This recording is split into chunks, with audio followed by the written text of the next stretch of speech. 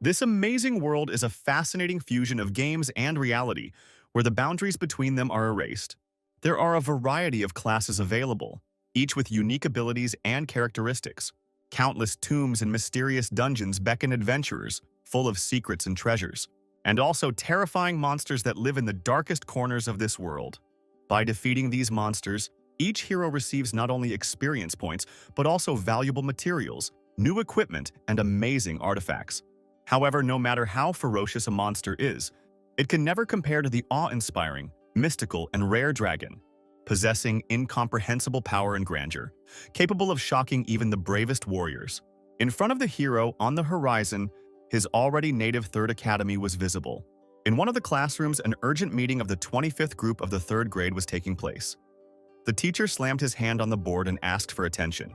The man said that today's placement ceremony affects not only your chances of getting into university, but also your future development. You must be confident in yourself even though the results do not depend on you. If you are strong in spirit, then there will be a chance to get a combat class. This day has come. 3 years have passed since Phil came here from Blue Star. After 3 years of living here, he began to understand this world better. There are 3 main groups of classes. At the top are combat classes such as warriors, mages, archers, and others. This class has powerful abilities for exploring dungeons and collecting loot. Everyone dreams of being among them. In the middle are the enhancement classes such as sorcerers, healers, and others of the same kind.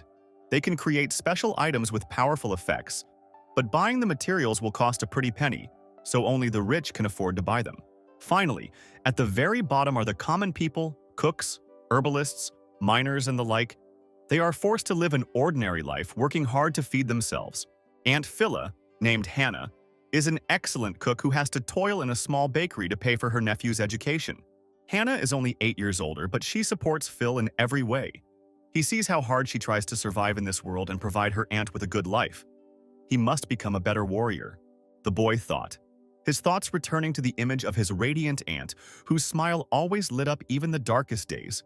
The teacher's phone rang. He picked up the receiver, listened to the information, and answered the principal that he understood. Clenching his hand into a fist and raising it, he addressed the students and said that the sorting ceremony would begin very soon, and it was time to move out. All the students were delighted and ran towards the exit.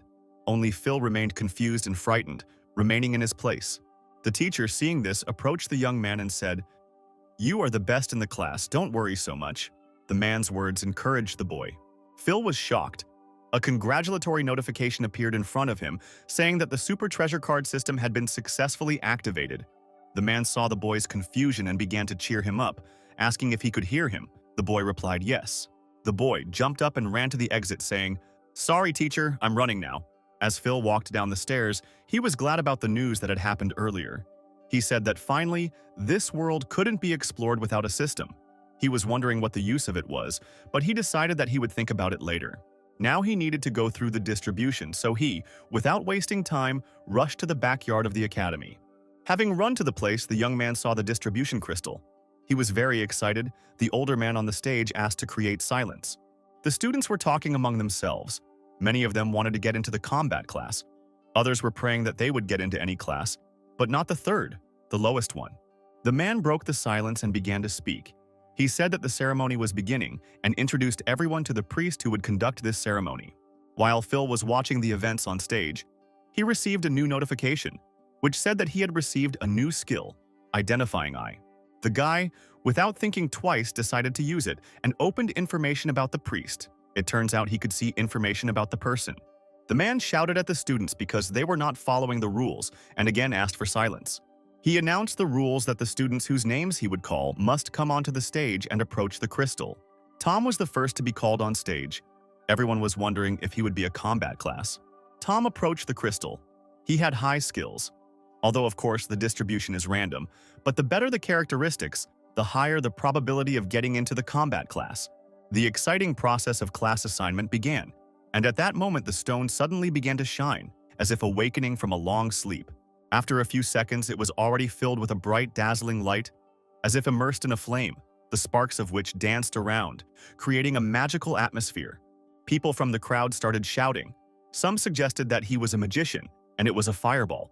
Some said that they envied him and that he was guaranteed a bright future.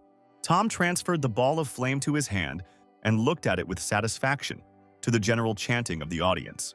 Phil hesitated for a second and thought that becoming a fighter meant saying goodbye to his normal life. Later, the students on the list approached the crystal and received their class. Most of them did not like it, but you can't help fate. It seems that only a few get into combat classes, thought the main character. He turned his attention to the students standing nearby. Being assigned to a combat class meant a bright future. The rest are forced to live a mediocre life and work until the end of their days. Phil saw Layla in the crowd. Her family was barely making ends meet, and she was assigned to the class with the highest expenses. The guy let his head down and thought, his family is also in financial trouble. What will happen if he gets an expensive class? Phil heard it was his turn and shouted that he was there. As he walked up on stage, the girls behind him were shouting that he was a handsome man, just like Tom. Let's see what he will be like. The guy walked up to the crystal and exhaled. He was at the finish line. There was no point in him being nervous. Putting his hands on the crystal, everything around the guy lit up. The sky became heavy and gloomy. Somewhere, a dragon of incredible beauty awakened. Everyone present raised their heads to the sky. It seemed an earthquake had begun. The boy was illuminated by a bright column of light from the sky itself, and the students watched with bated breath. A noble red dragon appeared above the young man, and the crowd gasped in amazement. The crowd screamed that it was a giant dragon. Phil had a dragon. It was some kind of hidden class. The girl screamed, "Teacher Mark, this is the first student in the history of our school who knocked out the hidden class, and he is one of yours." The man was stunned. He said that if the boy really got into the hidden class, became a dragon blood warrior or a mage, then he would become the strongest and go down in history. "It's been 10 years since anyone got a hidden class," the teacher added. The girl confirmed. "Now he's the best in the academy." The man was still breathing shallowly and unable to gather his thoughts together. He shouted to the guy unbelievably, "Phil!"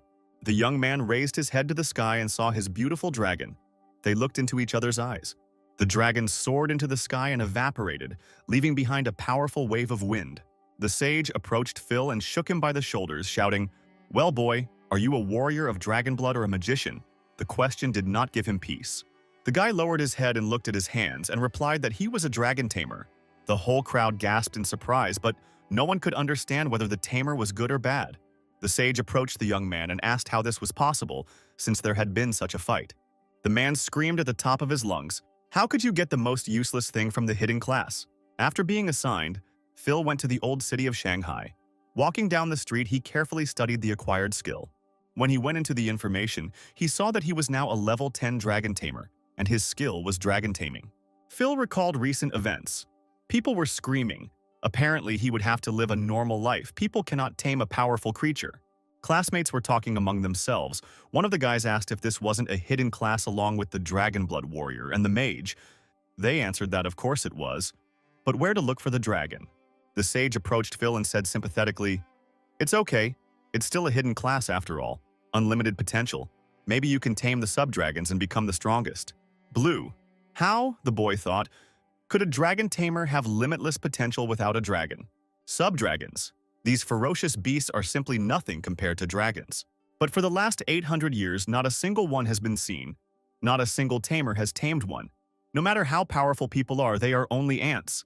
Trying to tame them is like believing in a miracle. Not to mention, without the dragon, Phil won't even be able to unlock his skills. After being assigned, the guy immediately rushed home and came to his aunt's bakery. He was upset that she worked so hard to provide him with a better future, and he could not repay her in the same way. When I went inside, the guy shouted, "Auntie," and I came back and smiled. Hannah threw her arms around his neck and hugged him tightly. She took his hand and said, "Today was an important day for you." Sitting down at the table, she asked her nephew, "Well, what grade did he get?" Phil told everything as if it were true. Hannah replied that there was nothing to worry about. She would be very worried if the guy went off to fight every day. The guy slammed his hands on the table, decisively saying, "No, Auntie," and indicated that he was now a dragon tamer. His head dropped and he said in disappointment that this was a class where you couldn't get far without a dragon. The girl approached her nephew and hugged him, supporting him. She said that this once again proves that Phil is very strong. Holding him close, she convinced the boy that if he went to university, she would support him. But if he didn't want to, he could continue selling buns with her. Phil came home and fell exhausted on his bed. He remembered his aunt. She was only 26 years old. She had worked and built a career all her life, and he just wanted to provide them with a good life. Something distracted the guy. He looked up and saw a notification. It said that the first treasure map had already been generated. Sitting up straight, he began to read on. The notice spoke of divine-level treasures. Phil realized that it was time for him to open this map. By clicking on it, he realized that he had already tried the identification system, but he still hadn't figured out the treasures. There are 4 levels of treasure maps. 3 identical low-grade maps are combined into a higher-level treasure map. Dragon Tamer, the weakest class because it is almost impossible to tame a dragon. But if Phil can use this system effectively, he can go from weakling to strong. In other words, this divine-level treasure map was his last hope. If he gives up now, he will live at the bottom for the rest of his life and will not be able to repay his aunt. He needs to act. The rocky plain is not that far from Shanghai. Early in the morning, the guy went to the suburban bus. Hannah woke up feeling anxious and turned on the light in the apartment. She saw a mysterious note on the kitchen table. Entering her nephew's room, she called out to him, but it was empty, and she began to read the note. It said that he was going to go to the rocky plain and asked not to worry. Perhaps this is his chance to change his destiny as a dragon tamer. Everything will be fine. At this moment, the girl's heart sank. She began to read on. He will return soon and make our life better. Phil got off at the stop he needed, and a group of strangers got off with him. The guy walked up to the cliff and looked at the sky. He was on the very edge of the rocky valley. Phil felt like he was supported from behind. Turning around, he saw his familiar fellow travelers. The girl greeted him. The boy felt someone's hand on his back and turned around. In front of him stood an old man who said to him, "Brother, come with us." Phil shook his hand off and said no. The big man asked him to think again about his answer, and the old man added that it was too dangerous for such a young man to stay alone in the desert overnight and laughed. The guy didn't answer, but just thought that they wanted to rob him. Of course, killing people and robbing them is easy, Phil thought. The old man asked again whether he had thought about it or not. The guy huddled up and grabbed his things tighter. It looks like they're going to attack the guy. The strangers came closer. The big guy asked again if Phil would go with them. The guy turned away and said no. Moving further away from the group, the old man said that the guy would not survive in the wild, and he added that this night would be more dangerous than he could think. Phil remembered that he didn't have any skills yet, so he had to avoid things like that and said that he was a summoner, so he didn't need companions. The old man glanced at the boy and said that it looked like they were worrying about him for nothing, turned around and suggested that the group move on. An attractive girl approached the hero and said that maybe they would meet again. Finally, moving away from the guy, she turned around and blew him a kiss. Phil turned away from her. Even though it wasn't as safe outside, it was still better than with these thugs, he thought. His strength was waning, and the road was long. It was pitch dark outside. The guy needed to go faster, and he opened his card. After walking a little further, Phil sat down in the bushes, with a herd of level 8 antelope visible in front of him. Of course, they don't just attack people, but the guy still couldn't handle it, so he had to go around it. The hero made a large circle for safety reasons, but it didn't make him any safer, and he went straight through the packs of level 7 wild horns. Quietly making his way through the animals, the boy knew he needed to go faster and not attract attention. Suddenly, Phil stepped on the toad, which screamed at the top of its lungs and scared all the animals. The wild horns paid attention not only to the toad, but also to the guy. The guy had to break into a fast run to save his life. Phil was smart, and to avoid running against the herd, he jumped to the side into the bushes. Having fallen to the ground, he came to his senses and saw that he had crushed the toad that had caused his night run. The guy squatted down. Now he can't even mess with the timid antelope, otherwise he'll end up like this toad. The hero received a notification that the location of the treasure map had been reached. He opened it and saw a red dot on it. The young man raised his head. He found the place on the map. In front of him, he could see 2 small mountains that were glowing from within. He came closer. This must be what would change his destiny as a dragon tamer. He knelt down and looked closer and saw a dragon egg in front of him. The shell cracked. The little dragon was about to emerge into the world. Phil heard some sounds around him and paid attention to them. Taking out his machete, the boy realized that he was in for a tough adventure because there were animals everywhere, and he struck the bloodthirsty gray fox with his weapon. But the animal had no plans to retreat, and she bit the machete with her sharp teeth. Phil threw the fox back with all his might, and it fell to the ground. This fox's skill was triple strike and bloodthirsty recovery. The guy looked at the egg, checking its condition. It remains to wait until the dragon hatches and then use the dragon tamer technique. It turns out that the fox will attack 3 times, cause bleeding, and then restore health, the guy realized. The animal was very fast. The guy had to decide quickly what to do next, but the fox hit him with its claws. The main thing in this competition is not to miss 3 hits and not to let her recover. 2 blows were behind us. There was only a little bit left to hold out. The fox did not calm down. At first glance, she was so small but so dangerous. Phil gathered all his strength into a fist and hit the animal. The bloodthirsty gray fox was defeated. The guy got to his feet and wiped the sweat from his face, but again heard sounds behind him. Turning his head, he saw the same group. The old man told him that he was good. Phil was angry that they were sitting behind him, even though he had previously said that he would not go anywhere with them. The girl looked at him, asking him not to be nervous, admitting that the guy had fooled them. In all his anger, the boy threw the fox skin at them, asking them not to bother him, and if they wanted it, they could take the skin. The fox's corpse fell at the old man's feet, and after examining it, he laughed loudly and said that the guy was very funny. The old man picked up the corpse and said that the skin was worth only 80 coins, and asked how many such skins he thought they would need to feed themselves. The man shouted that they wanted it and pointed to the testicle. Cold sweat ran down Phil's face. He realized that the impudent people wanted to steal his dragon egg. "Forward!" shouted the thug, and the three of them rushed towards the guy and the egg. With one powerful blow, the big guy knocked Phil to the ground. At that moment, a girl ran up and put a knife to his neck, ordering him not to move, otherwise she would scratch him. The old man ran closer and shouted that the guy was clearly underestimating the treasure hunter's sense of smell. The big guy took the egg out of the nest and stopped to watch everyone. The man, saying that he was a good man, ordered Phil to be killed. The girl leaned closer to the guy, saying that it was a pity that they would still have to say goodbye. The boy thought that this was his only chance and he couldn't let them take the egg. The shell shattered right in the big guy's hands and a dragon flew up from it. "What kind of creature is this?" one of the men shouted, seeing a black shadow in the sky. The dragon swooped down to attack the big guy. "Go away," the old man shouted and threw a ball with green contents at the creature. The dragon quickly circled the ball, but this did not stop him and he continued to attack. "Take that!" the big guy shouted and swung his huge fist at the little dragon. This gesture provoked the baby. He opened his mouth and flew straight towards the man. The next second, the dragon dealt heavy damage to the man, blood splattering all around. The big guy fell to the ground without any signs of life, and the dragon chose a new target in the form of an old man. The old man, the only thing he managed to do before dying was to shout, "Save me! Help me!" Phil looked up at the sky. He didn't understand how newly hatched dragons could be like this. It became clear to him why no one could tame them. The girl got angry, holding a knife to the hero's throat. "What did you blurt out?" she asked. "Was it really a dragon's egg?" The kid dealt with the old man and sat down, carefully watching what was happening among the people. Phil stood up and pushed the girl away from him, saying that they had a bad nose for treasure. And this is what would happen if they tried to take his dragon. The dragon became wary when he saw the boy running straight towards him. "Come here," Phil shouted and activated his skill to tame the dragon. The girl, raising her head, watched what was happening, asking who the guy was.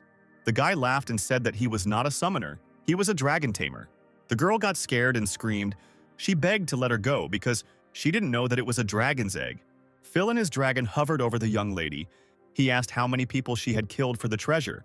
"So go to your friends." His words sounded like a sentence. The dragon rushed to attack the girl, who in turn screamed and tried to run away.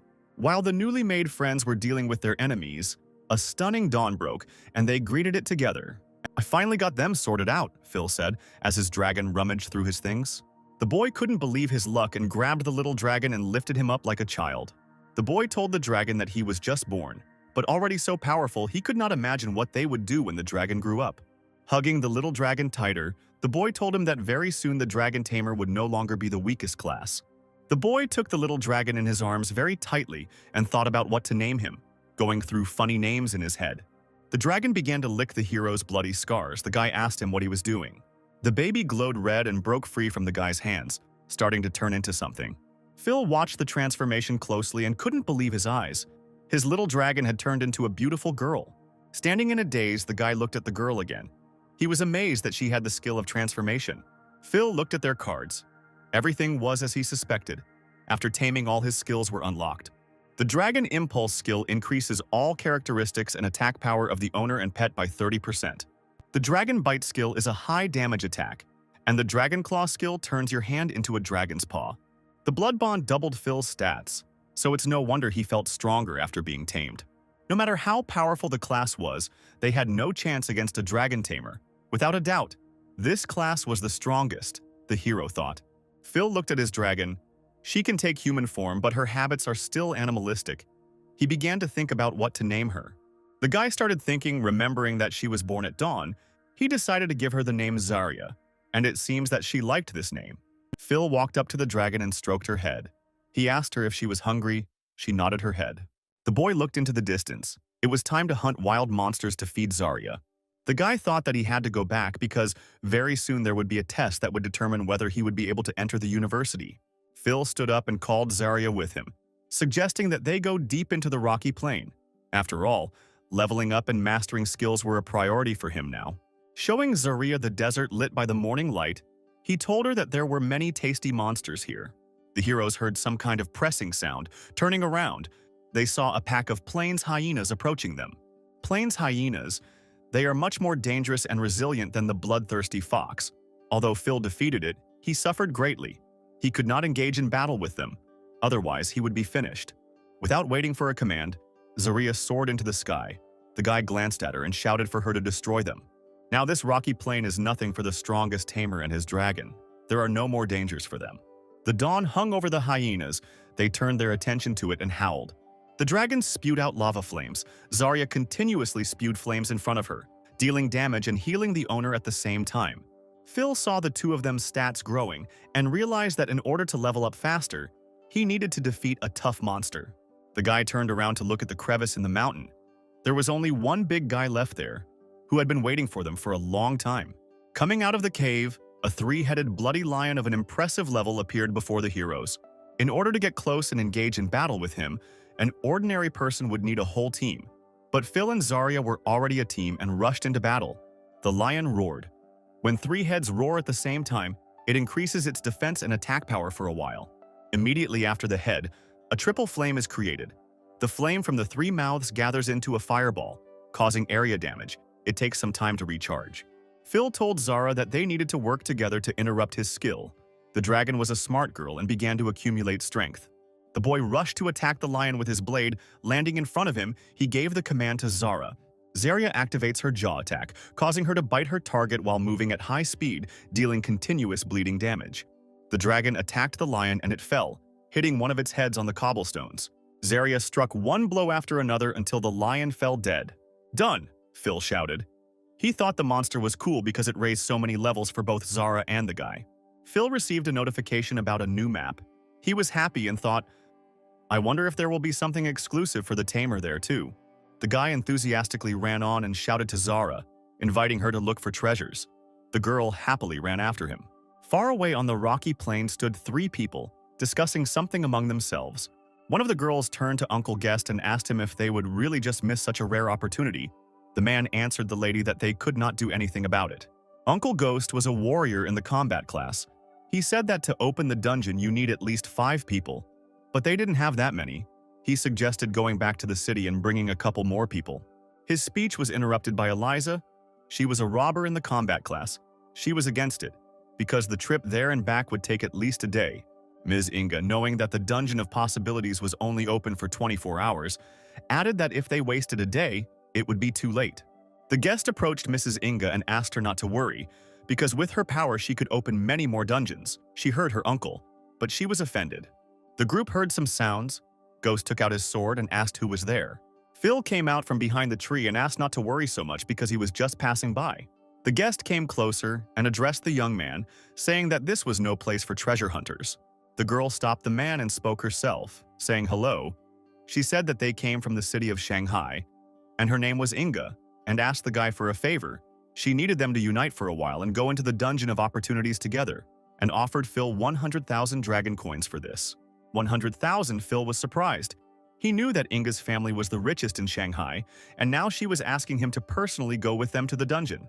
The girl continued that they just needed to gather the necessary number of people to enter there, and he wouldn't have to do anything. The guest headed towards the portal and said in conclusion that such an opportunity was not lying around on the road and urged them to go. The guy replied that he wasn't interested in money, so he wanted to cooperate according to the rules. The group turned to look at the guy, not understanding what he wanted from them. Eliza asked if Phil meant that the rewards would be distributed based on strength. Mrs. Inga thought their average level was about 20, and the guy looked weaker, so he was either so confident in himself or just arrogant.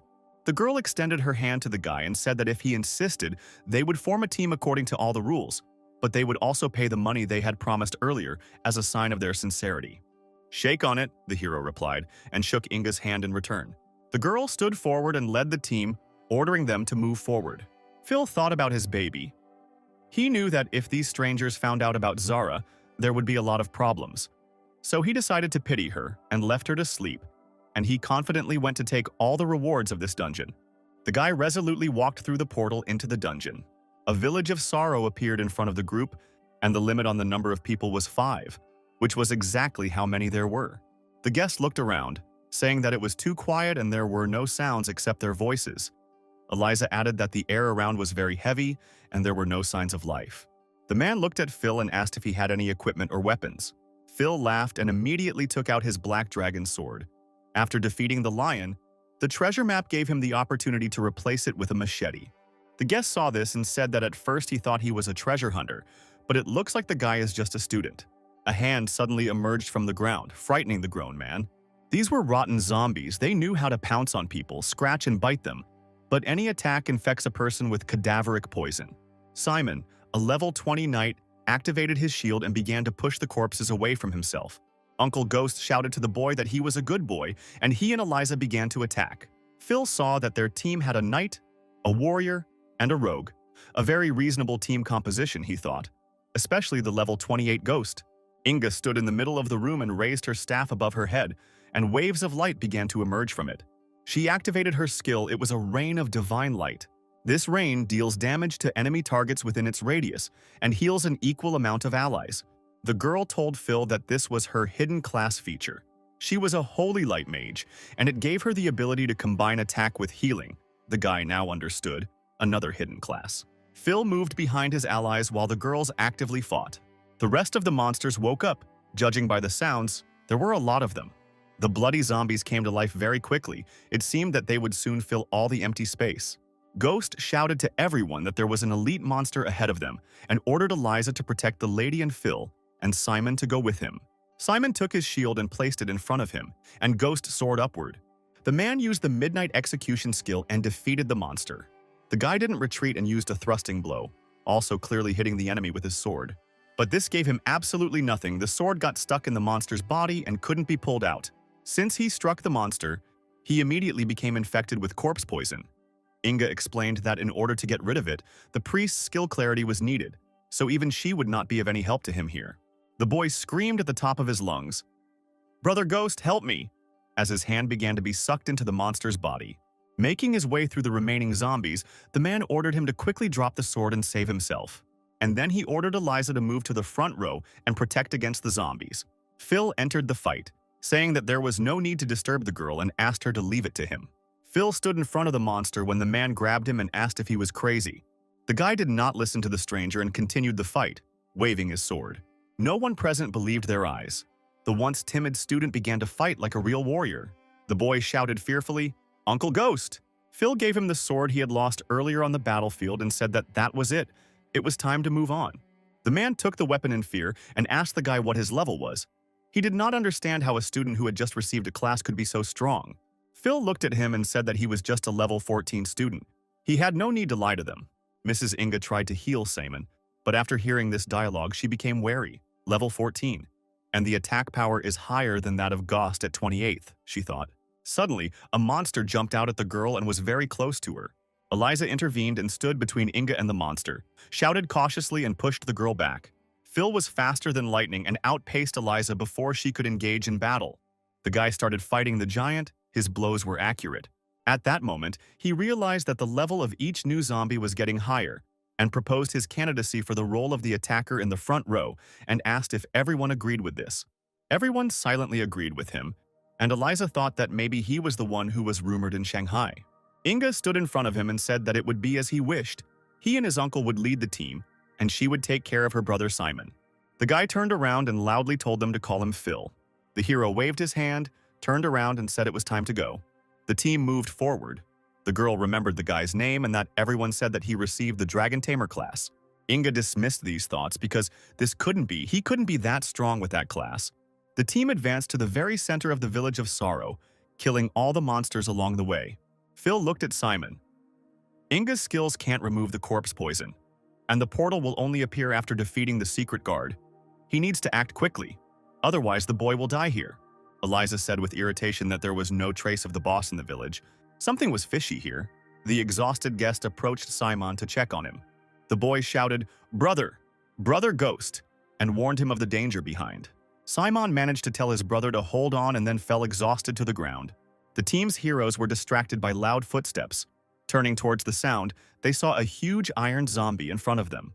Eliza was scared and screamed, and here was the boss she was looking for earlier. Simon's cadaveric poisoning was so severe that the piece of iron could swallow him. Phil gave the order that the monster must be defeated quickly, otherwise it might merge with Simon. Ghost entered the battle using his midnight execution skill, but it didn't help him. The monster didn't learn any lesson thanks to his iron armor. Phil took to the skies, thinking that if the beast swallowed Simon, there was no time for a slow attack. The hero struck the main zombie with all his might with his legendary sword. The zombie seemed to realize that he was facing an extremely strong opponent and activated his steel skin, thereby increasing his defense and endurance. In response, Phil activated his dragon blood armor and decided to deliver a couple more blows, but much faster. Noticing the barely alive Simon, the zombie boss headed towards him, activating the fusion. Having started to attack the opponent, Phil gave the order to Inga to help him, and to Ghost to protect Eliza and Simon. The armor activation was successful. Now the guy has partially transformed into a dragon. "I understand," Inga shouted and began to summon her healing rain. Phil used the dragon claw to attack. The guy's strength at that moment overshadowed Zarya's. Thanks to the combined attack of Phil and Inga, the monster begins to weaken, and it seems that its defeat is near. Everyone turned their attention to the huge zombie.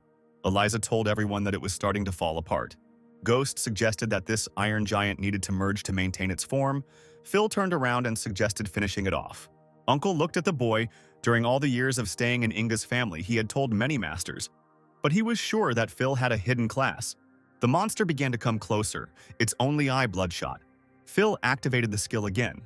Inga saw it and sighed, realizing that his true form was appearing. The guy asked to leave the monster with him and soared into the air, aiming at that very one eye. Phil struck him down and, with all his anger, ordered him to fall to his knees. The monster shattered into a bunch of small pieces. Phil landed on the ground unharmed. Everyone was shocked. Eliza asked if the boss was defeated. Inga looked at the guy seriously and plunged into her thoughts. Such a powerful skill. She had never seen anything like it. He killed a level 20 boss with one blow. Who is this guy? After the dust cleared, the group saw the treasured chest. All the participants approached him, and Inga announced that, as they had agreed, the awards would be distributed according to the rules, and apologized for underestimating the guy. The guests supported the girl's speech, saying that Phil would definitely have been able to get through the dungeon alone, and laughed. Mrs. Inga approached the chest and easily opened it. Everyone was eagerly waiting to see its contents. The chest contained various potions and elixirs, and one mourning bracelet. Inga called Ghost to her and asked him to quickly give the medicine to Simon, while Phil thought that there simply couldn't be such rewards in the hidden dungeon. While Uncle was giving Simon the medicine, Inga went up to Phil and gave him the bracelet, saying that he deserved it, and asked him to take it. The team moved on, but the girl voiced the thought that they had defeated the boss. But the portal was still nowhere to be seen. Eliza suggested that everyone look around. Something caught the guy's attention. Seeing the notification, he shouted, asking everyone to stop and not disperse, since the iron zombie was not the boss. The guest turned to the guy, cold sweat running down his forehead. He asked where the guy got that idea from and why he was so sure. Inga stretched out her hand into space and agreed. As a magician of divine light, she still felt the darkness. "Over there!" she shouted, pointing to the shore of the lake in the village of Sorrow. Eliza confirmed that if the lady says so, then the real boss is somewhere nearby. Someone suggested that they missed this place when they entered the village. The dungeon is not small. The underwater monster woke up, its tentacles covered with eyes. "Here he is!" Phil shouted to everyone and was ready for a new competition. The monster's multiple tentacles rose above the water and frightened the people. Ghost shouted that Phil was right. This must be the final boss. The man gave the order for everyone to take cover.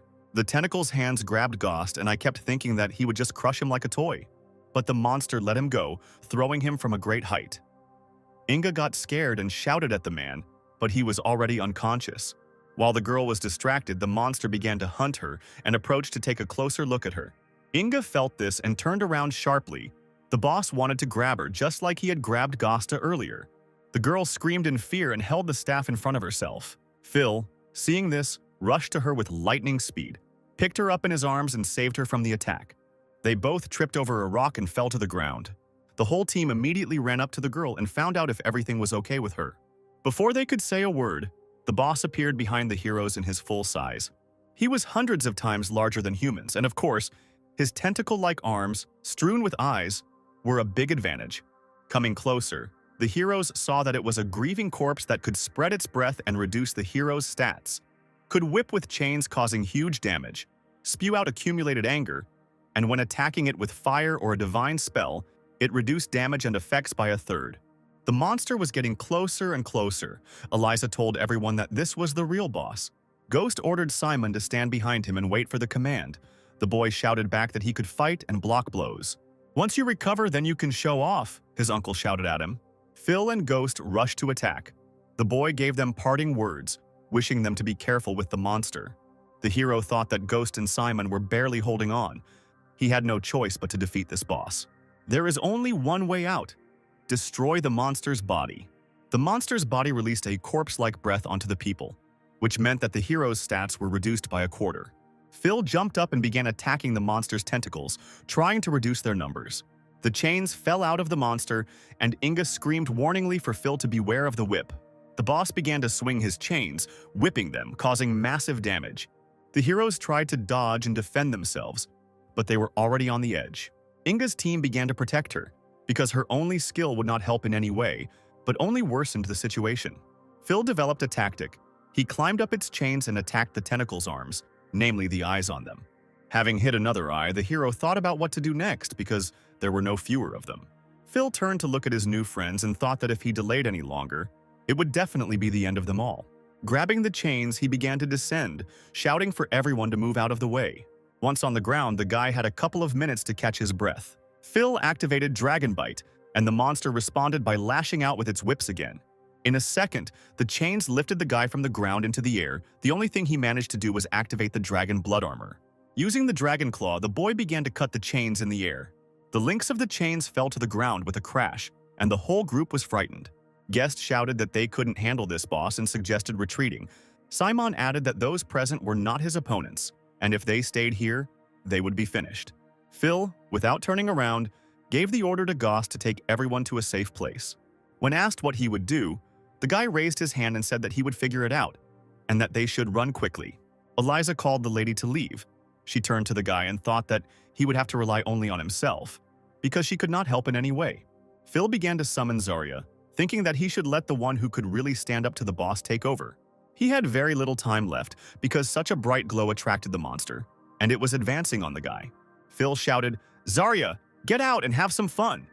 And unexpectedly for everyone, a huge black dragon appeared from the portal and sank its teeth into the monster's tentacles. The team stopped. They could not believe that they saw a dragon in front of them. One of them screamed, not understanding that this kid had summoned a giant dragon. Zari's attention was drawn to the monster's body. She looked at it carefully, and she began to attack. Making her way through the remains of the chains, she struck the body with the same chains, and the monster howled. The team was at a loss. Ghost summed up that it was scary to deal with the boss in 2 hits, and Simon was impressed that he saw the dragon with his own eyes. Tears appeared in Inga's eyes. She realized that this was the man about whom many rumors were circulating throughout Shanghai. A real dragon tamer stood before them and thanked his Zarya for the fight. 300 years ago, Inga was born and raised in Shanghai, far from danger. Before the plague destroyed everything, there were so many bodies that they didn't even have time to bury them. She desperately wanted to save everyone, to help these people somehow. But when she changed her class, she became a dark witch, which changed her life. She could not heal the dying, she could only summon their souls so that the living could say goodbye. The church that once protected them declared that Inga brought the plague, but why did they do this to her? She just wanted the living to see their dead loved ones one last time. The team looked at Phil and his dragon. "The guy can actually summon a giant dragon," one of them asked. "Can they leave here now?" Phil looked at the water. If the portal didn't appear, then the boss was still alive, and told everyone that it was too early to leave. Immediately after these words, the lake overflowed its banks in a strong column of water. The monster created a funnel, thereby supporting itself in the air. The heroes carefully examined what they had encountered again. The grieving corpse has entered the 2nd stage and the difficulty level has become hellish. Eliza warned everyone, saying that the boss was now in a new stage. "You can't escape. The monster wheezed and created water spheres around itself, with which it began to attack. Zarya managed to spread her wings and protect her owner from attack. One of the spheres hit Eliza, and Inga was frightened when she saw this. The girl tried to attack the spheres, but later realized that no attacks worked. Eliza approached the lady and began to apologize, but Inga convinced her, saying that it was she who should apologize. Inga fell to the ground. She understood that it was she who insisted on coming here, and everything that was happening was only her fault. Phil heard this and asked. They had already been through so much, but she wanted to give up now.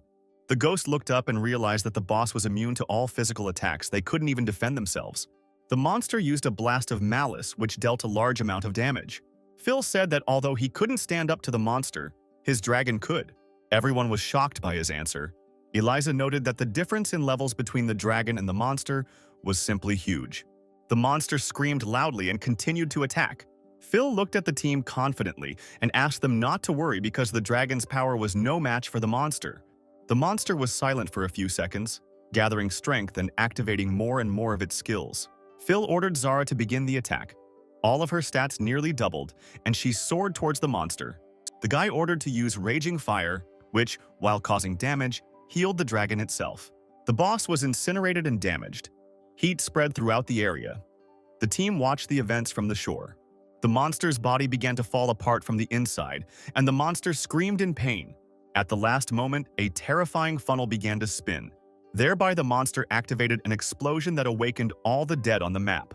The veil began to dissipate, and in its place a chest appeared.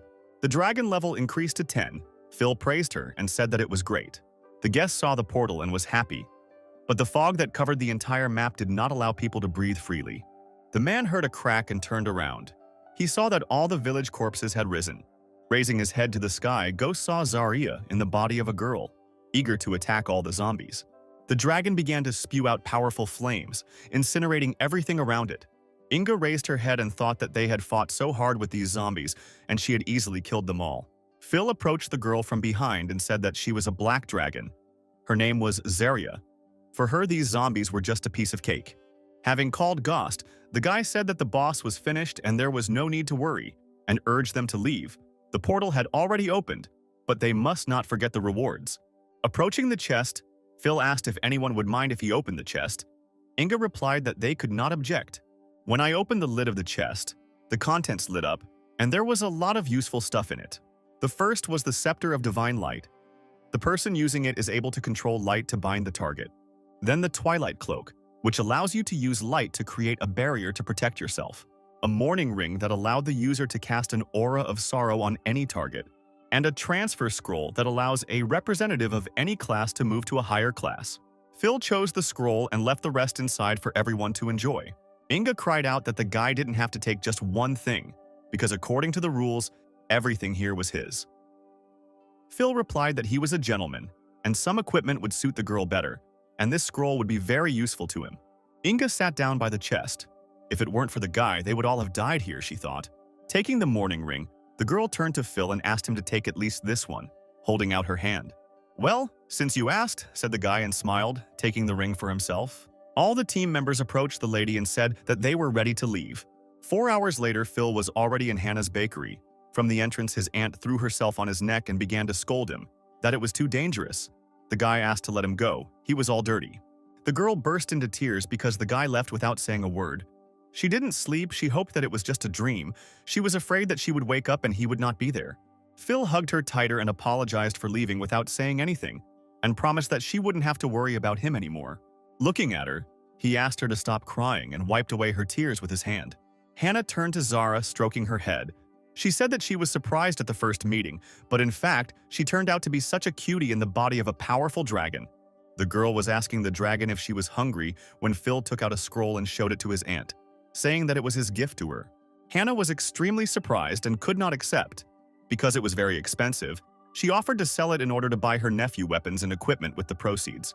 Phil silently took out his phone and went into online banking, showing his account to his aunt and saying that he didn't need the money. Hannah asked him where he got that kind of money from. The guy replied that he sold the materials he got during his journey, and Inga also gave him 100,000 coins as a reward, so they wouldn't have to worry about money anymore. Phil insisted and handed the scroll to Hannah. It was best to use it now, the girl agreed. Upon opening the scroll, the room was filled with a bright light that could even blind. Hannah floated in the air, and a pleasant aura formed around her. Phil couldn't wait. He asked his aunt if she had succeeded. The girl looked at herself and replied that she had been promoted. Now she was an enchanted cook. The guy was happy for the girl, but lost Zarya. She had just been here. Zarya was actually in the kitchen, and out of sheer hunger, she ate everything she could. Night, the study in the villa of Inga's family. Her father asks her that, after all this, Phil the Tamer summoned a powerful dragon and saved you all. The girl guiltily lowered her eyes and replied that it was all because of her. They almost died there. But Phil was very strong and had a hidden class. The man looked at the city mysteriously and asked his daughter if she had told anyone about the dragon yet. The girl answered in surprise that no one, because she had promised Phil that his dragon would remain a secret. Robert turned away from the window and said that she had done a good job, and when it became known, many would be delighted. Inga suddenly stood up from her seat and shouted to her father that the boy had saved all of their lives, and she asked if he would tell her anything about the guy's dragon. Robert burst out laughing and asked how his daughter was going to repay Phil for saving her life. The girl replied that before the test, she promised him 100,000 coins. The man exhaled and ordered to go to the guy tomorrow with a postcard and thank him personally. Inga naively clarified that if her father was so interested in the guy, then maybe they would go together. Robert leaned back in his chair and said he would be happy to, but he had things to do. The next morning, Princess Teresa arrived in Shanghai to study, and as she walked down the street with her bodyguard, she said that their relationship was purely business, but that they still needed to say hello. Approaching Hannah's bakery, the princess's guard thought that the girl was not only here to study. At the door, they saw Hannah, who was carrying something to the kitchen. She allowed them to go inside. Approaching the kitchen, the Hana stuck her head out the door and asked for forgiveness, saying that if the guests were for buns, then they were not working today. Princess Teresa approached the security guard and asked what kind of dump it was, and the man replied that he had been informed that this was the exact location. Hannah asked who they were, but without answering, the man pushed the girl away with force, and the heroes went inside. The girl stood in the middle of the room and shouted that the princess had come to pick up someone and asked Hannah if she knew a dragon tamer named Phil. The guy approached the stairs and found out if they were asking about him. Hannah stood holding her hand. It hurt. Phil saw it and ran straight to her.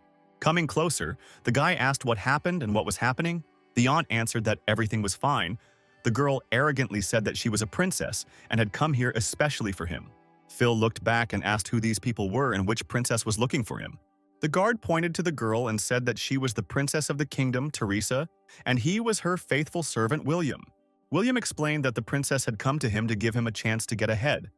Teresa laughed and asked if it wasn't easy being a dragon tamer. The servant brought out a large case and opened it. Phil saw the contents. There was a dragon egg in it. Teresa said that if the guy agreed to her conditions, it would be his. And she continued, "The conditions are incredibly simple. She wants Phil to become her slave and do what she says."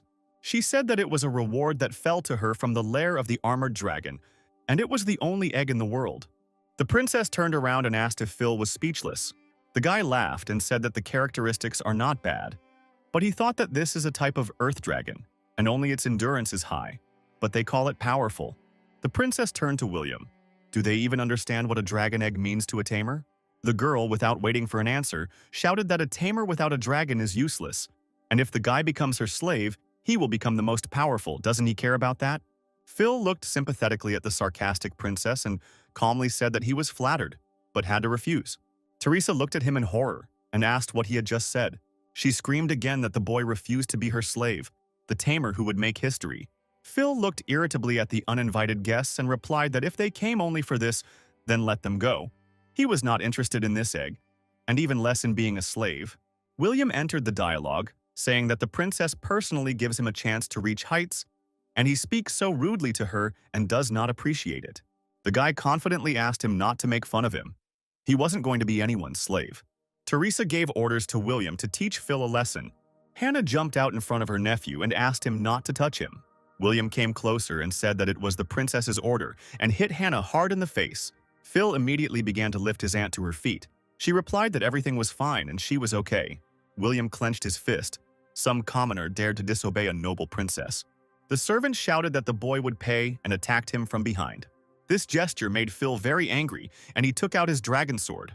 Putting his sword between the man's eyes, the boy said that he had attacked his family, which meant he would kill them. The servant moved away further. Teresa screamed that she wanted the servant to teach him a lesson.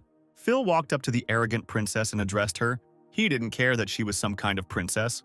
The guy hit the girl with all his might and ordered her to shut up, take her scum, and get out of here. The servant then attacked, claiming that the boy had dared to attack the princess. Their swords clashed and Phil knocked the weapon out of his opponent's hands. William ran up to the girl and asked if she was okay. Teresa swung at the servant and screamed that he was a loser and ordered him to go and kill Phil. Even if she didn't have a dragon tamer, she only wanted him dead.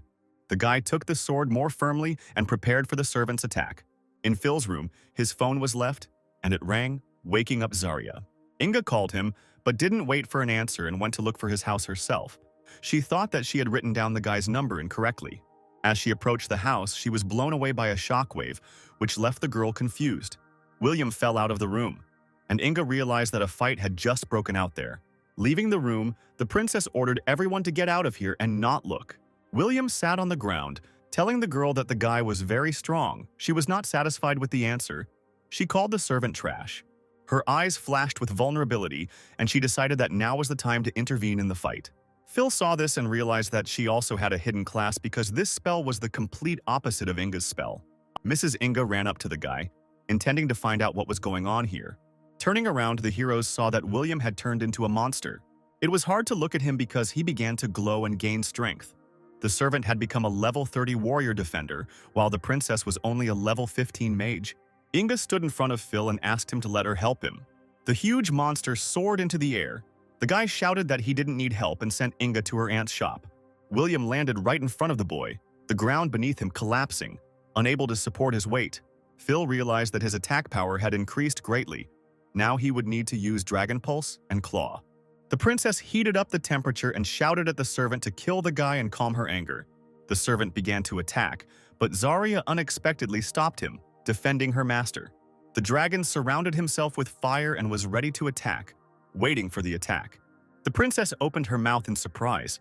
It seemed she had never seen real dragons. Phil stood in front of his opponent. Zarya was behind him. The guy said loudly that now it was his turn to calm his anger. Zarya picked up high speed and headed straight towards the princess's servant. The next second, she crashed into him, holding him, dragging him along the ground with her paw. Teresa fell. It seemed impossible to her. How could the guy defeat William with one blow? The servant begged to help him. The princess grabbed her staff and began charging the skill, shouting, "Hold on, bitch!" Zarya growled and interrupted her charge, her blood reducing all damage taken by half. The dragon continued to crush the servant with its paw. He begged to let him go. Zarya grabbed him and threw him with all her might. William flew far away. Teresa looked at the servant and thought that this was such a force. A giant dragon. It turns out that someone still has eggs and dragons. Phil came forward and called the princess, asking if she wanted to kill him. The girl fell to the ground and screamed not to come near her. She began to cry and continued to scream that he had attacked his servant and seriously injured him, and that he had also insulted and threatened her. She continued to scream at the top of her lungs, asking if the guy understood what this was all leading to, that he was now an enemy of the kingdom. Phil came closer, took out his sword and asked again if she had been threatened. Standing over her, the guy continued to say that she ordered her man to attack him and his family. He screamed that he didn't care what kind of princess she was, and Zarya began to assemble a ball of fire to finish off the ulcer. Phil swung his sword at Teresa. She was very scared and couldn't move. The guy hung over her. The dragon's fireball was already ready to attack. The hero drowned. That he would still take revenge on the girl. Somewhere far away, a voice was heard calling his name. Looking up at the sky, Phil saw Robert sitting right on the eagle. The man asked to let the princess go. Inga saw her father and was very surprised, because earlier he said that he would have things to do at this time. Zarya saw the bird approaching her and was ready to attack. Phil ordered her to stop. The boy cut off part of the princess's staff and, looking at his dragon, said that was enough. Robert was able to fly past the dragon calmly, examining it with caution. The man and the eagle landed safely on the ground. Robert looked at the dragon again and thought that he was so unusual and different from his subspecies. Even from the ground, his power could be felt, and asked the guy to take the dragon away because there were a lot of people around. Inga came up behind Phil and asked him to listen to her father and trust him. The hero called the dragon and ordered it to stop all attacks and turn around. Inga took Phil away, and Robert went up to Teresa and asked if she was okay, as he hadn't expected to see her there. Robert beamed and said that his family's driver would be there soon to take them to the hospital. The heroes entered the room. Phil explained to Hannah that Inga said that her father knew this princess. Hannah suggested that Inga's family would help resolve this conflict. But the guy had a feeling that Teresa would not leave it like that.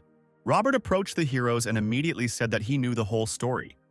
But to arrange the destruction of the city at the first meeting was something. Hannah approached Robert and asked him to explain to them what had happened. The man lit a cigarette and said that he could now explain. He began the story. Teresa's family has great influence in the highest leadership of the kingdom. Phil boldly replied that he didn't care what power she had, and he wouldn't sell his dignity for some dragon egg. Robert laughed and called the guy a good boy. He appreciated that, and said that they had nothing to worry about. He would help sort everything out. The man continued that in this case he would not be able to cope alone, so he had a condition. All the heroes gasped. Phil asked decisively what the man was offering. Robert asked to take first place in the entrance exams, in exchange for which he would do everything possible to detain the princess during the exam. Inga warned that it would not be easy. There were many talented students in the kingdom. The man repeated again that he could only help if the guy beat everyone else and took first place. Phil looked at Robert and answered decisively that he understood everything and accepted his conditions. Meanwhile, at the hospital, the princess was screaming into the phone that something needed to be done about this guy as soon as possible. Grinning, she ended the conversation by saying again that she only wanted him dead. The next day, in the main square of the Third Academy, before the big exam, the students gathered and discussed their skills. A guy in the crowd shouted out, calling everyone to look because it was Phil. The students around started to mock him, saying that the best student got a terrible class and became a loser. Phil turned around to look at this farce. The thought flashed through his head that he missed this gossip. Now he would show what he had achieved. The sage came up on stage and ordered everyone to create silence, adding that the exam was about to start. Phil thought, ever since he reached level 15, he had never used the treasure maps he received every day. It was a pity that they were all mid-rank. He thought that if he combined all the cards into one, it could help him prepare for the exam. Phil saw his teacher. He asked him if he came to take the exam. The guy answered that he trained a lot. The teacher gave him a teleportation stone. The man added that he believed that Phil was no worse than members of other classes, and he reminded the boy that one mistake could lead to death, and suggested that he try to team up with his classmates for the test. Phil thought about the teacher's words. He understood that if he took the test with someone, then the points would be divided between the team members. The guy turned around and saw his girlfriend in the company of a girl. She said that this was her best friend named Sky and she was very strong. A friend invited the guy to join their team. Phil apologized and said he planned to go alone and wished the girls luck. The girl was upset, knowing that everyone who would be on the heroes team would, on the contrary, drag him down. Sky asked her friend why she invited a guy from the weakest class to join their team. The girl firmly answered that he was very strong and would definitely take first place. Sky thought that her friend was saying this because she had fallen in love with the dragon tamer, but the girl asked her not to bother her head, and they proceeded to the test. Phil walked through the portal into the unknown. It was the examination dungeon where all the students gathered. A huge screen appeared in the sky, and on it was the director of the academy. He called on the candidates to pay attention to the fact that the test was divided into 4 levels. Normal level tests are controlled and do not result in fatal injuries. The difficult level contains various monsters. Points are saved when exiting using the teleportation stone. Monsters in the terrifying level are more ferocious. It is not recommended to challenge them alone. Victor shouted out from the crowd of students and asked the director if he could see him, because the guy would get the highest score. Victor was the best student of the first academy and was among the top 5 in the province. He had a universal class. The students conferred. Some thought that this was the end and their rating would fall because of Victor. The judges gathered in the director's office. They watched what was happening on the monitors. It was the director of the first academy, the director of the third academy, and Robert.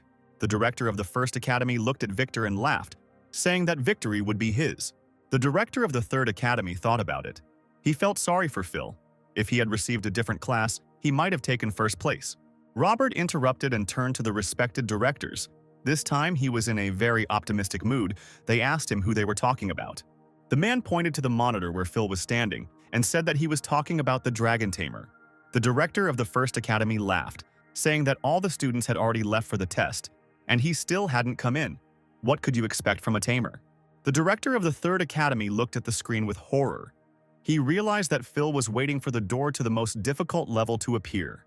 The guy chose a nightmare level test, but there is no way out of it. He is too self-confident. No one who has braved the nightmarish test has ever returned alive.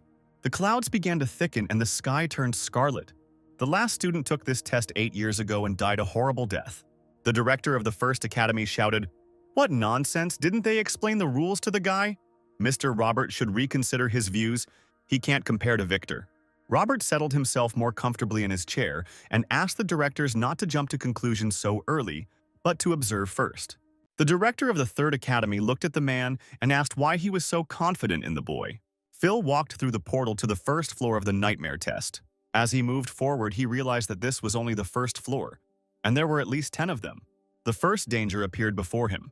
It was a pack of black-maned wolves of the 10th level. The wolf growled and pounced on the guy. Phil remained calm. He was confident in himself and his skills. Taking his sword, he used Dragon Bite and killed the wolf with one blow. The first floor of the nightmare test was passed. The door to the second floor opened, and Phil was awarded 990 points. The director of the first academy jumped up, shouting, "What's wrong with this guy? He's incredibly strong." The director of the third academy seemed to understand that the boy had found a legendary hero.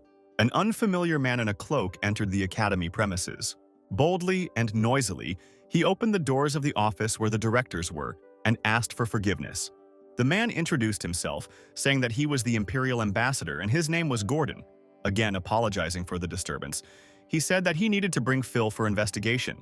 Walking forward on the map, the guy found the location of the treasure map and was very happy about it. He thought how lucky it was that the location of the high-level treasure from the map he had just synchronized was right here. Cutting the stems of plants with his sword, the hero moved closer and closer to the treasure. He found a rare skill book that could trigger accelerated growth. After opening the book, he obtained this skill and thought that this skill was perfect for Zarya.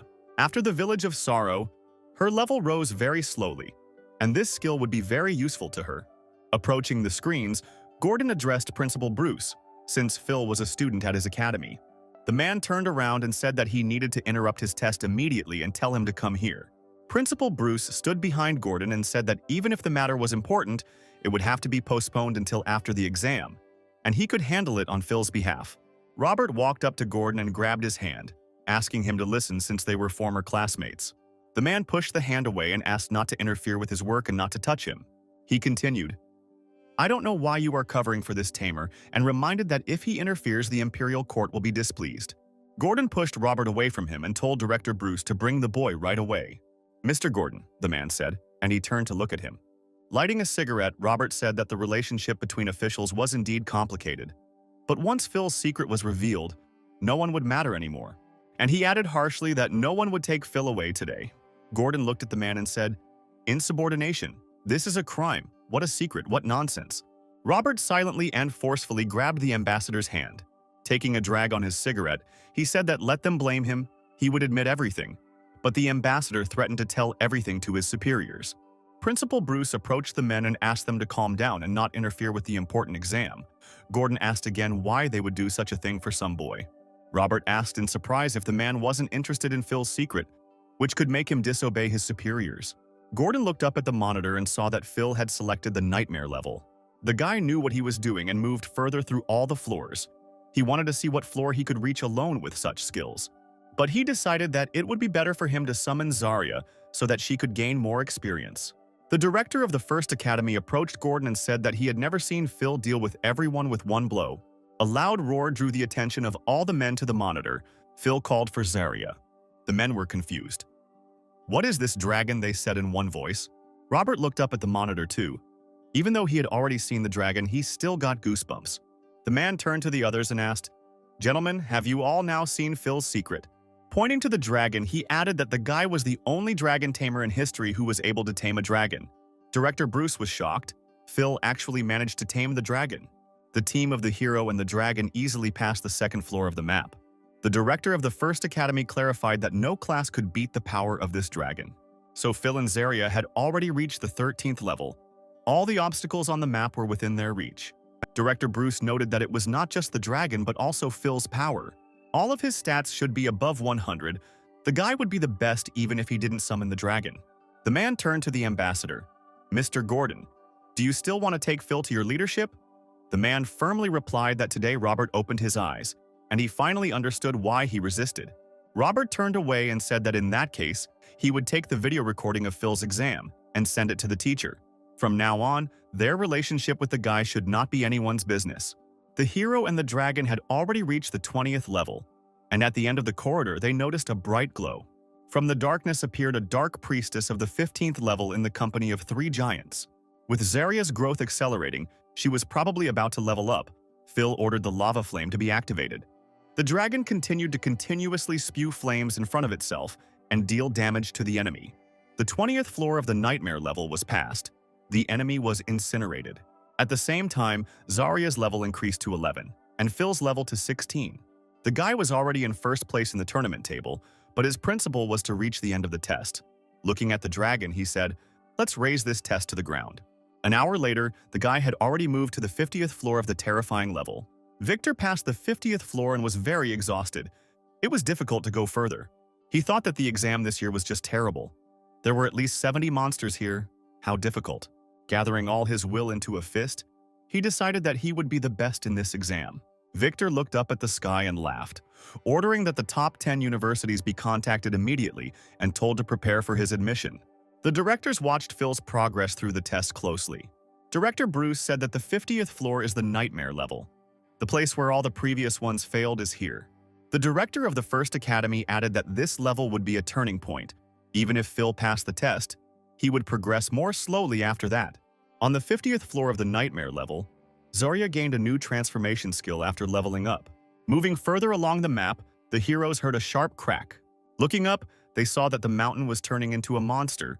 It was an amethyst mountain giant. Director Bruce, seeing this, asked how he would fight. Since there were 3 nightmarish bosses, the giant activated a mountain wrist that deals massive damage in front of him. Phil knew it would get tougher halfway through, but not for him and Zarya. She joined the fight. The boy ordered the dragon to try out his new form as a world destroyer. Zarya began to transform, bathing everything around her in a scarlet glow. Director Bruce, seeing this, could not believe his eyes. What was he going to do? The dragon, however, was still going through the transformation process, and it turned out to be slow. Having taken on a new form, Zarya was ready to attack, her stats having doubled. The men didn't understand what was happening, how the dragon could change its fighting form. Robert said that if such a thing were possible, the whole world would tremble from it. The giant began to attack Phil, but he managed to dodge and jumped back. Pausing in the air, the boy gave the command to the dragon to launch an attack with its jaws. The director of the first academy watched in horror as the dragon easily broke through the level 20 boss. Director Bruce thought that Phil's dragon was able to break through the defense of the amethyst mountain giant. The attack power must be over 2,000. The next boss reached for the guy and wanted to squeeze him into a fist, but he didn't succeed. Phil expertly dodged another attack. While in the air, the guy used his skills to avoid remaining indifferent. Using the Dragon Claw skill, he transformed his hand into a dragon paw, its strength depending on the pet's strength. Robert turned to the ambassador, Mr. Gordon, now, looking at Phil's strength. Is he offended that the man prevented him from taking the boy? The hero flew closer to the giant and was ready to attack him. Zarya came closer and roared with all her might. The monster flew high into the air from the force of the blow.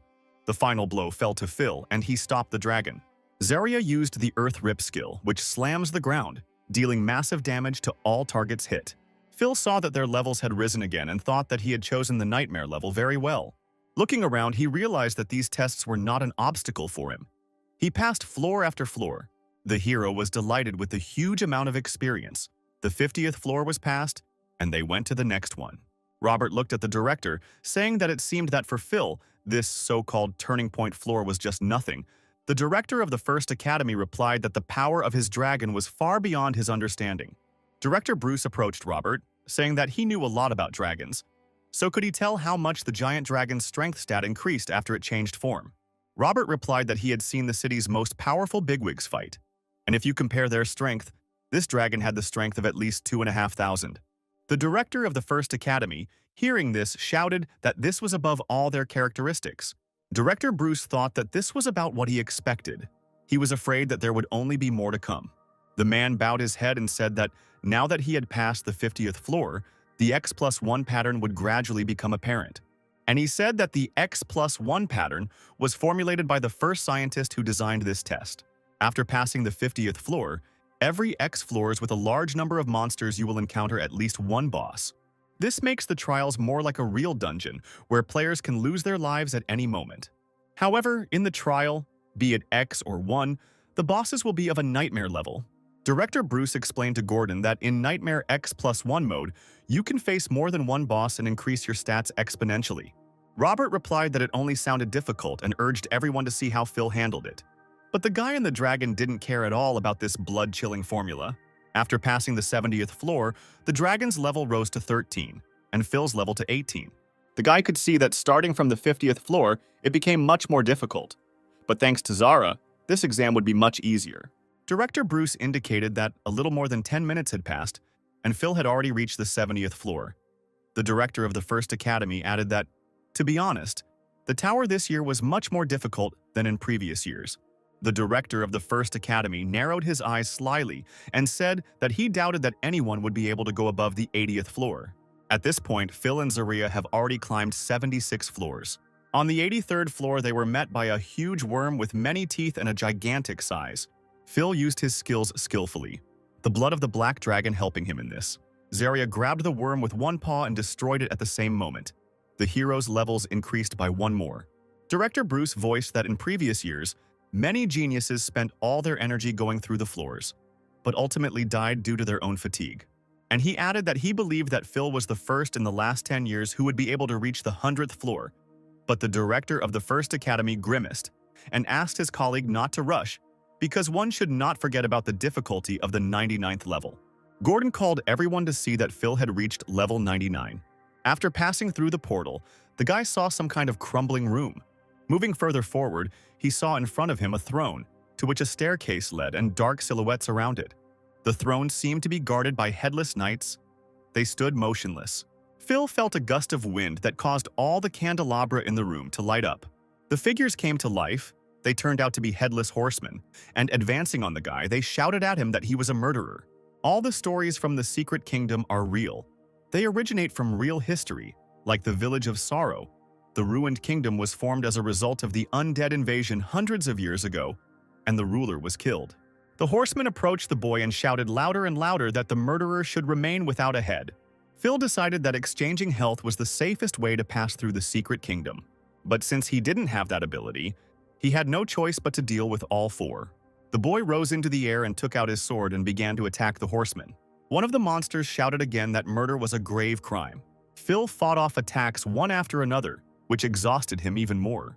His speed was increasing, but his fatigue was growing just as quickly. There were four of them, and the guy was left alone.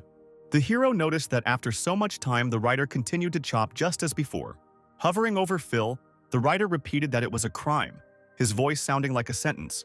The guy started a counterattack. In case the rider takes damage, he immediately strikes back. Phil realized that he couldn't do it alone, but he had a plan. In an instant, he summoned his dragon. Zarya struck with all her might with her tail, and one of the knights fell. Blow after blow, she attacked more and more powerfully, destroying everything in her path. Left alone, Phil thought it was all over and praised the dragon. But it was too early to rejoice. A knight attacked him from behind, who did this for the sake of the master.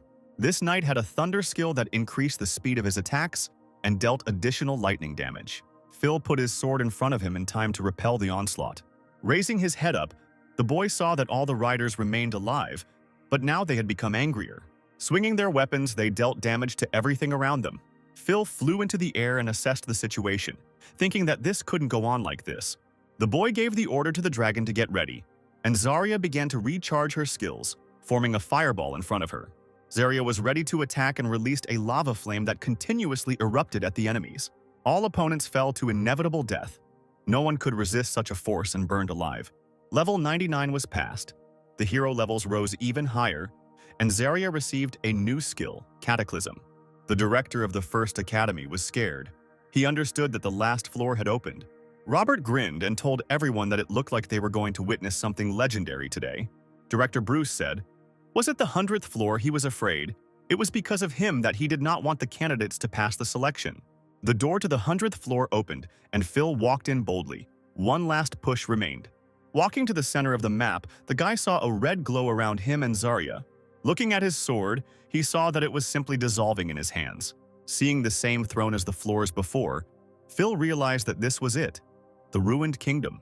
The army of the undead numbered more than 500 and included all those whom the hero had met earlier.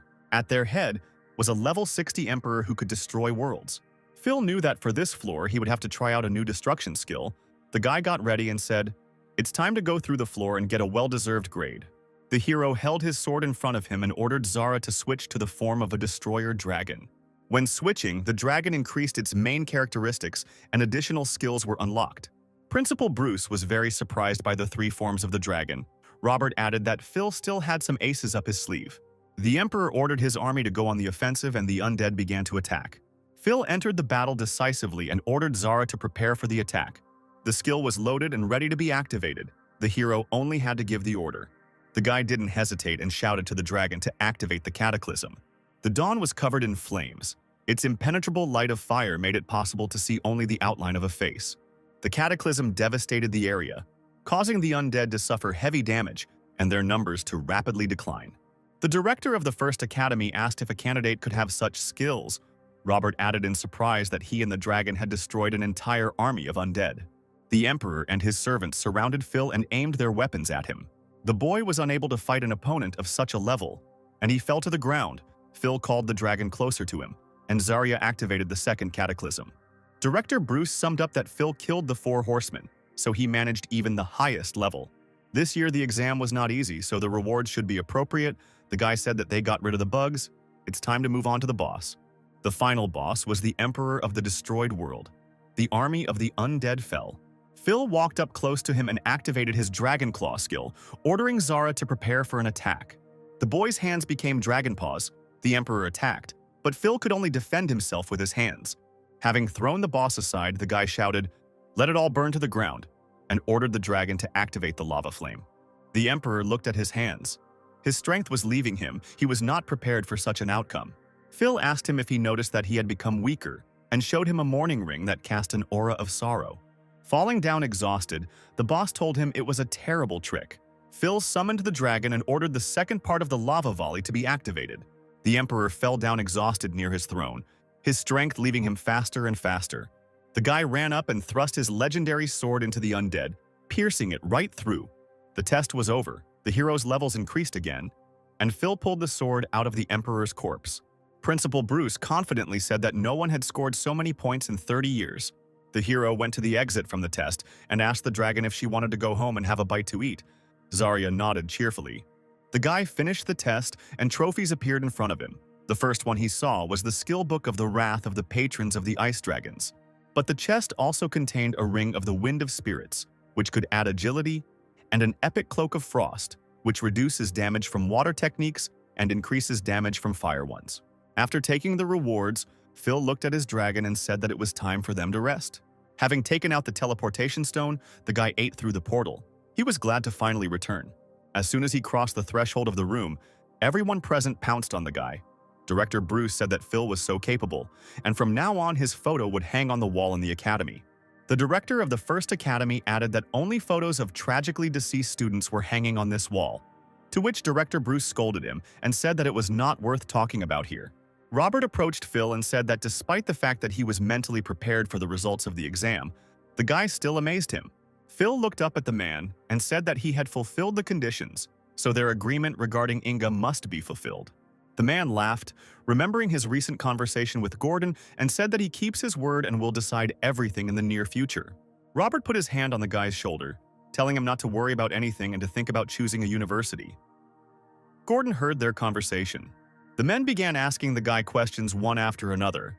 Most likely, all 10 top universities would fight for him. Meanwhile, in the Land of Dragons, in the far north in an unexplored area of the 60th level, the man watched Phil and his dragon perform during the exam. The man leaned back in his chair and laughed. It was the Chief Alfred. Someone knocked on his door and in a serious tone he ordered them to come in. A guy came into the room and apologized for disturbing us and said that he had a report.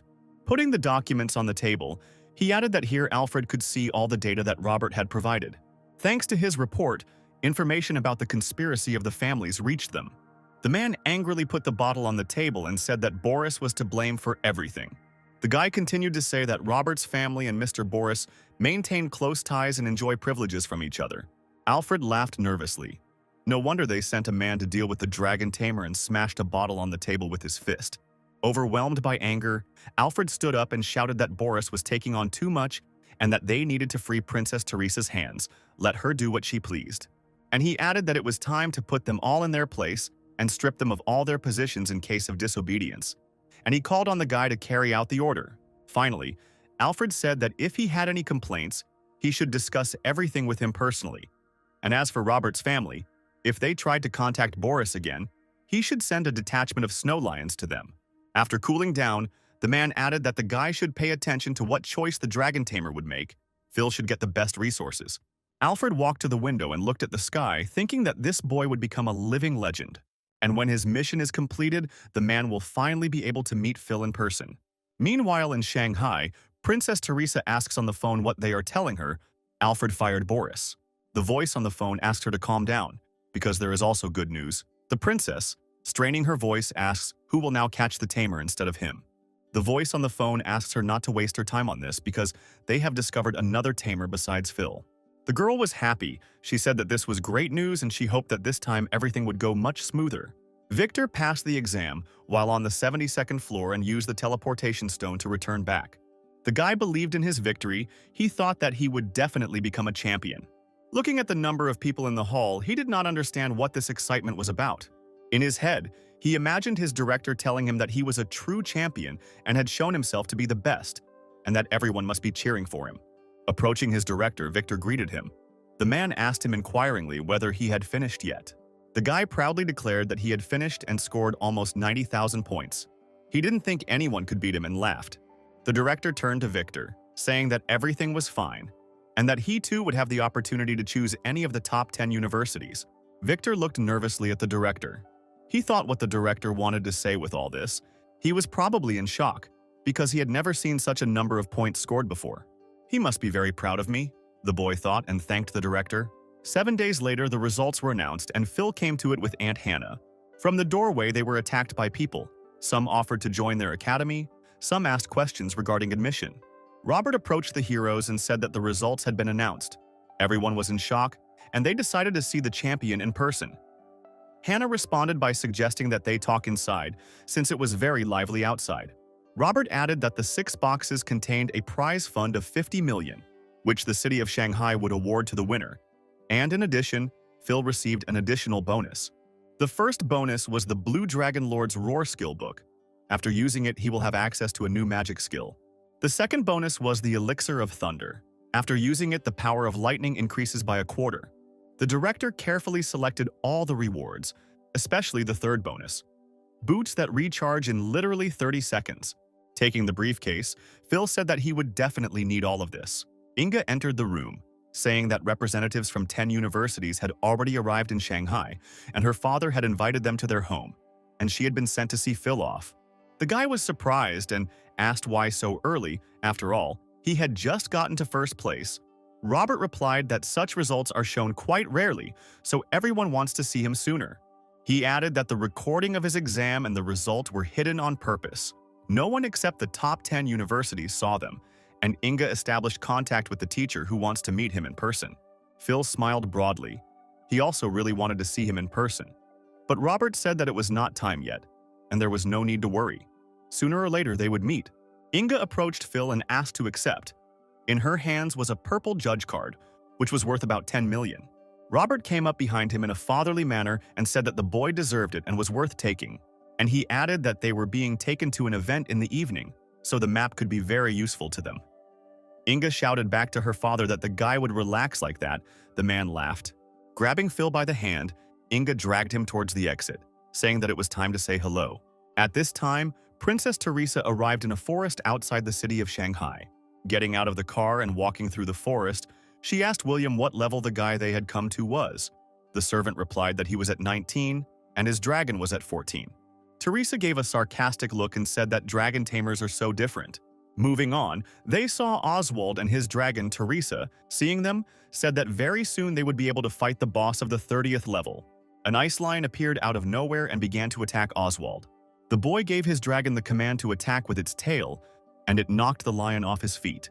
After which the guy used the dragon strike, which accumulates the dragon's energy and deals a powerful blow to enemies. The lion was defeated, the guy and the dragon's levels increased by 1, and their stats increased. Teresa cried out, "Not bad." The dragon egg was not given away in vain. Oswald bowed before her and replied that he was glad that he did not let her down. The princess turned to the servant, asking if he would mind handing over his weapon to Oswald. William replied that the subordinate was acting in accordance with the princess's orders. The guy approached Teresa and thanked her. With her help, he could very well become the next champion. The princess became angry and said, "Phil, remember this name until you finish him off and take the black dragon." She continued to shout that she would help Oswald become the strongest dragon tamer in history, and he would become her personal servant. And as for Phil, he needed to be dealt with. Oswald turned to Teresa and asked her not to worry. It was a great honor for him. The princess turned around excitedly and said that he was much better than Phil, and told him that she gave him a chance, but he did not appreciate it. The girl went further and ordered William to go to Shanghai and find out which university Phil had chosen. And she added that if the servant couldn't cope, she might not show up again. William replied with disappointment that he understood her. Teresa's eyes filled with a thirst for revenge. She was sure that very soon Phil would regret how he treated her. Outside the living room at Inga and Robert's estate, a girl approached Phil and asked him if he had already decided where he would apply. Inga blushed and began to justify herself by saying that it was her father who asked her to find out and said that it would be better if she went to the same place as the guy. Phil turned around and said that they said that teamwork was very important in college, so they had to work together. And if they went to the secret kingdom together, they would definitely win. And he added that he had not yet made a final decision, so he would tell her a little later. The girl thought that she did not know how many points Phil scored and was afraid that they had too big a gap. Inga shouted at the end that she would do everything possible to enroll with him. Phil said okay and headed towards the door where university representatives were waiting for him. Opening the door in front of him, he saw people sitting in a semicircle and waiting for him. The guy greeted loudly and began to introduce himself. A large man interrupted him, saying that they had seen the recording of his exam and it was amazing. But another girl began to interrupt the man. The stout man looked down on her and asked her not to interrupt as he began to talk about the advantages of his university. The girl looked at him aggressively and asked if he thought he could win her over with all this junk. The man was very angry, and the girl continued to talk about the advantages of her university. The bacchanalia began. The representatives began to quarrel among themselves and shout at each other. Phil did not expect that this was a greeting to this. The girl sitting on the edge addressed Phil in a calm tone, saying that she was Kate and represented Lund University, and told him that this year the university was providing a quota for national testing and invited the guy to come to her place. All the other representatives turned on the girl, saying that he had just finished the exam. How could he cope with the national level? The guy was very touched by the words about national testing, and he began to think about them. Kate added that national testing is a secret kingdom created all over the world. Testing will exalt the country of the winner, and the reward will be a treasure that the world has never seen before. The other representatives pounced on Kate again, saying that it was too dangerous and risky. Kate relaxed in her chair and replied that those who pass this test become truly honorable persons. Phil's words echoed in his head, and he was offered what he really wanted. The hero received a notification with congratulations and a new treasure map. The second divine level map impressed him. The previous treasure map gave him the opportunity to find a dragon egg. Kate asked again what decision Phil had made for himself. The university had not previously provided such an opportunity. The guy decided that he would go to Lund University, but he asked Kate for help so that she could help him submit his application for him. 4 days later, Hannah and Phil were leaving their bakery. Auntie saying that she never thought that one day they would have to leave this place. She felt heavy at heart, considering the fact that they had lived there for so many years. Phil told her that now they had money and could afford to live anywhere else. Auntie plunged into memories. She remembered when the guy first came to her, how quickly time flies. A car stopped in front of the heroes. Inga shouted that they had come for them.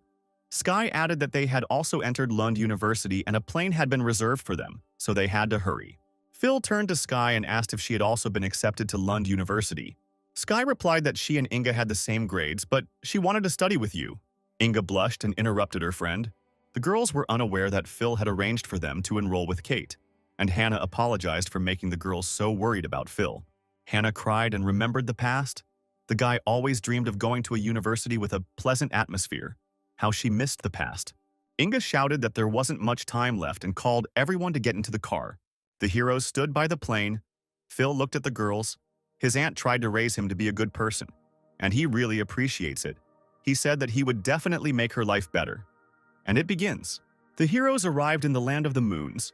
The ant noticed that it was very lively there. They saw a university in front of them. Phil heard a very familiar voice and turned his head to see who was speaking. Princess Teresa emerged from the luxurious car, accompanied by William and Oswald. The princess and the servant were not at all happy about this meeting. Phil could not expect to meet Teresa at all. He wondered what she was doing here. Oswald asked, "So this is the dragon tamer from Shanghai?" He didn't even have to look and laughed. William stopped him and asked him to be calm.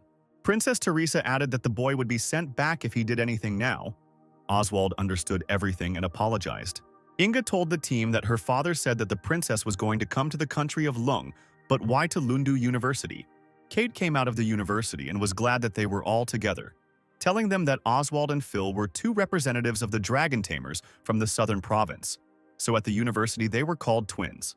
Phil couldn't believe his ears. A second dragon tamer. That's it, he thought. A vein appeared on Oswald's face and he said through gritted teeth that he had heard a lot about the guy. Phil said that they had literally just met and asked Kate to walk them home. Princess Teresa said that they could handle it themselves, although no one offered to help them. Kate walked the heroes home, telling them that all the first-year students lived there and there were only 30 apartments. Kate said that Oswald came in second in the ranking, and in the overall ranking he became 18th, so his house will be at number 18. Phil thought it looked like Oswald had agreed to all of Teresa's conditions, one of which was to kill him or something like that. Inga asked how they would live because her and Sky's results did not allow them to enter the top 30. Kate said that the three of them would have to go to another area. Hannah walked up to her nephew and snuggled up to him, asking if maybe they could live together with Phil then. Kate replied that the rules did not prohibit it, as long as Phil himself did not mind. Hannah looked at the guy with puppy eyes and asked if she wanted to try her aunt's food, and if he minded. The guy replied that he agreed. Hannah grabbed the girls by the arms and said, "In that case, we will live together and strengthen the bond between us so that in the future we can safely pass through the secret kingdom." Phil laughed and told his friends that they had better listen to their aunt because the hostel was very far from here and he would have to look for them for a long time. Sky replied that in that case they would stay, and Inga also agreed. Hannah was very happy that they would be eating together, and Sky went up to Phil and told him what he would get if he tried to do anything. The hero received a notification about the availability of something new. He realized that it was about a treasure, and it was somewhere nearby. Phil decided to ask Kate who lived in house number 2. The girl replied that she was responsible for another province and was not familiar with first-year students from other regions. And she added that she only knows that a girl lives in house number 2. Phil asked his aunt to go to the house for now, and he went to greet the new neighbors. The aunt laughed and asked her not to forget to give him a gift. The guy replied that she was thinking about it, and he was just interested in finding out who took second place. Hannah laughed, thinking that Phil was going to the girl for romantic purposes. The guy walked up to the house, rang the bell, and waited, holding his aunt's cake in his hands. The door opened, Phil greeted the girl and introduced himself, saying that he now lived in house number 1. The girl was pretty and taciturn without saying anything. She simply looked him over from top to bottom. Phil smiled and handed her the cake, adding that he hoped for their friendship since they were now neighbors. The girl accepted the cake and went home, saying only that her name was Barbara. Phil smiled again and asked if he could come in. His throat was dry, if Barbara could offer him a glass of water. The girl silently opened the door for him, and the guy thanked her. Phil couldn't stand the anticipation of the treasure any longer and rushed past Barbara into the house. He didn't want to linger here. He needed to find the treasure as soon as possible. Looking into all the doors, he first got into her bedroom, and then into the toilet, but that was not it. Opening another door, he found a valuable emerald dragon egg, and thought that this was the room that Barbara had not yet been in. As Phil left the room, he saw Barbara with 2 glasses of water. Rushing past her, he said that he had suddenly remembered something, and that he no longer wanted to drink. The girl was left alone, at a loss, with 2 glasses of water. When she entered her room, she saw the things that had been left behind and immediately thought that Phil was a pervert. The guy came home. It was already evening outside. He went up to his room and turned on the light. Zarya was very interested in the new egg, and she began to examine it. The egg glowed brightly. It could be activated. Zarya was in anticipation, but Phil was also waiting to meet a new friend. The egg began to crack. A bright glow appeared around it. The baby was about to be born. The shell collapsed. Zarya didn't make a sound from anticipation. Phil was also extremely intrigued. A beautiful emerald dragon hatched from the egg, and at birth it received very good skills that could interact with both Phil and Zarya. Phil looked at his new friend with awe and thought that now he had another dragon. Now Zarya would be able to receive additional support. The guy remembered that during the exams, Zarya's powers increased by 1/3, and during the cataclysm by 70%. If he combined her characteristics with the new dragon, they would increase by at least 60%, and the power would reach 12,000. Zarya was playing with the baby. Phil looked at them and thought that if he put equipment on the Emerald Dragon, he would become very strong. He was afraid to imagine how strong he would be. The hero sank even deeper into his thoughts. He needed to think everything through. But at that moment, he saw how the little dragon was biting Zarya and ordered him to stop. It was time to choose a name for the baby. Taking him in his arms, the boy thought that it would be best to name the dragon Emerald. Raising it above his head, the boy laughed and said that the name suited him, and from now on he would be Zarya's friend. Zarya and Emerald played the rest of the night, and the little one needed a lot of attention from his older friend. The next day, there was an organizational meeting of the first-year students. The heroes were going to the meeting, and Sky asked why it was so noisy in Phil's room yesterday. The guy smiled and wanted to tell, but after a few words he was interrupted. On the way, the heroes met university students. They shouted that 2 beauties had arrived again, a swordswoman and a divine light mage. They would definitely be the first beauties of the university.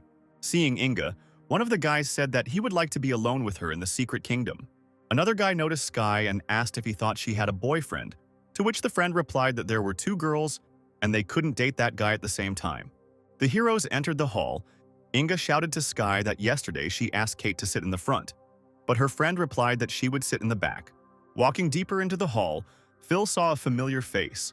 The guy was looking at him very aggressively. Here the hero remembered that this was the same noisy guy from the exam from the first academy. Phil smiled good-naturedly as he passed him, and Victor's veins on his face bulged with anger. He thought he had embarrassed himself because of Phil in front of the principal. After the exam, the man told him not to think that he had become a champion and asked him to look at the lists and make sure of the difference in points with Phil. Sky walked to the end of the hall and thought that it would be a good idea to separate Phil and Inga. She couldn't allow them to be together for long. Approaching his seat, the guy saw Barbara and greeted her. Inga jealously asked if they knew each other. Phil explained that this was his neighbor. She lives in house number 2 and her name is Barbara. Inga was surprised, thinking that she was not only beautiful but also strong. The guys sitting in the back started whispering again. They were jealous of Phil, that all the beautiful girls of Lundu were next to him. A man came onto the stage and asked for silence. He introduced himself. His name is Edward, and he is the deputy director of Lundu University, a professor of the Department of Combat Magic and a Thunder Mage. The man greeted everyone and asked to let him tell them about some rules. Kate walked down the rows and handed out cards. Edward explained that this was identification and that this was the only thing they would need in Lund. The certificate will store students' points, which are currency. Points are needed to open secret kingdoms, as well as to purchase weapons, potions, and the like. Students will be awarded their first points based on the exam scores they receive. Some guy stood up and shouted from the hall, turning to the deputy. He said that the difficulty of the entrance exams of the provinces was different. This is not fair. The man replied that he had taken this into account and subtracted the coefficient he considered necessary so that everyone's scores would be equal. Phil looked at the certificate and thought that the points would be very useful to him. Edward added that the points were temporary, and they would be able to get full ones after the exam, which would take place in a month. The top 30 students will be given the right to enter the upper class and will receive a number of privileges. Phil thought. For now, he can be considered a potential member of the upper class, but everything can change radically. He can lose his primacy. Edward laughed, but was quick to point out that even if admitted, any student could challenge the upper-class students for a place. If a high school student loses, he must give up his place to the winner. Moreover, the student cannot refuse the challenge. Currently, the top class includes 30 people who occupy the first places in the ranking. In first place was Phil. He stood up from his seat. Everyone around began to whisper about him and his dragon. Turning to the audience, the guy waved. No one ever found a recording of his performance. Oswald turned to Teresa, asking when it would be possible to remove Phil. The princess replied that they did not yet have the details of his power and needed to find out everything. Inga asked Phil if since the deputy had called his name first, it meant that now everyone would run to challenge him. After the freshmen's meeting, everyone howled into the courtyard. Finally, everything was over, and it was possible to do other things. Phil suggested that his friends go to the Hall of the Dark Kingdoms and look around. Hearing someone shout his name, Phil turned around and saw Victor. The guy shouted that he wanted to challenge the hero, and those around him waited for the events to develop. Phil confidently asked again if Victor was challenging him. The guy confirmed, recalling the deputy's words that high-class students do not have the right to refuse to fight. Victor couldn't watch the video of the hero's exam, so in order for him to win, he had to make a careful battle plan. Phil responded by accepting his challenge, and Victor responded by betting 200 points on victory. Inga was against it because that amount of points was too much. Phil pushed her away with his hand and agreed to 200. Princess Teresa folded her arms across her chest. This was a great opportunity for her to see Phil's abilities. Victor clenched his fists and warned that he would count to 3, and they began. Sky asked her friend if Phil would lose. Inga laughed and said that apparently the girl had not seen him in battle. Very soon, all the students will know everything. At that time, Victor has already counted to 1. At that very moment, Victor flew at Phil, trying to attack first and keep the advantage for himself. Victor used the skill of the accumulated energy strike. Phil in turn stood in one place. He didn't care much about it. But as he tried to strike, the guy saw that the hero had disappeared right in front of his hand. Victor knew that this was a skill of the second transformation mage. He did not understand where Phil got such a resistance technique from. The hero appeared in another place and said that he heard that masters like Victor were good at both close and long-range combat. Phil asked provocatively if this was all the boy could do, his trump card being the shiny boots he had received earlier. Victor began to activate his skill. The hero made him very angry. The guy gritted his teeth and asked the guy to die. Victor screamed and attacked with an enveloping wave and released sound waves. Phil, using his boots, was able to run through the waves without taking any damage. Victor was sure that while the hero was inactive, he would be able to win. Without having time to say anything, the guy fell silent. The guy was interrupted by Phil's actions, and suddenly he was already flying with both feet into Victor's body. The guy thought that no one could beat his technique and built a dome around himself. But Phil easily broke through it with his feet. Blood gushed from Victor's mouth. He could not come to terms with his defeat. Phil defeated Victor before he even summoned the dragon. He didn't even use any skills. He knocked him out with just one kick. The students were horrified. They thought that Victor would cope. Seeing the blood, they wondered if everything was okay. Phil hovered over Victor's body and said that he still had a lot to learn. Teresa turned to Oswald, asking if the guy was sure that he could defeat Phil. The guy replied that he did not summon the dragon, so it is difficult to assess the strength. The princess looked after Phil and realized that he was not a weakling. Phil swiped his card at Victor's ID to claim the promised reward.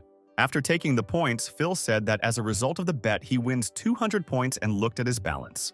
Victor looked at Phil's current points and realized that if converted to the Southern Province system, his points were about 1.5 million. But doesn't Oswald, who took second place, have 210,000 points, Victor wondered? The boy remained sitting on the ground, bowing his head. It was too bold for him to try to defeat Phil. The heroes came to the secret hall of Lundu University. Hannah ran up to Phil and found out if he was okay. The guy replied that everything was fine and there was no need to worry. Sky told her friend that Phil defeated Victor so easily, she was afraid to imagine how strong his dragon is. Inga confirmed that the guy is very strong and his power is beyond their imagination. Phil interrupted the girls and asked them to look at the tablet screen since they were all here. The guy said that he had just checked the secret kingdom provided by the university and that he could try to pass it, assuring that he would be able to master it. Phil approached Inga and asked who else could be invited to their team. Inga urged him to look somewhere. Turning around, the guy saw Barbara. She had the second highest overall score. Inga thought that she could handle the secret kingdom. Phil approached the girl and greeted her. Barbara paid attention to him. The girl made a disgusted face. The guy realized that she had misunderstood him and he was behaving rather strangely. He continued talking, asking if she had seen the kingdom and invited Barbara to join them. All the heroes stood and gave an answer from the girl. It was difficult to communicate with her. She was not very talkative. Barbara looked back at Phil and told everyone that he was a pervert. His girlfriends pounced on him, asking what he had done, but Phil insisted that it was a mistake and that they had all misunderstood. Phil turned to Barbara. He knew he had acted strangely at their first meeting, but he assured her he was normal and added that they were one person short on the team. Why shouldn't she join? Barbara looked at the tablet. She saw a forest of poisonous spiders and answered, "Okay." Phil was delighted. He managed to form a team. Number 2 only needed to say a few words. The girl stood up and went to the teleporter. Phil shouted after her that he could tell her the plan of action. Barbara refused.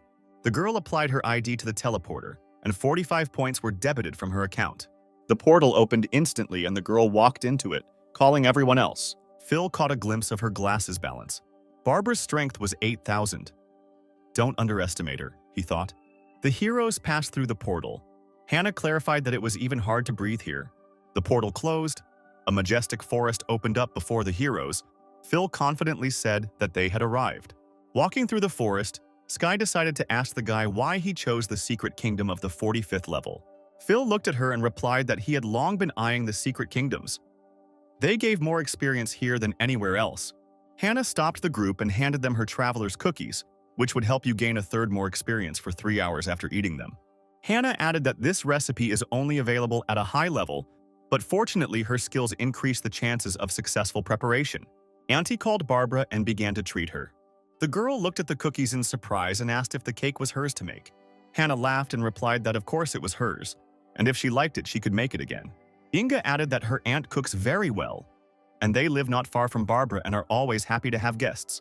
The girl smiled and Phil heard strange sounds and noticed the crawling body. He managed to shout, warning of danger, and they were noticed by a black scaly python with poisonous fangs. Sky rushed into battle. Inga tried to stop her. The girl took out her sword and attacked the snake repeatedly, but to no avail. His level was higher than hers. Hannah suggested that Inga prepare food to increase her defense. The girl replied that all the monsters here were at least level 40. It would be difficult. Phil asked no one to worry and said that he could handle everything, and began to summon the dragon. During the fight, Sky asked the guy what he was doing. Barbara immediately realized that Phil wanted to summon a dragon. A small green dragon emerged from the clouds of light. Sky saw the baby and was very surprised. She asked if this was a dragon. Phil laughed and asked not to worry. Emerald was just a little naughty. Inga noted that it was not Zariah. It turns out the guy has 2 dragons. Hannah also asked where he got this little dragon from. She had not seen it before. All this time, Sky continued to fight, but it seemed more and more that her strength was about to run out. The python opened its mouth and wanted to attack. Phil ordered the dragon to activate the emerald light, and it immediately complied. A reliable shield formed in front of Sky, which saved her from the onslaught of the python. Having fallen to the ground, Inga ran up to her friend and said that she would heal her now. Sky examined herself and said that there was no wound. The emerald light withstood the damage and gave the girl an increase in all characteristics. Emerald sat on Phil's head and laughed. The guy said that as long as the baby was here, everything would be fine with them all and they would not get hurt. Inga examined Sky. Her indicators were better than those of the second transformation master. Sky assumed that the dragon clan was very strong, since this baby was so capable. While the girls were distracted, the python decided to make a second attack and came very close. Hannah shouted to watch out because he was attacking. Phil took his sword and said that he would deal with it now. Something flew past them very quickly. Even Emerald was shocked. A beam of light cut through the python's mouth with one blow, and the enemy was defeated. While the heroes were looking at what was happening, Barbara raised her sword above her head and said that there was no need to waste time. Barbara specialized in sneak attacks and was a level 21 swordswoman. She indicated that they were all being ambushed. Phil noticed the girl and thought that her strength was truly amazing. Barbara heard something not far from her and threw her weapon in the direction of the sound. Phil saw the danger and ordered his aunt to run, rushing towards her. Behind Hannah stood a spider of inhuman size. It was huge and had sharp legs. Phil managed to push his aunt away from the spider, and then the girl's sword hit him and bounced off. The silver-armored spiders were immune to Barbara's blade. The spiders had poisonous fangs and armor that increased defense. While Phil calmed Hannah down, the girl soared into the air. The spider began to attack Barbara with punctures. He was able to swing his front limbs to pierce 2 targets, but all his attempts were unsuccessful. Phil saw that the girl needed help and soared upward, warning her. The next second, the guy pierced the spider's head with his sword. The monster fell to the ground. Phil looked towards Barbara. She asked him not to worry. Looking down, the heroes saw that the mutant was far from alone. There were a bunch of others just like him. Barbara confidently said that they would be able to deal with them too, having taken out 3 powerful swords from the arsenal. Far from the army of spiders, a black widow was located, which was hard to miss. She had poisonous fangs and the ability to create webs. Phil and Barbara rushed into battle. The guy noted that the girl had a wonderful weapon and her skills were at their best. Barbara explained that, starting from level 1, swordsmen are able to create their own weapons and gradually improve them. But now is not the time for talking, she said, and threw a frost sword that slowed the movement speed of the price. Phil thought that her class was a bit like a tamer, where you can both raise dragons and improve weapons. The huge spider saw the girl and ran towards her, its eyes glowing red. Phil began to attack him and ordered Emerald to cast Emerald Light on Barbara. The girl took another mountain-crushing weapon and threw it straight at the target.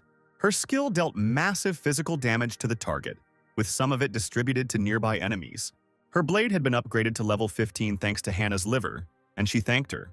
And Emerald's level also increased. Phil noticed Barbara's weapons and assessed them. Hearing a loud cry, the heroes turned to look at him and headed in his direction. The girl and the boy saw how the spiders surrounded Sky, Inga, and Hannah. Inga ordered Sky to protect her aunt. Phil rushed to help without hesitation, saying that there weren't that many spiders in armor, so he could deal with them himself, and asked Barbara to deal with the Black Widow. The guy burst into the circle and began the attack, warning everyone to beware of the web. Otherwise, if they got caught in it, there was a risk of death. While Barbara was watching the heroes, cobwebs rained down on her from above. The girl managed to get her sword out, but she was saved by a shield of emerald glow, preventing her from falling into the web. Barbara ran into the forest in terror. One of the girls asked her not to run away alone. Phil ordered Emerald to heal Barbara. Inga shouted to the guy to follow the girl, and they would manage on their own. The dragon's light would help them a lot. The hero ran deep into the forest after Barbara, but asked the girls not to forget about their aunt. She needed their protection more than ever. The boy and the dragon made their way through a dark forest, with cobwebs all around. Phil saw a wounded Barbara heading towards the Black Widow and shouted to her that he would help. The guy rushed to the girl's aid and ordered the dragon to release the emerald light. Barbara confidently shouted that she could handle it herself. The spider began to throw her web onto the girl, and then Barbara realized that things were bad. Like an arrow, Phil flew past the girl and asked her not to be afraid. He advised the girl to rely on him and activated the dragon claw. With one powerful blow, Phil struck the spider and it fell down dead. Barbara, seeing this, was impressed by the guy's strength and his skills. The girl thought that there shouldn't be a big difference in strength between them. But why was the guy stronger when using Mountain Crush? Phil suggested hitting Barbara together and use the words of the wind spirits, thanks to which his agility increased. The girl released the Mountain Crushing blade and the Bloodshed blade, while the boy used the Dragon Bite. Barbara still didn't understand where such a difference in strength came from. In the fight, Emerald managed to get the 3rd level. Phil assured him that the 5th was just around the corner. Barbara walked away from them, dropped her head, and said that for the first time she was being treated like a weakling. Phil heard familiar voices and turned his head. His friends and aunt were there. Inga said that the spiders were over, and Hannah boasted about her level increase. The guy approached Barbara and said that she was very strong, but he could not abandon his friend to his fate. The girls approached Phil and asked him to use the Emerald's light to heal. The dragon raised its head and glowed. It used the Life Source skill, which restores health. Inga screamed that she was now full of energy, and Sky laughed at the guy for turning green in the head. Barbara looked at their team and smiled. She thought that for the first time her comrades did not irritate her. The team moved on and stopped at a cliff. Sky looked at the tablet and said that the map ended there. She walked closer to the edge where Phil stood and saw that there was still a large area ahead. Inga glanced down and was speechless for a moment. She saw an abyss below them that looked like the lair of the boss of the Secret Kingdom. The devourer and leader of the pack leads all the spiders. It was the screeching mother of spiders of the 45th level. Inga asked not to look down at Hannah. Sky added that such scenes could be traumatic for her. Hannah vomited in fright against a tree. Phil looked at her and thought it was a common fear. Barbara suggested that in any case, before the boss, his subordinates need to be killed. Sky said that a strategy was needed. Hannah, hearing their conversation, said that there would only be enough food for a day. Then they would have to eat spiders. Inga got goosebumps and replied that she didn't want to eat them. Phil raised his hand to speak up and said that they definitely needed to stick to some kind of strategy. Barbara asked what he had come up with, and then all the girls watched what he was doing. Phil moved further away, raised his hand and shouted, "Come out, Zarya!" In a second, everything around was filled with fire, and a dragon appeared. Sky had never seen a dragon before and was very surprised. Barbara noticed that the dragon was giving off a very powerful aura. The ground vibrated, and a giant-sized boss began to emerge from its lair. Standing on the cliff, Zarya was ready to attack and looked at her prey. "You can rely on me," said Phil, and ordered Zara to attack. Phil shouted after the dragon to activate a cataclysm that would blow up the area, causing the target to take heavy damage. All the girls looked at the dragon. Hannah was surprised that Zarya could be like that. Phil called Emerald and told him it was time to apply the buff to Zarya. The dragon hung over the abyss and activated his light. He gave Zarya a dragon impulse, Emerald Light, and the bloodline of the Emerald Dragon.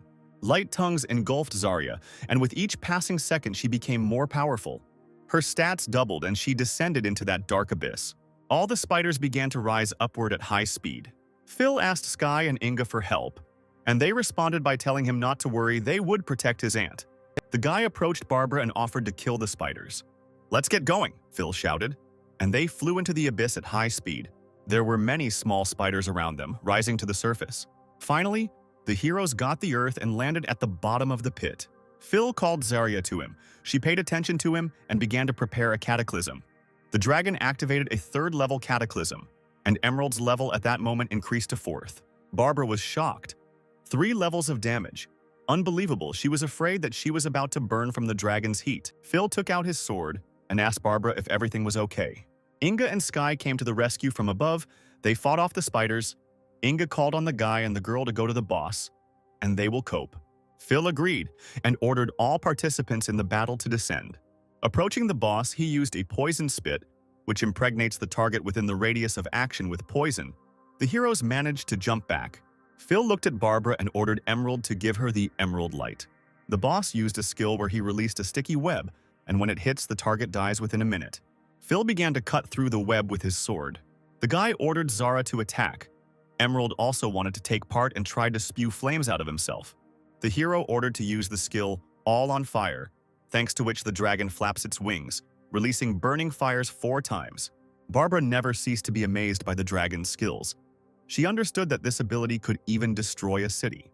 The heroes continued to move forward. Zarya incinerated everything around. The girl realized that the dragon was capable of destroying opponents with just 1 blow. Thanks to this attack, Emerald received the 5th level and new skills. Phil offered to show them to him. The dragon's chest began to glow, and Phil didn't quite understand what was happening. The dragon glowed very brightly and hovered in the air. Phil wondered if this was a transformation. Emerald became just like Zarya. She also turned out to be a girl and received a new form. Emerald was a noble green color. Her wings were unusual, multi-layered. Barbara heard something behind her and turned to see a spider attacking them, but they all managed to jump away. The girl activated the skill and launched several swords at the spider.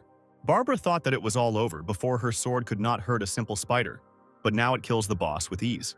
Phil walked up to Emerald and patted her on the head, saying that at level 5 she had access to new skills and a form.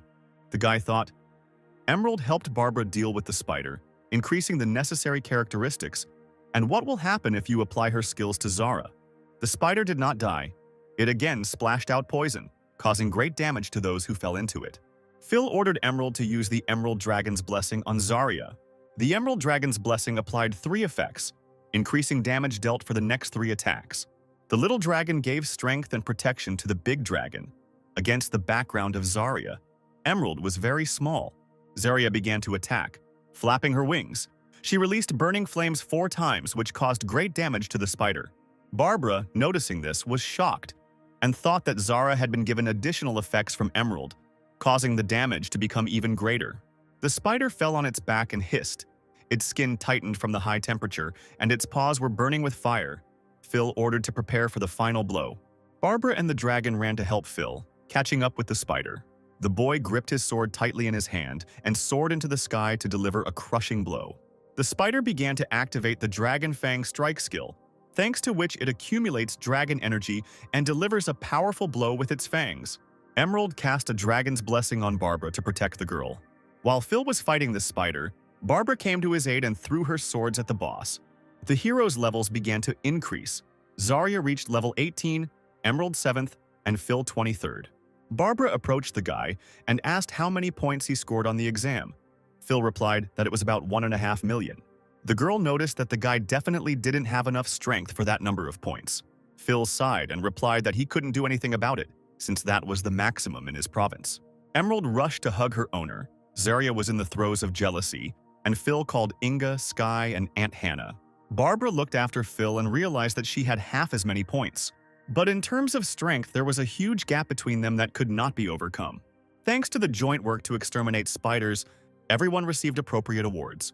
Thanks to the team's close work, everyone remained safe. And for the first time, Barbara was glad to be working with someone. To celebrate the success and the creation of the team, Auntie treated everyone to dinner. The hungriest were, of course, the dragons, who ate a hearty meal and fell asleep. In the following days, the boy gradually became familiar with the local rules of living, constantly striving to improve his level and studying the theory of combat every day. So half a month passed, and there were only a couple of days left before the first-year exam. Their levels had increased significantly. Emerald was at 14, Zarya at 19, and Phil at 25. The girls' levels also rose. Sky was in 22nd, Inga was also in 22nd, and Hannah was in 18th. Barbara didn't go unnoticed either. Her blade rose to level 24, as did her personal level. Sky opened the chest. Now she has fully collected the necessary equipment. Now her rating will increase. Hannah suggested going back. Inga agreed. Phil added that they still needed to prepare for the freshman conference and needed to rest. The hero passed through the portal and heard Kate's voice, who called him to come with him. The girl said that in fact the deputy was looking for the guy. He wanted to tell him something. Phil was worried about what important thing he wanted to say right before the conference. The guy approached Kate and asked the same question. The girl took the guy to the deputy and said that he would soon find out everything himself. In the corridor, the guys were talking about some Huns.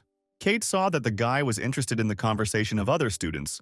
Phil laughed and replied that he had been studying constantly lately. He didn't even have time to chat. The girl said that it was because of Phil that Victor was so eager to get into the class. Now the first years are betting on each other, calling it a new assessment. Beginners fight each other, gaining points. The losers get everything. The losers can't even eat, the girl explained. Phil asked what Huns were. She said that it was a unit of measurement, where Phil has 100 Huns and Victor has 1. The thing is that Victor lost all his points, so now all he can do is scrub the floors so as not to die of hunger. In the meantime, they came to the door. Kate said that Phil was already expected there. The guy opened the door and turned to the man, saying that he had been told that the deputy was looking for him, and the man asked him to come inside. Edward said the much-talked-about national testing was about to begin. Initially, it was supposed to take place in a few months, but recently it was announced that the date was being moved up. A new candidate was nominated. His name is Carl. He is expected to reach level 60 within a month. Phil suggested that was why they were in such a hurry to start testing. The man hit the table and confirmed the guy's guess. Most candidates had not yet achieved such results. Phil realized that once Carl reached level 60, the third transformation would become available to him, but he only had the second. The man said he was sorry. In 2 months, Phil would only be able to reach level 30, and everyone else would be at least level 50. He could die. In all the previous years, their university won, but now there's less time to prepare. Edward asked the guy to think carefully about participating. Phil replied that he would not miss the opportunity for career advancement. He would not only take part, but would also take first place. Oswald agreed and said that he would not dissuade him since the student had already made such a decision. The deputy asked him to try hard. The guy replied that he would give it his all. The next day, a conference of first-year students took place, at which the deputy announced that there would be a battle before the certification. A 2-on-2 battle, the students began to whisper about who would be tested and with whom. Inga whispered to Phil that they wouldn't have any problems, but the guy reminded her that Hannah wasn't a combat class, so they could split into 2 teams.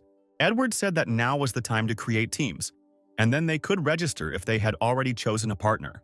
After the conference, the heroes met Barbara in the courtyard and greeted her. A guy came up to the girl from behind and offered to form a team with him, to which Barbara refused without thinking. Barbara approached the team and suggested that they go and sign up. Inga said that many people wanted to create a team with Barbara, but she knew that the girl would not leave them. Phil concluded that he and Barbara would be on the water team, and Sky and Inga would be on the other. The next day, the preliminary round of newcomers took place in Lundu. Oswald's dragon used a slash of its giant tail to deal area of effect damage to targets. Oswald himself used the Dragon Strike, which accumulates the dragon's energy and deals a powerful blow to the target. Oswald won his 28th victory in a row, and Teresa came up to him and said that these victories would help the guy get into the top 16. The guy thanked the princess and said that their team had reached 7th place and that they would soon be able to fight with the first. Teresa said that her brother Carl would come to visit her soon. She would definitely introduce the guys. But then Oswald would have to take first place. There was no other way. The commentator announced that the next fight was about to begin. Both sides approached. Oswald saw a familiar face. The heroes entered the arena. The commentator announced that Oswald and Teresa number 18 were fighting against Phil and Barbara number 1. The crowd started chanting. Teresa was surprised that Barbara and Phil were on the same team. The guy remembered a recent conversation with Inga when he told her that he would be with Barbara. and Inga and Sky would be on another team, and everyone would be able to achieve good results. Inga added that she and Barbara should take first place, so the top two should work together. Sky added that they don't want to drag them down. Today their girlfriends were sitting in the stands and supporting them, which gave the boy and girl incentive. While warming up, the guy asked Barbara, "There won't be any problems." The girl gave a clear answer that it goes without saying. While in the waiting room, Phil opened his treasure maps. He has several of them. He wanted to see what was what. He managed to combine the cards into one, and the location of a high-level dragon's nest appeared in front of him. The host called the teams to participate in the tournament. Phil looked at the exit and said that it was their turn. And he added that they must not lose under any circumstances. Entering the arena, Barbara told Phil that the enemy team also had a dragon tamer. Was it true? The guy asked her if the girl wanted to compare them. Before the test, the girl managed to ask whether Phil would call assistance, to which he replied that of course he would. And he added that in the forest he discovered that they had similar abilities. Phil turned around and said that if he won, he would reveal all his characteristics. The battle began, and Oswald was the first to attack. He had been waiting for a long time for the opportunity to fight Phil. He was sure that now there would be only one tamer left. And with complete confidence, he struck the guy with a spear, but he disappeared right in front of him. Oswald couldn't believe his eyes. Phil, who had just been standing in front of him, simply disappeared. Phil avoided the guy's subsequent attacks in the same way as he had done with Victor earlier. His boots were a great help to him. The hero struck the dragon with his Dragon Claw skill, which turned his hand into a paw. Oswald saw that Barbara was not taking part in the battle in any way. Pointing his spear at the hero, he asked him what he should understand by this. Phil replied that there was no point in the girl engaging in battle because he could handle them alone. Teresa shouted at the guy that his plans were not destined to come true. The princess also added that he was too arrogant and she wanted him to disappear. Oswald gave the order to his earth dragon to attack. The dragon approached Phil. The guy mockingly said that he had different fangs. And in a second, soaring into the sky, he shouted that he would help straighten them out. Phil used Dragon Bite, which dealt a powerful blow, and it tore off one of the dragon's fangs. The crowd gasped and began to shout that the guy had stopped the dragon single-handedly. Phil heard them talking about how strong he was. It was beyond human understanding. Teresa screamed at Oswald, ordering him to kill the boy.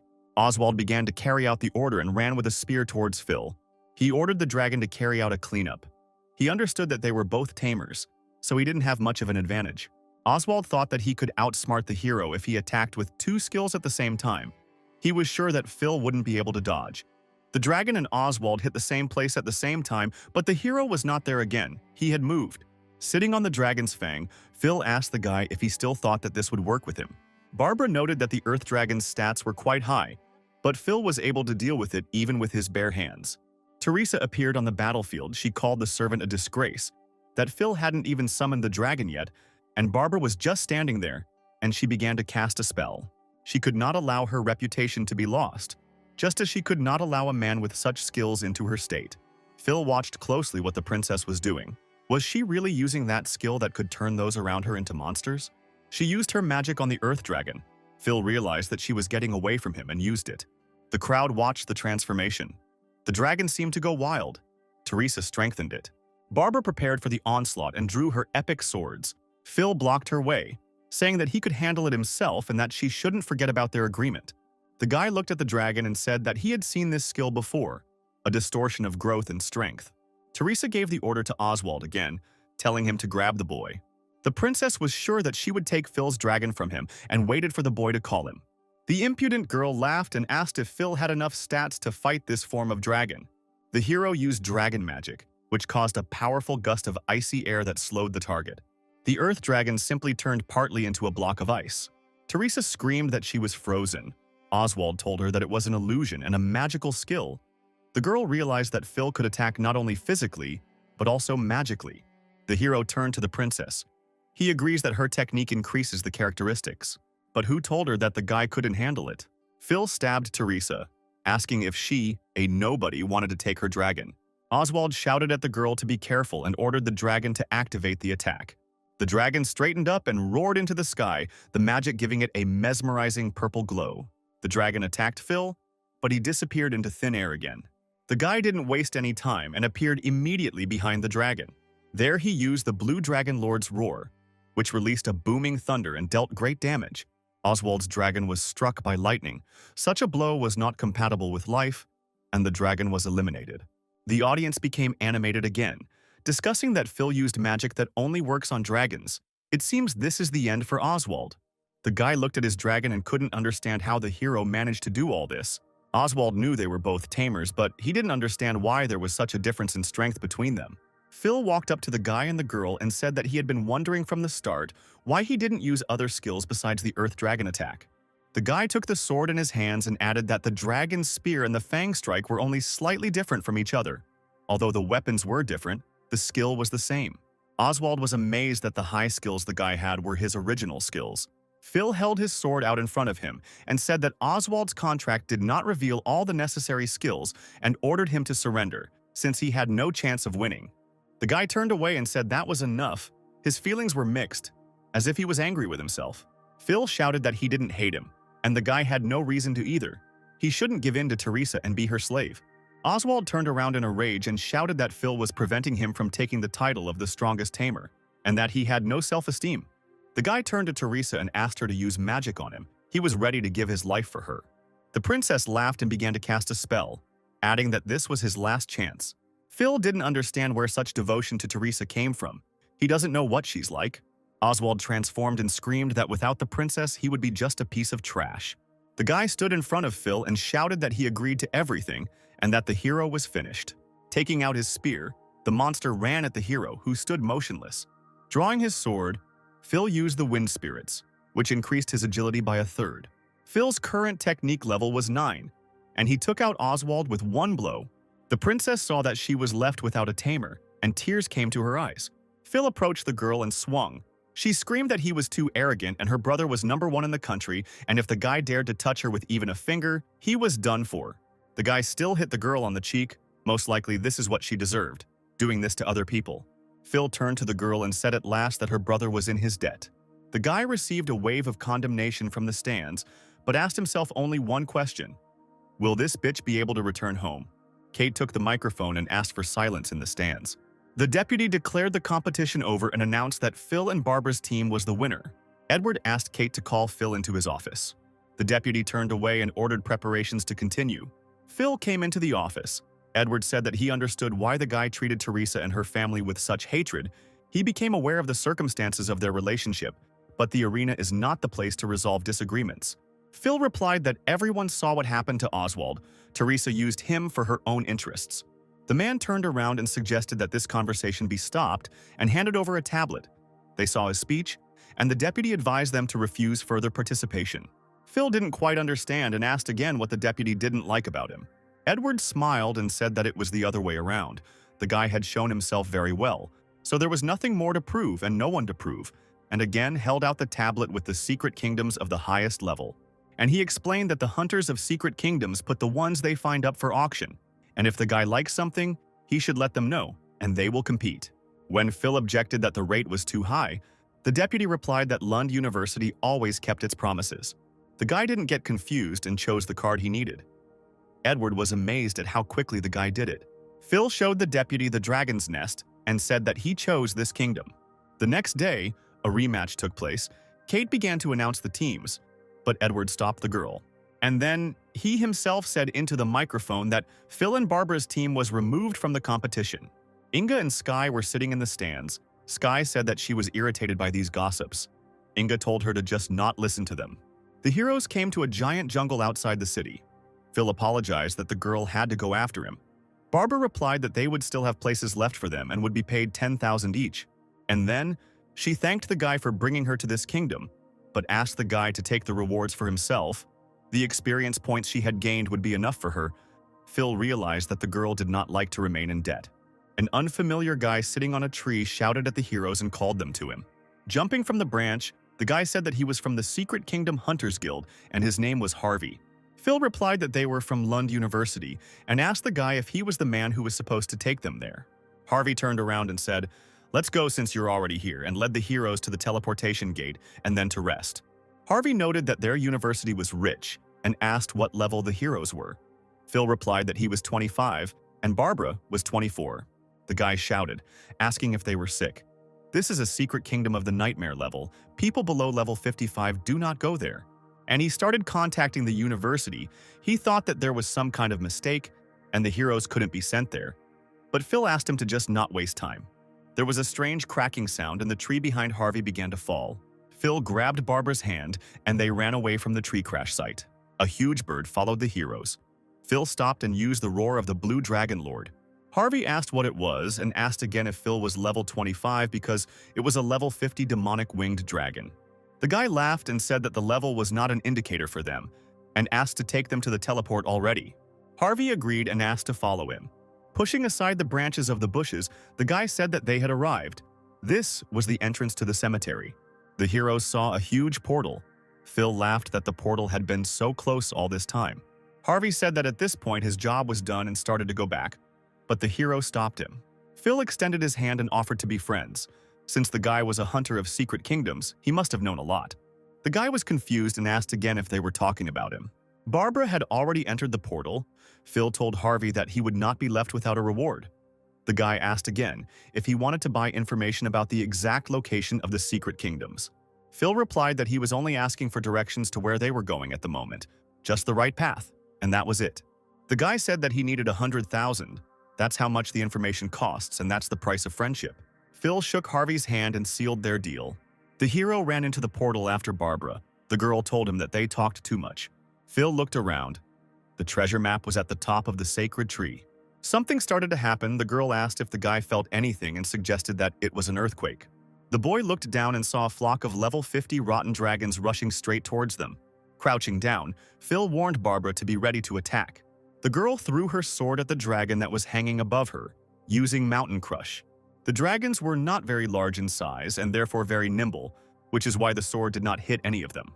One of the dragons spotted Phil and flew towards him, its eyes glowing red. Without thinking, the hero called upon Zarya. His dragon was in full combat readiness. Zarya spewed out a continuous lava flame in front of her, dealing high damage. Barbara used her bloodshed blade on one of the dragons, after which, hanging in the air, she realized that she was no longer supported by anything in the air and began to fall, calling the blade back. The girl was falling quickly, and a fierce dragon was flying after her. She thought that she would not have time to summon the blade. Phil saw the whole picture and rushed down to save the girl. The boy pulled out his sword and used Dragon Bite, which absorbs dragon energy, to deliver a powerful blow. Phil flew up to Barbara and ordered her to grab his hand. The girl extended her hand and grabbed it as tightly as she could. Phil thrust his sword into the tree with all his might to stop his fall. The heroes were hanging from a tree. The guy was holding the girl tightly and was not going to let go. Looking at her, he asked her to be careful because their goal was not on Earth. Barbara smiled back at him. He had saved her again. The heroes heard something again.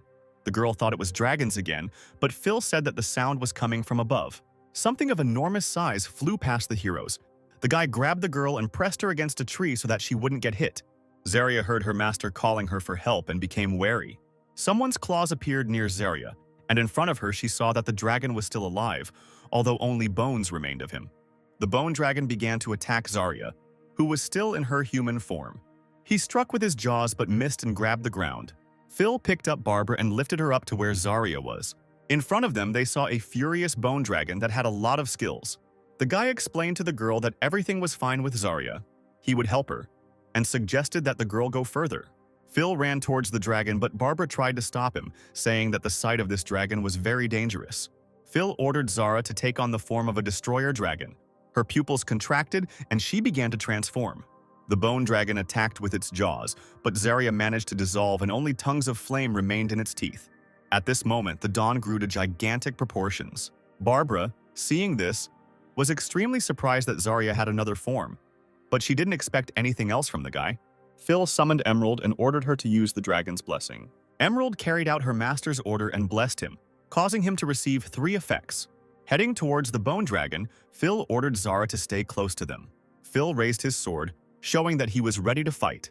The boy ordered Zarya to activate a terrifying roar and start dealing damage. Phil, in turn, began to destroy the dragon's bones by plunging his sword into them.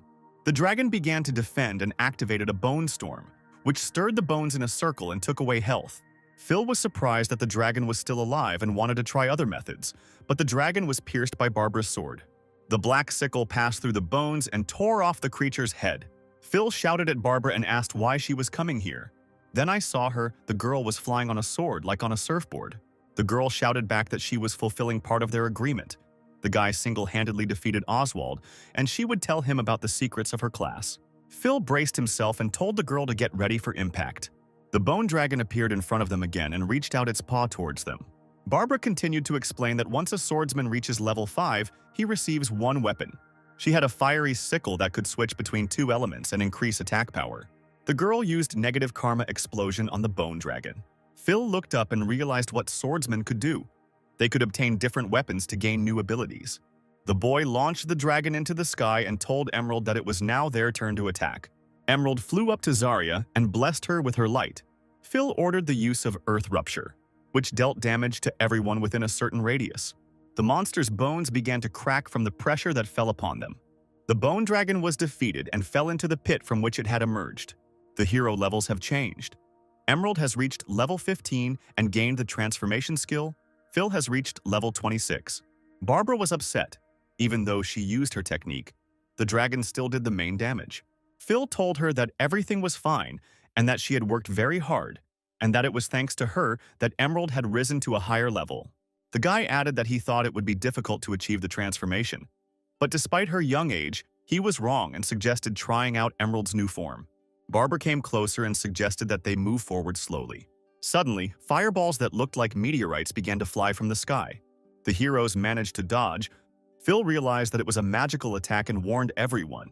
All the heroes stopped to see what was happening behind them. Phil hid behind a tree. It seemed the rabid bone dragon wasn't the main problem. Another flock of dragons appeared in the sky again, attracted by what was happening. Sitting on the ground, Phil began to study the new dragon skills and ordered Emerald to enter the soul light form and help Zarya. The hero ran on. The guy gave the order to Zara to cover them, and he and Barbara had to climb the sacred tree.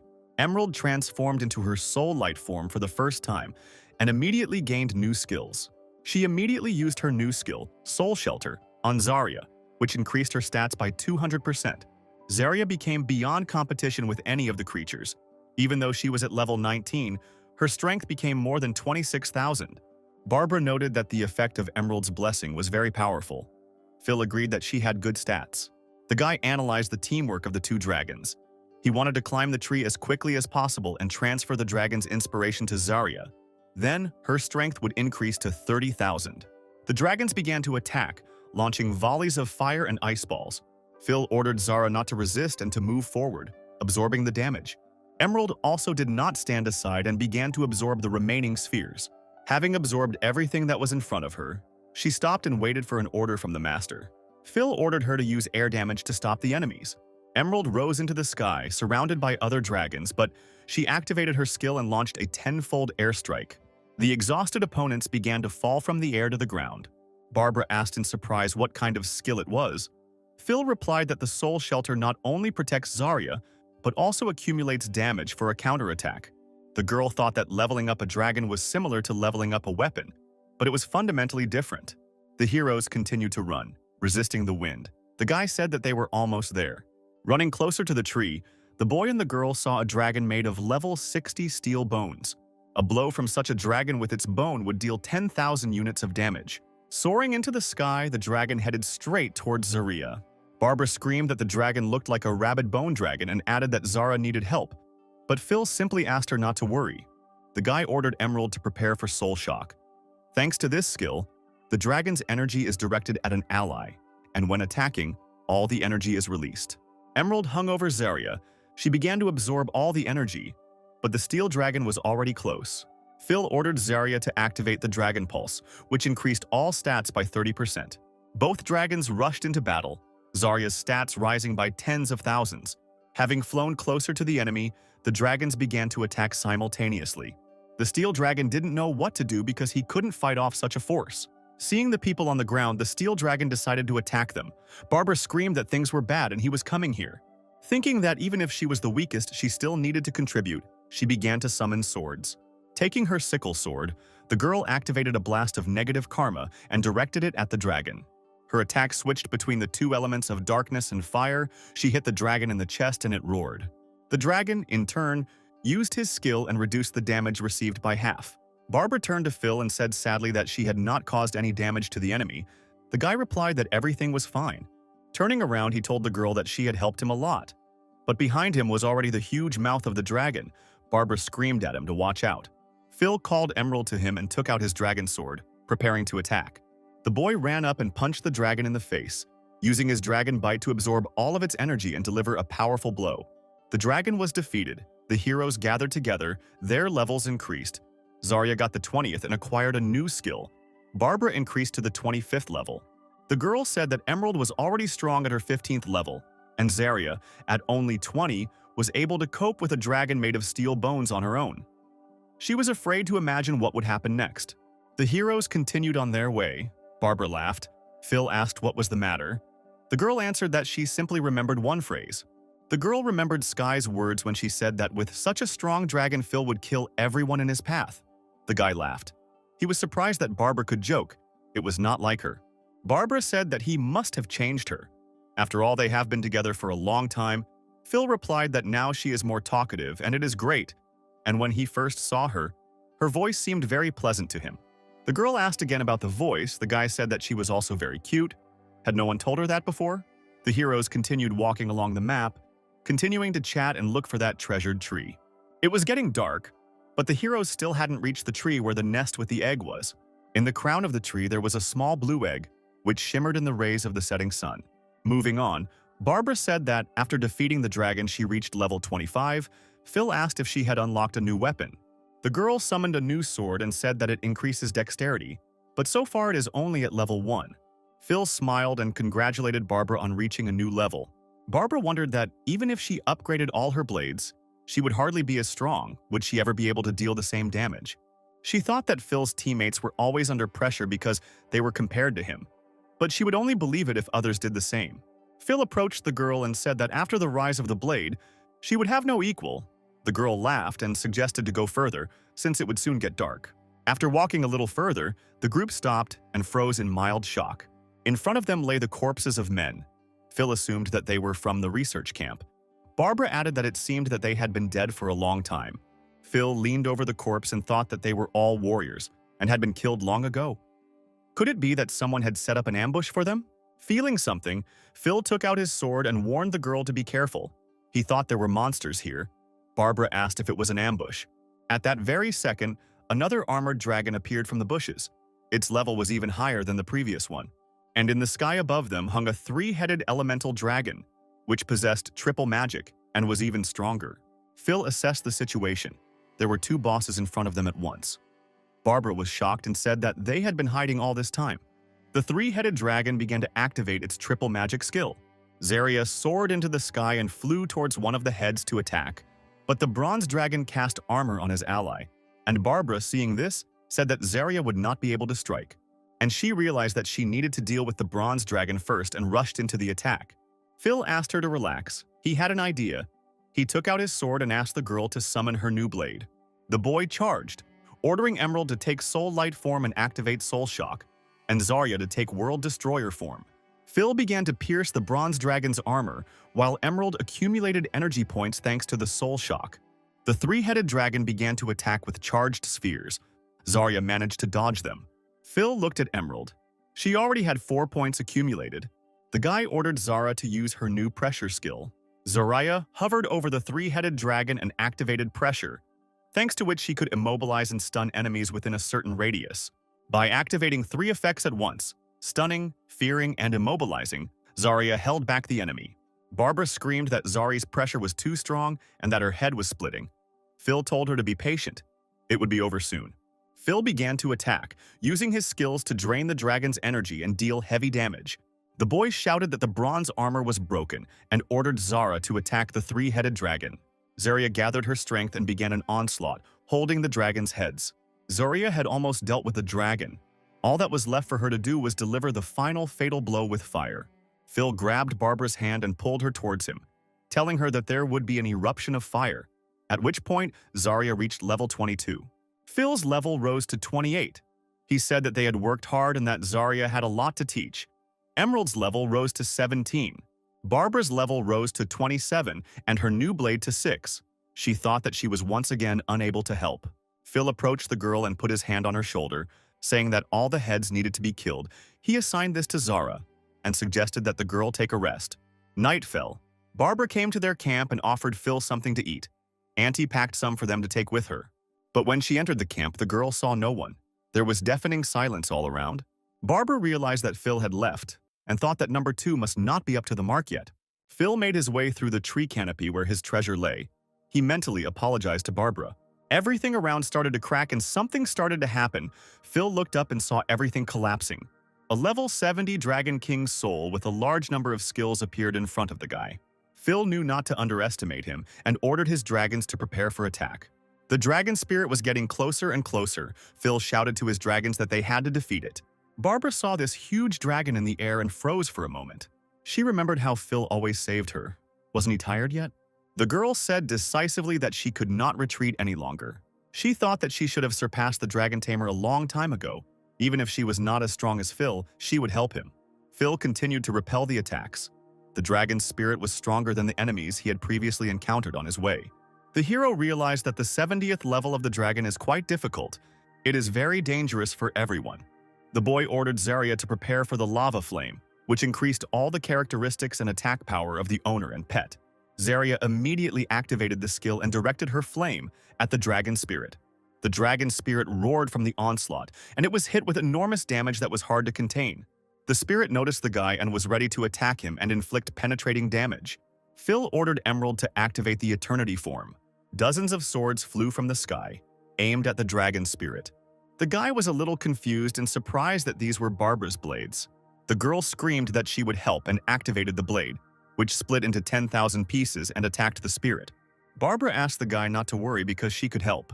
Phil relaxed and let the girl show herself. He knew how important it was to her. The guy ordered Emerald to activate the life pulse. At that moment, the dragon received even new skills. Emerald blessed Zarya and cast an emerald light on her. Phil ordered Zara to finish off the dragon spirit. Zarya delivered several precise strikes on the enemy target. The guy, in turn, activated a new skill for himself, Dragon Tongue. Soaring into the sky and channeling his power into the spirit, he used the Blue Dragon Lord's roar. Barbara looked at the sky silently. Phil said that this was the forbidden Dragon Tongue, and he was about to activate his skill. The spirit roared. Raising its head to the sky, the dragon launched elemental strikes with its word magic, using forbidden elements to strike at the target. The guy called Emerald. She activated the Fall of the Sun, which, after using the forbidden language of the dragon, increased the level and health of the dragon by 2,000%. The sky rolled with a terrifying roar. The dust rose in dense clouds. Inside it was a dome. This was the skill of Emerald's eternal protection, which created a barrier capable of protecting all objects under it. Barbara's level rose to 28, and her blade's level to 10. She stood up and said that if it weren't for Emerald, they would all be dead. The levels of the other heroes also increased, so Zarya got 23rd, Phil 29th, and Emerald 18th. The guy praised Emerald. Zarya puffed out her cheeks in an offended manner, to which the guy replied that they wouldn't have managed without her either, of course. The heroes moved on. Barbara said that she always believed that if the opponents were too different in levels, they would not be able to fight, while Phil replied that when he fought the 70th level boss for the first time, it was as if he had seen the light. The guy told the girl that he actually came here for other things and not to kill the boss. Barbara replied that it didn't change the essence and everything was fine. She lowered her eyes and said that in any case she was flattered. Now she would like to say something else and smiled. Looking at the guy with her big eyes, she repeated the phrase he had said earlier, that he was very strong, but she was not going to lag behind. After defeating the last boss, a chest with rewards appeared. Phil approached it and was extremely surprised. The first thing he found in the chest was the Dragon Lord's wing, which removed all effects imposed by the dragon. Then, the boy saw a dragon's saddle, which activated the flight skill, which allowed him to use the dragon as a mount. And lastly, there was the Dragon Bone Flute, which when used would summon the soul of the Dragon Lord. The guy looked at the items again. He thought the props were good, but the number of uses was limited. Barbara called out to Phil and asked if he was finished with the awards and asked him to come and look at Emerald. The girl did not understand what was wrong with her. Emerald's chest lit up and she activated her life source skill. The entire forest was filled with the rolling of green healing waves. Barbara asked if the dragon heals trees. The guy added that the source of life heals allies. It turns out that trees are the dragon's allies. Emerald was deeply absorbed in herself and continued to heal the plants and trees around them. All the heroes watched closely the healing of nature. The guy looked at the ground. A plant blossomed in front of him, which attracted him with its uniqueness. It was the seed of a sacred tree. Barbara thought that this was the launch of a hidden task. Phil replied that Emerald is able to communicate with plants, and apparently this is some kind of additional point in completing the task. Phil took the seed and said that apparently they needed to kill one of the dragons to complete the quest. But the quest was not timed, and to complete it you had to be at least level 60 to 90. The guy stroked Emerald and said that if it weren't for her, they would never have found out about the secret mission to heal the tree. Then something interesting came into the guy's head, and he decided why not try it. Phil took out his flute and asked Emerald if it could absorb it. Anticipating questions, he added that it doesn't mean he feeds her everything indiscriminately. It's just that she has special skills that help her merge and enhance her abilities. The hero laughed and told the dragon that if he couldn't absorb it, just forget about it. Things don't always work out. The next second, Phil saw that the dragon ate the flute. Barbara was shocked. It turns out the dragon is really capable of such a thing. Now Emerald can summon 2 Dragon Lords. This is now her skill, so the number of summons is not limited. The souls of the Dragon Lords appeared before the heroes. Phil explained that the size of his body had significantly decreased, and now the dragon also had his own pet.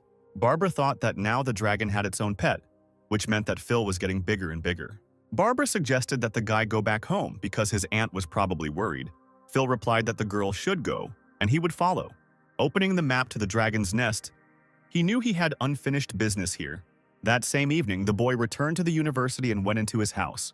Entering his room, he told the dragons that they had been together for so long and it was time to clarify things. Phil began to scold the dragons that it was time for them to stop bullying each other and start acting like normal sisters and switch their attention to caring for the new family member. The guy screamed even louder and asked if the dragons were even listening to him. Having calmed down, he concluded that the egg contained their future family member, so it was worth giving him a warm welcome. Phil brought his hands to the egg and activated his dragon tamer skill. It was a star dragon egg, and he was extremely curious whether the third dragon would be a boy or a girl. There was silence in the room because nothing had happened. Phil opened the tablet. He was surprised that his technique didn't work, but it said that to open this egg you need a rank 2 tamer. The guy thought he had 2 dragons, but to get the third, he would have to reach level 30 and then open it. It wouldn't be easy. Phil told the dragons that it looked like they would have to go to the poisonous forest to move to the next level. And while he told everyone to sleep, the dragons whispered among themselves. The hero again ordered everyone to sleep. Morning came, and there was an insistent knock on the door of the guy's room. Sky and Inga were standing behind the door. Inga loudly asked if the guy was back and if he needed to wake up quickly. The door swung open. A guy appeared. He asked what happened. Inga shoved the tablet at him and asked him to look at the post that had already flown around the entire university. Phil took the tablet in his hands and started reading. He asked the girls. They woke him up just to show him some post. Inga said that this post is about his departure. Initially, there was no pavilion, but then numbers 3 through 6 united, creating a large team, but Frank and Sam are the leaders in it. Phil replied that he was the real number 1. Sky added that this Frank said that he was ready to win back his first place and wanted to fight in a fair fight. Inga added that only the number 1 would be able to take part in the selection of players for the national tournament. The guy realized that Frank needed to win first place. Sky replied that enough empty chatter and that Barbara needed to be told everything. Phil replied that now Frank's pavilion should try to stand up to him. Phil asked to borrow the tablet for a while. He wanted to strike back. The action takes place in the VIP arena of Lundu University. Sam looks at the tablet monitor and something catches his attention. Running up to his friend, he shouted that Phil answered. The guy Sam's friend was fighting charged.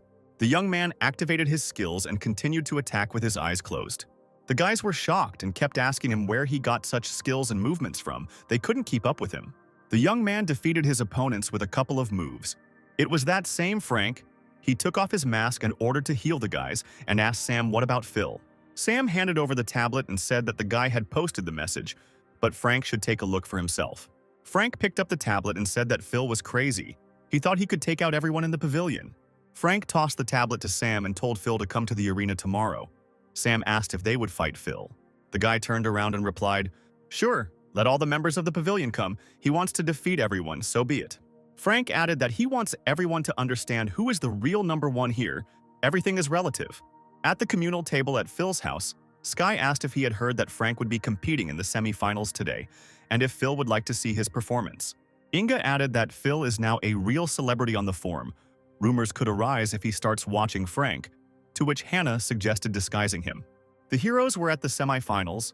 Sky asked if Frank was participating in the next round. Inga answered that he was. Otherwise, so many people and the pavilion wouldn't have come. Auntie turned to Phil and asked if she had dressed him well. Now no one would know. Kate announced that the semifinal was about to begin, and Phil stood up from his seat. The aunt asked where he was going, because the competition was about to start.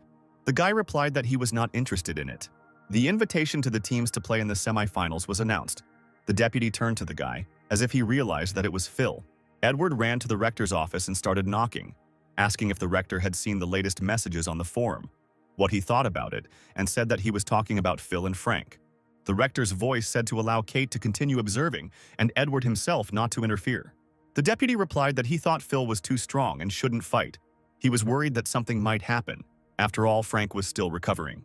The rector replied that he was thinking too much and would rather worry about himself, because in a month they needed a man. It's time to decide whether Phil can handle representing them in the competition. The rector asked if Phil was ready, as the national testing was ahead of schedule. Edward replied that Phil would soon be promoted and he thought he should contact Envoy Gordon, to which the rector replied that Envoy Alfred was now.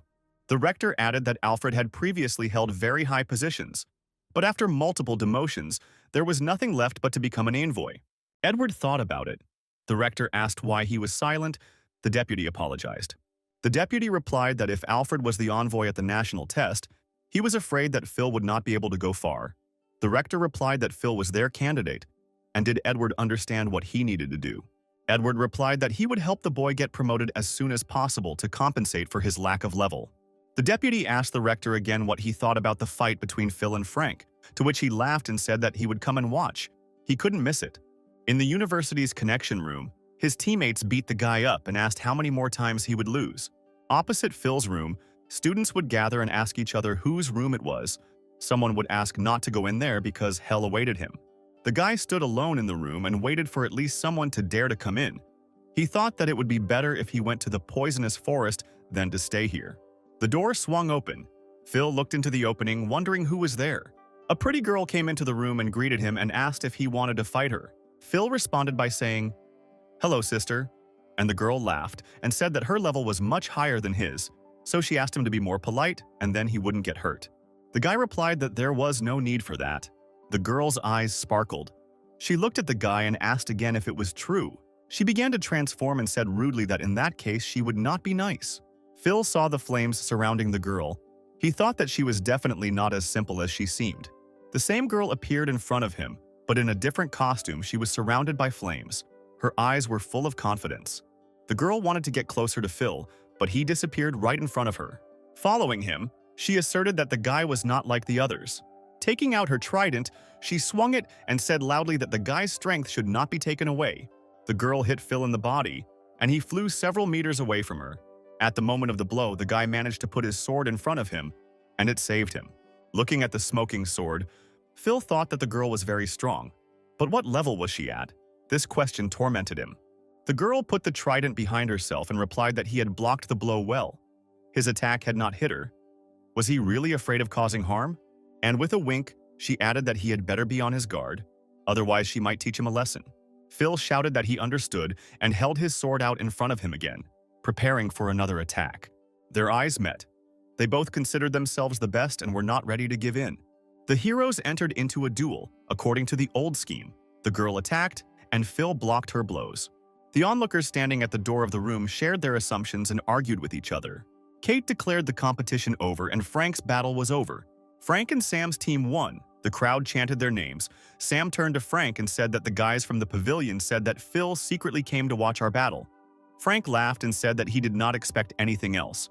Frank raised his finger to the sky and shouted that Phil didn't have long left. The people continued to chant. The guy added that he would have no chance at tomorrow's competition and laughed loudly.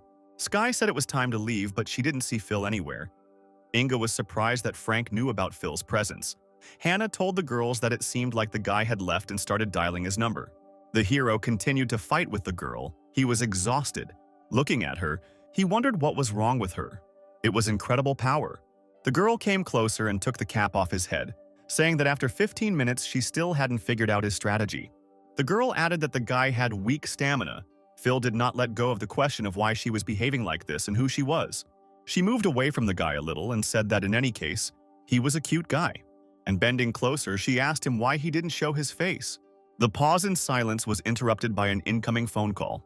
Phil picked up the phone and apologized to the girl, but he answered into the phone that he was already on his way. After hanging up, Phil turned to the girl and thanked her for the experience and asked her to leave her number before leaving. The girl laughed and said that the guy had just joined and was already asking for her number. She didn't think he was like that. The girl left the room and waved her hand, telling him to forget about this conversation. And if he wanted to meet, then let him come to this room. Phil had many questions about who she was. Besides, he almost lost. She was definitely not a simple student, maybe a teacher. He got 100 points on the card. That is, she admitted defeat. Running out of the room, Phil tried to catch up with her and shouted down the entire corridor, "Sister!" He still had a lot of questions, and the students kept nagging the guy and telling him to be careful. Gone. Was it a ghost? Phil thought when he heard someone call his name. Turning around, Phil saw his friends and aunt. The girls stood in bewilderment at who the sister was and what was happening to the guy. The guy scratched the back of his head and realized that not only had he not found the girl, but he had also let it slip. The next day, after the final certification of first-year students, the participants and students gathered in the arena. Frank asked why Phil wasn't there yet. If he was scared, then they were ready to come to him personally. Sam asked how much longer they had to wait for him. Someone from the pavilion shouted that he had arrived and all eyes turned to the entrance of the arena. Frank ordered everyone to get ready and everyone obeyed and stood in their places. Phil appeared in the arena and waved his hand. He apologized and asked if he was late. Phil ran to the center of the arena, finishing his sandwich, and said that they could begin, he just had things to do. Running up to his rivals, the guy said that he thought he was not late and had arrived just in time. Phil smiled and said that he didn't know how big their pavilion was, but he didn't care, even though they could all attack together. The big guy shouted that Phil was brave and started asking if he could compete with Frank or if he wanted to die. Frank interrupted him and said that since the guy didn't take them seriously, they wouldn't be nice either, and he bet 7,000 points. The hero remembered that he had also forgotten about the bet and reached into his pocket for his card. Taking it out and placing it in front of his face, he clearly said that he was betting 17,000. Sam yelled at Frank that it was too much and they didn't have enough. The guy just shut him up. Frank thought that Phil was brave, and if he could win back those 17,000 from him, he would be able to calmly continue his studies for at least 3 years. The guy shouted that his pavilion was setting everything up and it was time to get started. His partners shouted that they were listening. Phil clenched his fist and said the bets were off and they could begin. Someone from the pavilion shouted that he shouldn't have spoken to their leader like that. Frank ordered all the guys from the pavilion to get ready. Phil stood confidently and calmly watched everything that was happening. The entire pavilion was up in arms and ready to engage in battle, awaiting the order. Frank frowned and ordered an attack with all his aggression. One of the participants started casting a spell and used the copper lock curse. The chains wrapped around Phil's body, and thanks to this skill, the guy could neither move nor attack. The rest of the pavilion participants thought that the guy was unarmed and began to attack him. With one clear blow, the hero cut the chains that bound him and became free from them. Frank was impressed that Phil could still move and the curse didn't work. The hero grabbed the guy by the clothes and pulled him towards himself. He knew that the first thing he had to do was destroy the water, and the rest would bow down behind him. Frank fell to the ground from the force of Phil's blow and was unable to get up. The pavilion participants were extremely surprised that Phil dealt with Frank with his bare hands. The same mage who had previously used the copper lock curse tried to use the curse of cruelty. The mage activated the curse and directed it at Phil. The rest of the attacks from the pavilion participants also flew there. Through the clouds of smoke, the hero's voice could be heard. He asked if they were the leaders of the freshman's test. The guy raised his sword and asked if they were that weak. Frank was under Phil's foot and tried to ask Sam what was wrong with his curses. Sam looked at the leader with trembling hands and replied that this couldn't be, because he had given it his all. Phil looked at Sam and told Frank not to blame the guy because the hero had high stats, so skills of that level were useless on him. Frank broke free from Phil's leg and began to attack him. The guys from the pavilion chanted and encouraged the leader. Phil raised his hand and started calling Zarya. He said that he had to admit that Frank wasn't bad. He took first place, so now the hero would show him the difference between the two of them. Frank wondered what the hero would do now. Would he really summon a dragon? In an instant, Zarya appeared in the arena, and everyone present held their breath. Zarya brought down flames on the participants, and Frank, they burned with a bright flame. The entire pavilion fell to the ground. Someone was screaming. Someone was filming what was happening on their phone. But they were all connected by the helplessness of this situation. Frank looked up into the sky and saw the dragon. He knew it was all over. Phil's dragon was much cooler than Oswald's. He was a living legend. Phil approached the guy and said that there was no point in running. The boy and the dragon attacked. Zarya used pressure to immobilize and stun the enemies. 3 effects were applied to the enemies at once: immobilization, fear, and stunning. The opponents ran around the arena and begged for mercy. Frank looked at the dragon and Phil and laughed. He didn't understand how anyone could defeat them.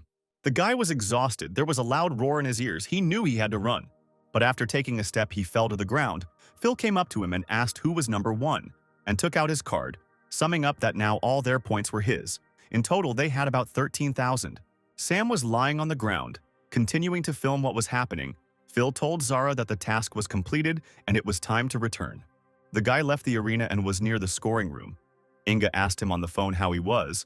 He replied that everything was fine and he had earned a lot and would definitely share it when he returned. But that same girl came out of the room, and when he saw her, he told Inga that it was time for him to go. Phil approached the girl and was glad that she was there. The girl asked if he had been waiting for her all this time. The guy answered honestly that he was looking forward to their meeting because he saw no point in fighting with others anymore. And looking at the girl again, he added that, after all, her level was above 70. Phil asked her again that she was not a senior student. The girl remained silent and went out the door. The deputy entered the arena and checked Frank's pulse. Edward realized that the force of the blow was not weak. Standing unconscious in the middle of an entire pavilion, the deputy knew that their lives were not in danger. The girl asked if the guy wanted to fight her. Phil silently entered the room. The door closed, and Phil said that he didn't want to fight at all. He wanted to clarify that since the girl entered the room of the 70th level, then her level was definitely higher than the 700th. And she was definitely not a student, the girl clarified, and who she was in his opinion. The guy thought about it and said that she looked young, but her level and strength definitely didn't match the characteristics of a student. She must be a teacher. The girl laughed, replying that, in any case, he could call her sister. She came closer and said that when a guy doesn't hide his face, it's much more pleasant to talk to him. And she added that if he wanted to see her here again, he shouldn't set the level higher than 70, otherwise she wouldn't come. The guy agreed. Apparently he shouldn't have set the level to 80, but he wanted it that way. The girl transformed into her battle form and said that the technique she used last time, he used it during the battle with Frank. The guy playfully replied that if she knew, it meant she was watching his game. The girl smiled and replied that the guy summoned a dragon in a few swings. This impressed her, and his attack speed was not low. She appreciated this. The guy scratched the back of his head and laughed. Thanking her, he clarified that he was not very good at close combat yet. The girl unexpectedly hit the guy with a trident and he flew back several meters. Blood gushed from his shoulder. Phil grabbed his hand and did not understand why the girl did this. The girl replied that despite the progress, he was far from perfect. The guy replied that his sister had misunderstood everything. He just wanted to learn from her. He shouted that she was very capable, and thanks to her he had won the previous battle. If his sister agreed to teach him, he would definitely achieve success and be able to learn a lot. The girl burst into laughter and asked if the boy wanted to become her apprentice, and asked him to take charge of his own training. And if he wanted to learn a couple more of her tricks, she should bring his aunt's dishes. The guy was happy and replied that he would bring it without any problem. He knew that there would be no problems with the aunt. The girl said that since Phil had come, she wanted to see what he had learned. The guy stood up and said that he was starting. Having arranged a duel, the girl was surprised that the guy had such high speed. She soared into the sky and said that in that case she would try her weapon on him. Soaring to the ceiling, she asked how Phil was feeling. The girl said that Phil was no longer able to control the weapon. She had changed it. The black dragon's sword smoked. Phil replied that he had been using weapons for a long time, but had never seen anything like this. The girl waved her trident again and asked what the guy was going to do. The girl hit the guy, but he managed to dodge the attack. Looking at her, he said that he wanted the level elimination skill. The girl was speechless and asked again if the guy knew what it was. She accelerated with all her might and flew at the guy, saying that this was a very rare and expensive technique. Phil took out his sword and held it in front of him. He asked his sister to wait. That evening, Hannah approached her nephew and said that he scared her.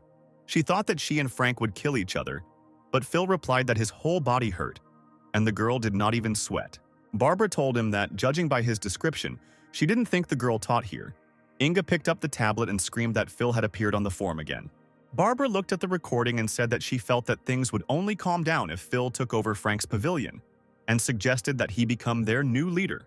Phil, full of frustration, replied that he had seen this before, and he thought they needed to focus on their goal.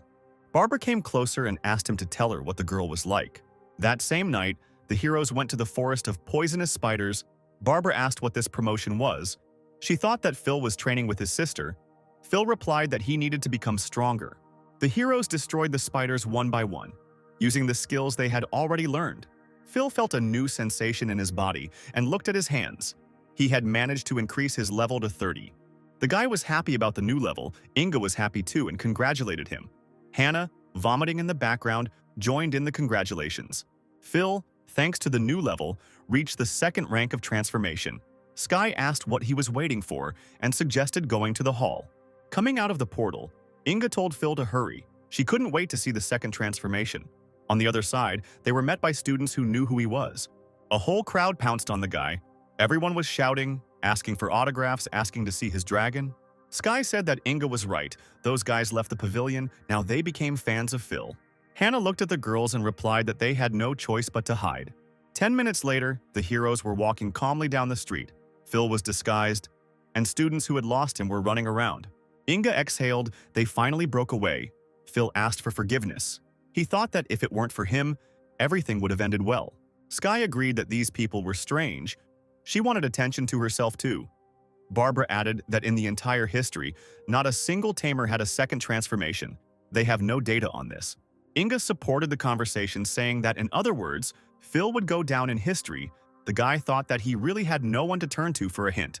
Sky put her hand on Phil's shoulder and said they were here. While at the transformation room, the guy was ready to enter and said that he could handle everything. Hannah said that the ceremony was carried out exclusively alone, so they would wait for him at the entrance. The guy walked in and put his card on the machine. The technology notified him that he was ready for the transformation. Phil thought that it was fundamentally different from the first one, since many more opportunities would open up. The platform was ready for the ceremony, but no information about the dragon tamer was found. The hero was not surprised that the system had no data about tamers. The transition ceremony was activated, and the system wished for a successful transformation. Phil felt the transformation with every part of his soul and body. 3 species appeared before him, and the hero began to actively study them. The first was the class of the Pastor of Dragon Tamers. Here, such skills as spirit and endurance of the dragon were added. You can improve the dragon in every possible way, adding this or that characteristic. The second class was the Dragon Caster. It was close to the Magician.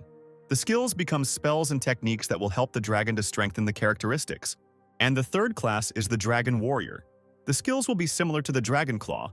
More dragon elements will appear, and the guy himself will become a dragon. The damage will increase. The additional information was interesting, but the guy was interested in the Dragon Warrior, who could also transform. Phil felt as if something had hit him in the head. He turned around and was stunned. There was also a fourth class, the Night Tamer, who gained skills that could be combined with dragons and double the damage dealt. The hero thought that this was exactly what he could try and decided that only the 4th grade was suitable for him. The girls were waiting for their friend at the exit, and other students who had recently undergone the transformation were talking around them. Sky asked why it was taking so long. The longer she waited, the more nervous she became. Hannah asked her not to worry. Now is the most important moment for Phil. Sky looked at her aunt and realized that she was also nervous. Barbara calmly replied that she could understand their concerns, but Phil was exploring his new opportunities, and things would soon change for him. Phil left the room. Inga, not seeing him, cheerfully said that they should trust him. The 800-year decline of the Tamers was coming to an end. The girls noticed the guy and started asking questions one after the other. The guy folded his hands on his waist and smiled, offering to discuss everything that had happened to him. The heroes walked from the university to their home and discussed all the details of the transformation. Phil said that it was necessary to quickly achieve the 30th level with Zarya, and now the activation of the Star Dragon was available to him. The guy asked the girls not to think of anything. He can move on them only if the girls are in the state of a dragon. On the way, he met his sister and told him that he was finally here. Phil noticed her and asked why his sister came. The girl replied that she should have left him her contacts so as not to wait later. Sky propped the guy up with her elbow and asked why he didn't tell them that she was such a beauty. The girl laughed, since everyone already knew about her. Sister approached Hannah and said she was a lovely chef. Auntie replied that she didn't think she knew her. Sister replied that she had come mostly because of Hannah and asked her to give her Phil and take him to the city. Hannah replied that she shouldn't have even asked because Phil had achieved so much thanks to her. The girl dragged the guy along with her and said that she would return him in the evening. The guy and the girl got into the car and drove off in an unknown direction. Phil received a message saying that Inga had found out that this sister was not a teacher at all and that he should be wary of her. The girl saw that the hero was looking at his phone and asked what happened and what was wrong with his face. Phil didn't hesitate and immediately asked where they were going and why they had left the university. The girl laughed and said that they had gone to get him a present. Turning, she winked and added that they were going to eliminate the level he had been hunting for so long. The heroes arrived at the auction house. Phil asked why they needed this place. His sister replied that at this auction there was one of the magic scrolls that he wanted to buy. The guy understood that the scroll would not be cheap and asked the girl if they could forget about it. His sister laughed and asked if he had decided to back out at the last minute, and told him not to worry because she was richer than he thought. Phil knew he had to be careful until he found out who she really was and not stay in debt, so he said he would pay her back. The auction began. The host's voice was heard, and everyone turned their attention to the stage. The host greeted those present and said that the auction for the first treasure was about to begin. A picture appeared on the screen. The presenter continued that this was a very rare magic scroll. The starting price was 95 million. Phil thought that such a sum was clearly beyond his means. The bidding began, and the price rose very quickly. Sister said she would teach him. There is always a certain pattern of actions at the auction. The girl just started to speak to place a bet, but she failed. Somewhere from behind me, a bet of 300 million was heard. The bet was made by that same Princess Teresa, already familiar to Phil. The guy turned around at the voice and seeing Teresa asked why she needed it. The sister answered that she was a little princess from a rich family, and if you bargain with her, you won't get away with it. Phil was surprised and asked the girl how she knew Teresa. She replied that she knew a lot of things. Raising the sign, she said that today she would help him, and the scroll would be his and put 400 million. Teresa was angry. She got up from her seat and asked the servant who this girl was. The servant replied that she had nothing to worry about. They had brought 500 million with them and could continue to participate in the bidding. The sister paused and said that she had changed her mind and bet 500 million. The princess stood up and shouted not to anger her. The auction was over. The host announced that the scroll would go to the sister. Teresa and the servant looked towards the heroes. The servant asked if it was Phil. The heroes were asked to go to the restroom. The princess looked at Phil again and through her teeth said again, he. She clenched her fist and screamed that she hated him. The servant asked her not to be angry and he would find another scroll for her. Rising from her seat, she ordered them to go and that no one could be relied upon, and added that we would see what her brother would say about this. The heroes were in the break room when another girl came in and said that she knew it was her sister. The girl carried a scroll in her hands and said that only her sister could make such bets. The sister approached the girl and hugged her, asking for forgiveness for not saying hello earlier. Looking at Phil, the sister said that this was her brother and a gift for him. The girl approached the guy and introduced herself as Aunt Diana, and if the guy wanted to buy something unusual in the future, he could contact her. Diana laughed and said that she was her sister's sister-in-law and that they ran the auction together with her brother. Phil understood why she had behaved so immodestly at the auction. The sister suggested that the guy look at her gift. The hero thought that he would have to pay back the money with difficulty. He only had 480 million left to save. Taking the scroll in his hands, the boy realized that he could finally remove the level 60 requirement for the Overlord's wing and equip it right now. Diana asked if her sister had found anything useful lately, and she replied that she had found nothing at all. The girl turned to Phil and said that it was time to think about how he would return the 500 million. The guy replied that it looked more like a scam. The guy asked what the girls were talking about. The sister said that she came here for one more thing. The girl took out a tablet and said that she was selling certain things to earn coins, and they were all in the auction house collection. If she finds something that isn't already in this book, she can make money. Phil looked at the book and asked if these things were priceless. His sister answered that yes, these are the items that the house wants to receive, and if someone brings them, they get 3% of the approximate value. Roughly speaking, my sister was adding to her collection at home because Diana loves expensive things. Phil thought that if he could get 3% if he sold the rare equipment and could pay 500 million for the scroll in the near future. He asked for an appraisal of this equipment and took out the Dragon Lord's wing. Diana immediately replied that this legendary wing is the best of its kind, and its value can be estimated at a minimum of 2 billion. Her sister added that 3% of this amount is 60 million, and it is very easy to make money on the book. Phil thought it was convenient. But 500 million was still a long way off and suggested an even rarer treasure. He took out his star dragon egg and asked how about it. The girls were stunned. Diana asked if the guy was by any chance a legendary dragon tamer. Sister asked Phil if he had another dragon besides the black one. The guy replied that if you take everyone into account, then he has about 5 of them. Diana said that the dragon's wing was a very valuable commodity, but the egg was even more valuable. She took her words back. Not all treasures can be valued. The girl came closer and asked the guy to look in the book. If it appeared in the book, then the reputation of the auction house would increase many times over. The sister thought, owning a dragon is quite a rare occurrence in itself. And the guy also has eggs. What a valuable specimen. Diana suggested that Phil come to their house sometime. He would pay for the egg regardless of the final price at auction. The hero put the items on the table and said to put these things in the book and asked when he could get the money. Diana replied that the benefits would come into effect from today. Phil smiled and said that was good, and in that case he could go. Leaving the room, the sister said that she was not rushing the guy to repay the debt. Phil replied that everything was fine and the benefits were starting from today. This month, he would be able to repay everything. The sister didn't think that her daughter-in-law would be so generous and return everything, but at least she wouldn't have to pay back the interest. Coming out into the common room, Phil said that there were quite a few useful things for sale in the house, and he should pay attention to them. People nearby saw that the book was being updated. The guy walked up to the screen and wondered if his egg and wing would really appear on the list. People who saw the egg began to talk and argue, call others, and the news spread very quickly. Phil said that it looked like the house would soon be at the peak of popularity, but his sister replied that it was too early to be happy for her daughter-in-law. People were crowding like crazy to see the dragon's egg. If the heroes didn't come out, they would have to spend the night here.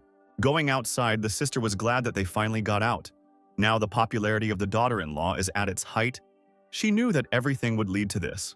Phil thought that he shouldn't have agreed. Businessmen can't be trusted. Now she will earn more than she pays him. But he asked his sister where her car was.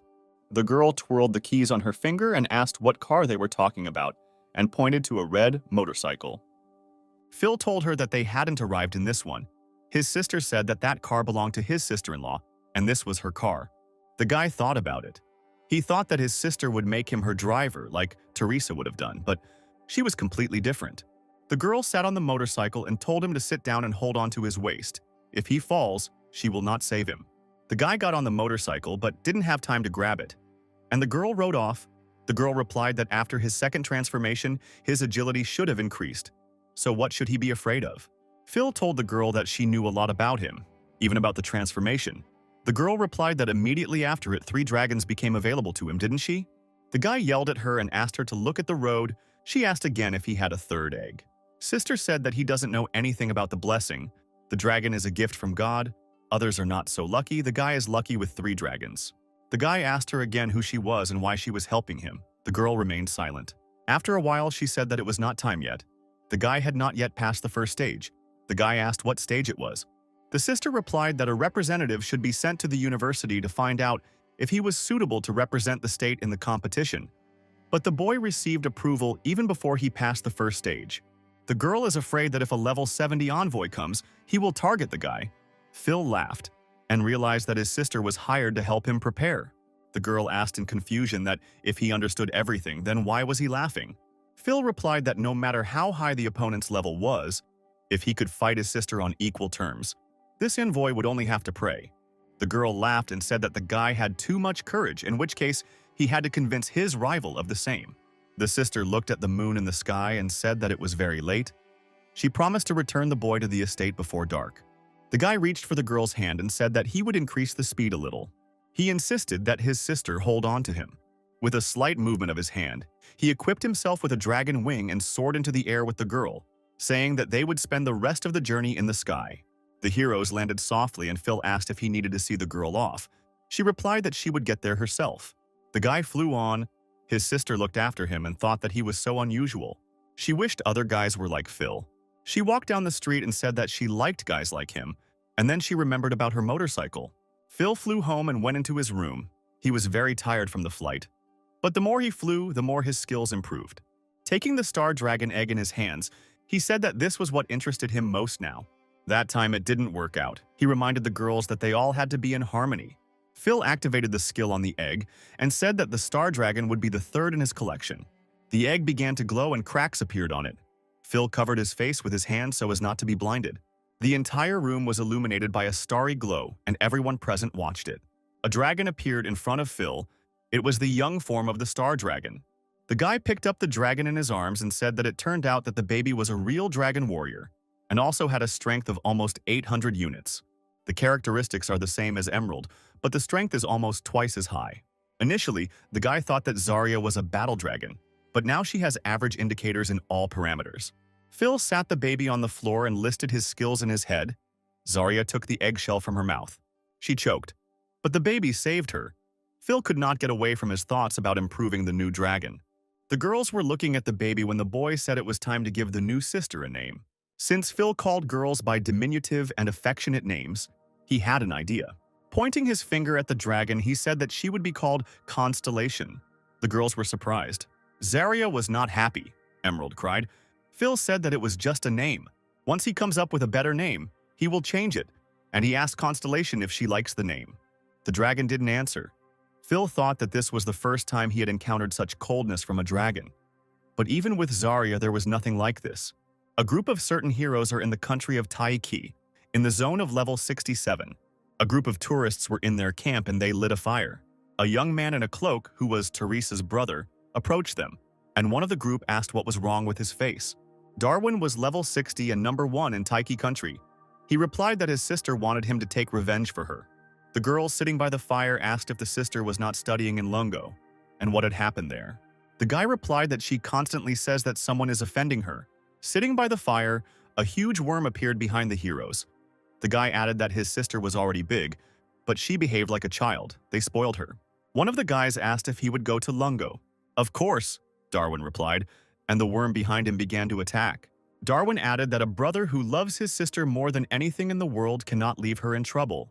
The girls responded by telling him that the country was currently preparing for a competition, so it would be better to sneak in. Darwin replied that he would put on a curse costume and go there. Darwin added that he would wash his sister and then find out who they had chosen as this year's candidate. His eyes grew angry and his teeth clenched. He said that the Taiki camp should be number 1. For a week after receiving the constellation, no one was interested in Frank's pavilion. Without Teresa, his life returned to normal, and from time to time he studied with his sister. On weekdays, the team of heroes continues to improve in the forest of poisonous spiders. The levels of all 3 dragons have become significantly higher. Barbara chose the Dancing Swordsman class during her transformation. Sky and Inga also achieved their second transformation. Sky happily told Inga and Hannah that they had reached level 30. They could now transform. Hannah smiled and said that it was very difficult. The guy looked at his friends. Sky was glad that soon they would be able to pass more difficult copies. Phil thought that it finally happened. All team members have reached the second transformation. Now they will be able to pass copies of the 30th level. The heroes stood near the transformation room. Barbara said that she chose the Dancing Blade class because it was very similar to Fencing Chic. She thought that they would understand everything anyway. Inga replied that she had actually thought about changing her specialization, but then realized that without her healing, she would not be very good. Phil replied that now their team had enough strength. All that was left was to walk in copies. At that moment, Sky came out. Inga asked what was wrong with her. The girl asked him to guess what she had chosen. Barbara assumed it was a hidden class, and Sky confirmed her words. She said that now she is a water swordsman, now she can control the element of water. Barbara said that the chances were very small, to which Sky told her that she was very talented, but now she was much more useful than her. Phil suggested that she chose that transformation so as not to be left out. The guy got a call from his deputy and he picked up the phone. Sky was furious and Inga stopped her.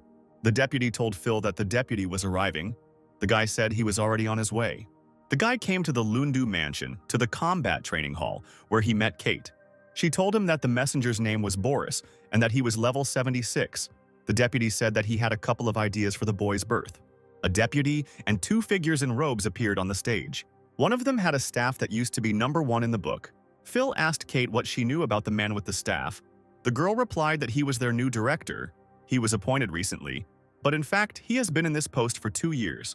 And she added that only the deputy knows about his power. He does not attend any events. His voice is changed with the help of magic, and since he came to meet with the envoy, he is not an ordinary person. Some sounds were heard. The heroes turned their heads towards the exit and saw that a messenger was coming.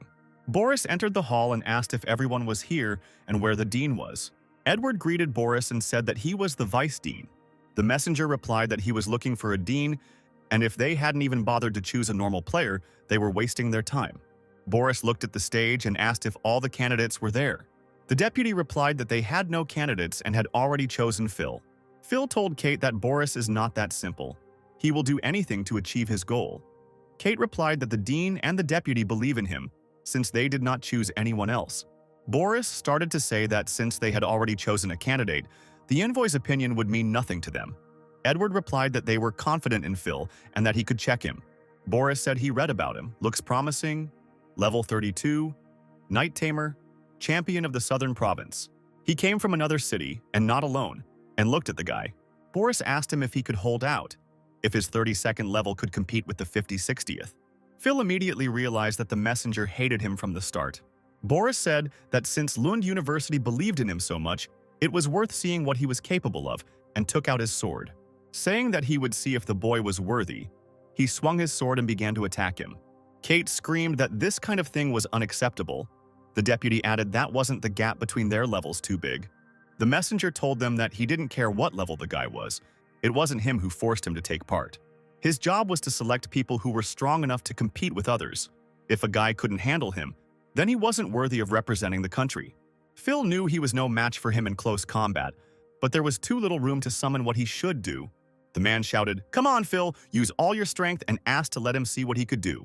Knocking the sword out of the boy's hand, he shouted that it was time to release the dragons and show them to the light. He screamed louder and louder about why Phil was making him wait. The dean struck the floor with his staff and said that since the messenger was in high spirits, it would be better to move to another place. Everything around was filled with red color and mysterious symbols. In the blink of an eye, all the participants disappeared from the stage. The rest were left wondering where the dean had taken them. The heroes were transported to the university arena. The dean said that there was much more space for testing here. Boris laughed. He didn't care where. It wouldn't give him any strength. Hiding was useless. The dean wouldn't protect him. Now Boris understood the reason for Teresa's bad behavior. It's no wonder she has such a low self-esteem. Phil appeared riding on Zarya and said that there was enough room here, so it was time to give it his all. Boris was shocked by the size of the dragon. He realized that this was the same dragon that had made Mrs. Teresa jealous. It was exactly like the one in the video. But he added that it was a pity that the dragons were powerless against him and began to activate his shield. The shield was huge. Boris added that it was not so easy to stand up to a level 76 shield knight. Phil was not talkative and asked him to simply continue watching. The guy ordered Zara to activate the pressure. The dragon began to affect Boris, who defended himself with a shield.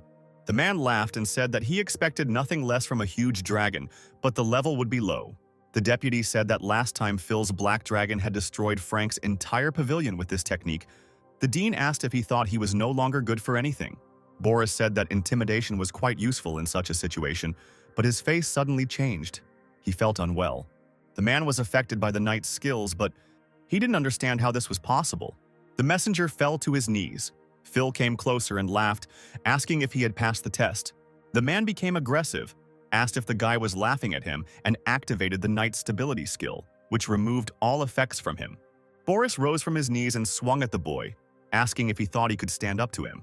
Phil began to summon the rest of the dragons and, smiling, replied that he could.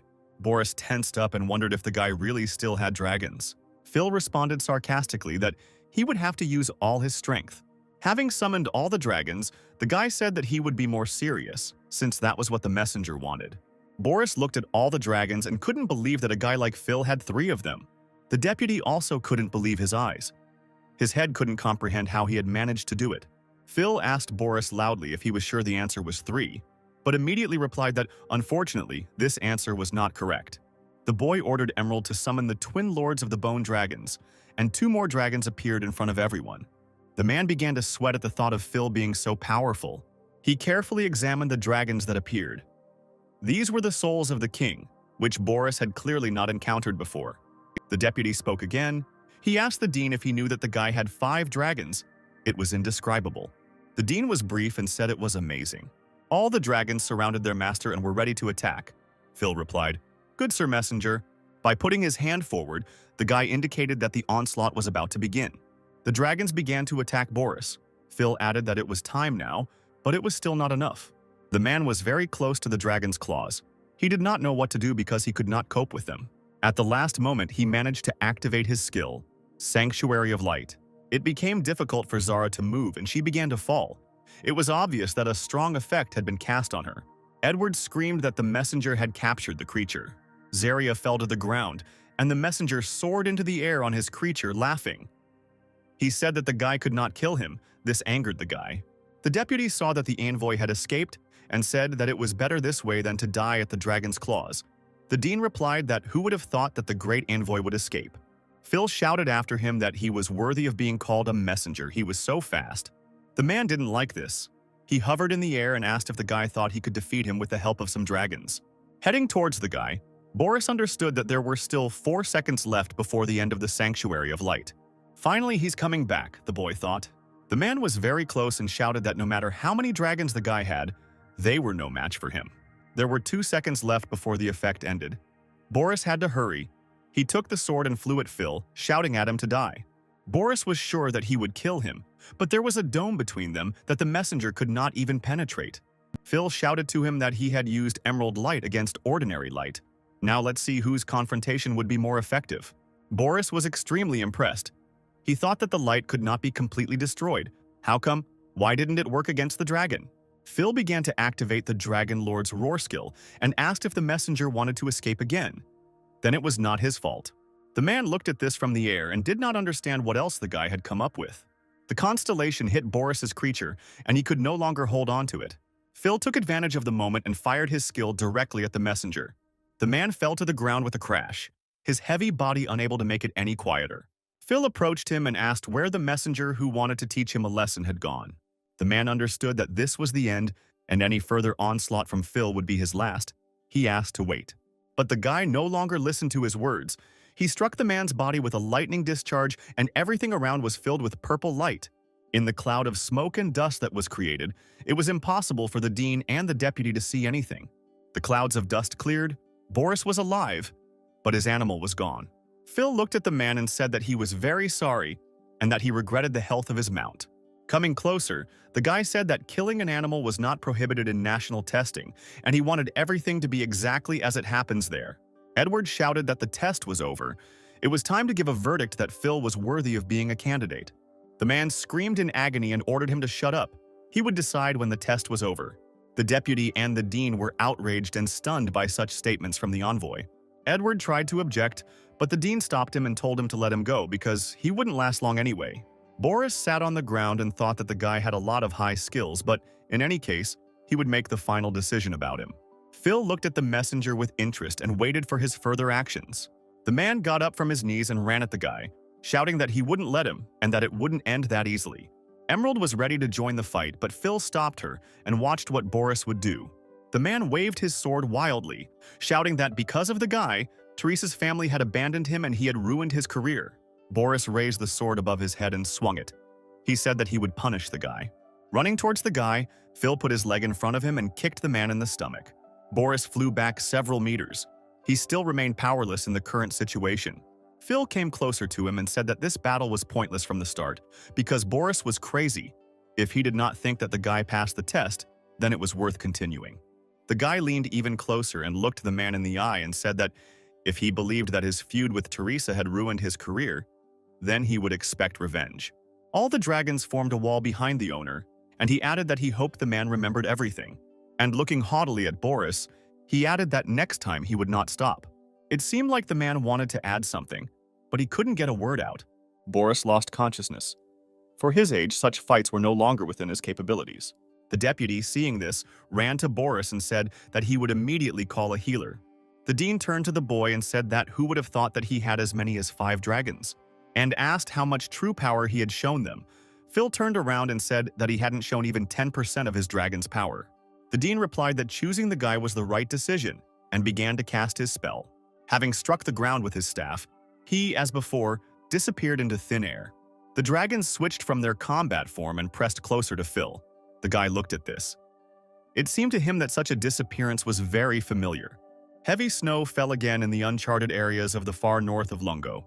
In front of the man lay Phil's papers signed by Boris. He laughed and said that it was not bad. The man said that Phil would be their candidate after all. Boris must have cried when he signed those papers. The man ordered the deputy to come in. The guy turned to Mr. Alfred and asked if he needed anything. Alfred ordered the lion to be prepared to go to the Lund University. The deputy told him that several researchers had recently been attacked. The man replied that he was not leaving forever and that all research could continue as before. He added that he needed to meet with the other researchers and Phil, and they would see each other in a couple of days. That same evening, Phil was at his location. Opening a map showing a tidal bay, he was surprised to find it was 3,000 kilometers away, too far. He understood that Boris recognized his qualifications and he felt calmer, but their further destination was too far away, and this was a mid-ranking card. On the phone, the guy answered that it would be better next time. Harvey asked if he definitely didn't need the card. He could contact the magician, but the price would be appropriate. The guy was distracted by some message on the tablet, and he decided to open it. Phil saw a greeting in front of him, which said that a treasure chest was available to him. He was glad. He finally managed to get to the god-level treasure. Harvey was still hanging on the phone and asking if the guy was there. Phil asked for a minute. He wanted to clarify something. A certain fireball was flying straight towards Phil's estate at great speed. Phil managed to answer Harvey that this place was in the far north. The next second, the ball hit the estate, completely wiping it off the ground. A figure in a dark robe hung in the air above the destruction. In his hand was some kind of stone, which obviously gave him strength. Suddenly, Zarya flew out of the house. The dark silhouette was shocked that the heroes survived. All the heroes and dragons soared into the sky to the man who took the roof over their heads. Phil flew up close to him and asked if he wanted to teleport. Swinging with all his might, the boy hit the stranger in the face and the hood of his robe flew off. Phil felt as if he had been scalded with boiling water. He already knew this man. The man was a teacher who stood next to the dean. People came out of their houses asking what was going on, and fire alarms were blaring everywhere. Inga loudly announced to everyone that this was an attack, and the man was going to kill other people. Scarlet chains appeared in the man's hands. He told the boy that since he saw him, he had no choice. With a sharp movement, the man threw chains on the guy. It was a flaming lock, which tied the target and did not allow him to receive any positive effects. The man tied himself with the same chains and took out a red crystal, which activated the extreme flame. Burning his health, it formed the core of the flame. Phil guessed that this was the core of flame, and that the man was the most powerful fire mage. The man looked at the boy with crazy eyes and said that they would die together. Inga and Barbara were on the ground. The girls shouted at the guy to hold on. They were already on their way to help. Hannah was scared to death she could lose her only nephew. The man grew bigger with each passing second and shouted that the boy could no longer escape anywhere. The core was already 72% complete. The man continued to scream at Phil to die. Phil ordered the emerald to activate the eternal protection and protect everyone so that no one would get hurt. Emerald immediately activated the protective barrier. All people and dragons were now safe. The guy realized that the man was going to blow up the flame core. He took out his sword and tried to do something, but his attempts were unsuccessful. The man screamed that it was time to die, but Phil was not going to give up. He gripped the sword tighter and flew towards the man. Out of nowhere, a staff appeared and pierced the man, and his skill was interrupted. Phil, looking at this, understood that this was the dean's staff. But how did it appear here? The staff passed right through. The man was covered in blood. Such an injury was incompatible with life. The last thing the man managed to say was that it was time for Phil to die, and he fell into his own fire. Phil was haunted by the staff and looked at it as if enchanted. Another figure in a robe appeared in the sky. It was the dean, who silently took the staff. Phil couldn't say a word. He was waiting for some answers to all his questions, but the dean was not going to talk to him. Having landed on the ground, Hannah ran up to the guy and said that he scared her to death. Phil replied that everything was fine and she shouldn't worry. The hero's friends ran up to him and asked him what kind of magician he thought he was. Phil replied that he saw him near the examiner.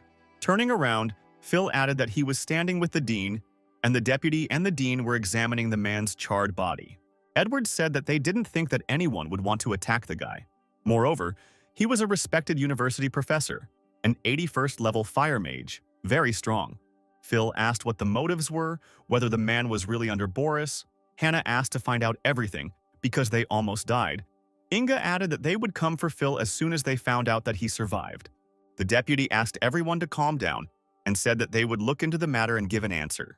Early the next morning in the office, the dean said that the assassination attempt would definitely be repeated. The professor was a respected man, and it was unclear how many followers he had. Despite the fact that the dean controls the entire university, if he misses even one thing, The consequences will be irreversible. And he loudly asked if they were listening to him. Alfred, sitting in the chair, replied that they should learn how to make drinks and that even their tea wasn't tasty. And he asked the dean not to be angry. They hadn't seen each other for so long. And the dean didn't even ask anything about him. The dean asked how things were in the far north. Alfred replied that he had not decided everything, but offered his help to investigate Phil's case. It was not safe for him to stay here. Smiling, he told the dean that he would take the boy with him to the far north. A trip to the far north with Alfred can ensure not only the boy's safety, but also prevent him from causing harm to others. The dean asked if Alfred would have time for the guy. He replied that he was not his assistant, but he hoped that the guy would want to come and help with the investigation from afar. The dean replied that he understood everything, but the guy had to be completely safe. Alfred, finishing the bottle, replied that he would return him safe and sound. Early in the morning, an expensive foreign car pulled up to the main entrance of Lund University. A guy came out of it. Teresa ran into his arms, saying that she knew that her brother had nothing more important than her. Darwin replied that he had nothing more important than the princess, and he had to prepare for her arrival. Teresa looked up at her brother and asked if he would help her. Darwin asked to tell him who offended his sister. He will teach anyone a lesson. While Phil and the team had nowhere to live, they stayed at Barbara's. The guy talked to Harvey. He asked if he received it. The guy replied that he received it and would transfer the money now. Barbara put a glass of water in front of Phil. Harvey said that he had suddenly cut off the connection last night, but this card was secret and no one except the guy dared to buy it. Phil said that he was hanging up.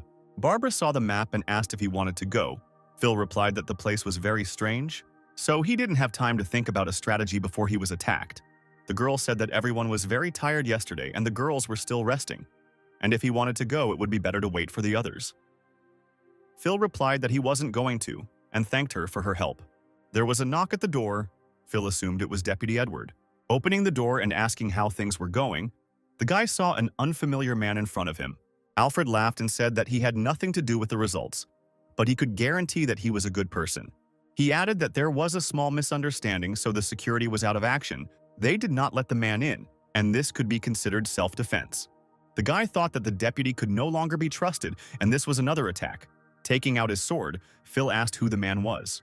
Inga appeared from behind Phil and called out to Uncle Alfred, asking what brought him here. The girls saw what was happening in front of their house and asked what was going on, and Phil began to think about how they were connected. Entering the house, Phil said that Alfred was the same teacher that Robert had spoken about. Inga confirmed his words. Alfred replied that Inga had come just in time, otherwise this guy would have attacked him. Phil asked for forgiveness. He thought the man would attack him, but in fact he himself wanted to thank him for a long time, especially for helping to deal with Teresa. Alfred replied that even though Gordon had been removed from office, he could still seek revenge, and the guy had only himself to thank. Inga did not expect that the great man who fought monsters alone would come down to them. Phil realized that it was Alfred's portrait that hung on the walls at school. The man laughed and said that these were the things of a long-gone era. Alfred sat down more comfortably and said seriously that right now he was most interested in only Phil. Putting his hand on the guy's shoulder, he added that he had come especially for him. He wanted to take the guy to the far north. Phil was surprised. All roads led there. Alfred said that he had already discussed everything with the dean and that going with him would help the boy prepare for the next tests and avoid the next attack. Inga said it was uncharted territory, and Barbara added that Phil represented the country and needed to be safe and sound. Alfred said that the conditions there were extremely difficult, but it was a great place to gain strength. If the boy left, the others would not be touched, Phil thought. His treasure map points to the far north, where he wants to go, but is it sure that the others won't suffer after he leaves? Barbara asked Phil to just say if he wanted to leave. She added that they had already had a second transformation, and if they were attacked, they would be able to stand up for themselves. Inga added that they would also protect their aunt. Phil thanked the girls and said that he would really like to go to the far north. Alfred was pleased with the guy's answer and said that he was not mistaken in it, and suggested that they all have dinner together. The guy replied that he would buy some groceries now and then his aunt would cook, and they would all be able to say goodbye together. The evening continued. The heroes chatted among themselves. Phil told everyone that he was thinking of leaving Emerald with them. Phil came to the university battle arena. He thought that Alfred was a hero, but why should he take him to the far north? Then he saw his sister. His sister waved her hand at him and asked what he was doing here so late. Was he really waiting for her? The girl said that she had been busy lately, and if he wanted to practice, Phil replied that he came to say goodbye. His sister didn't quite understand what he was talking about and asked again if he wanted to say goodbye. Phil replied that he was going north. He would be gone for a whole month and would only come back for the competition, and he would miss the girl.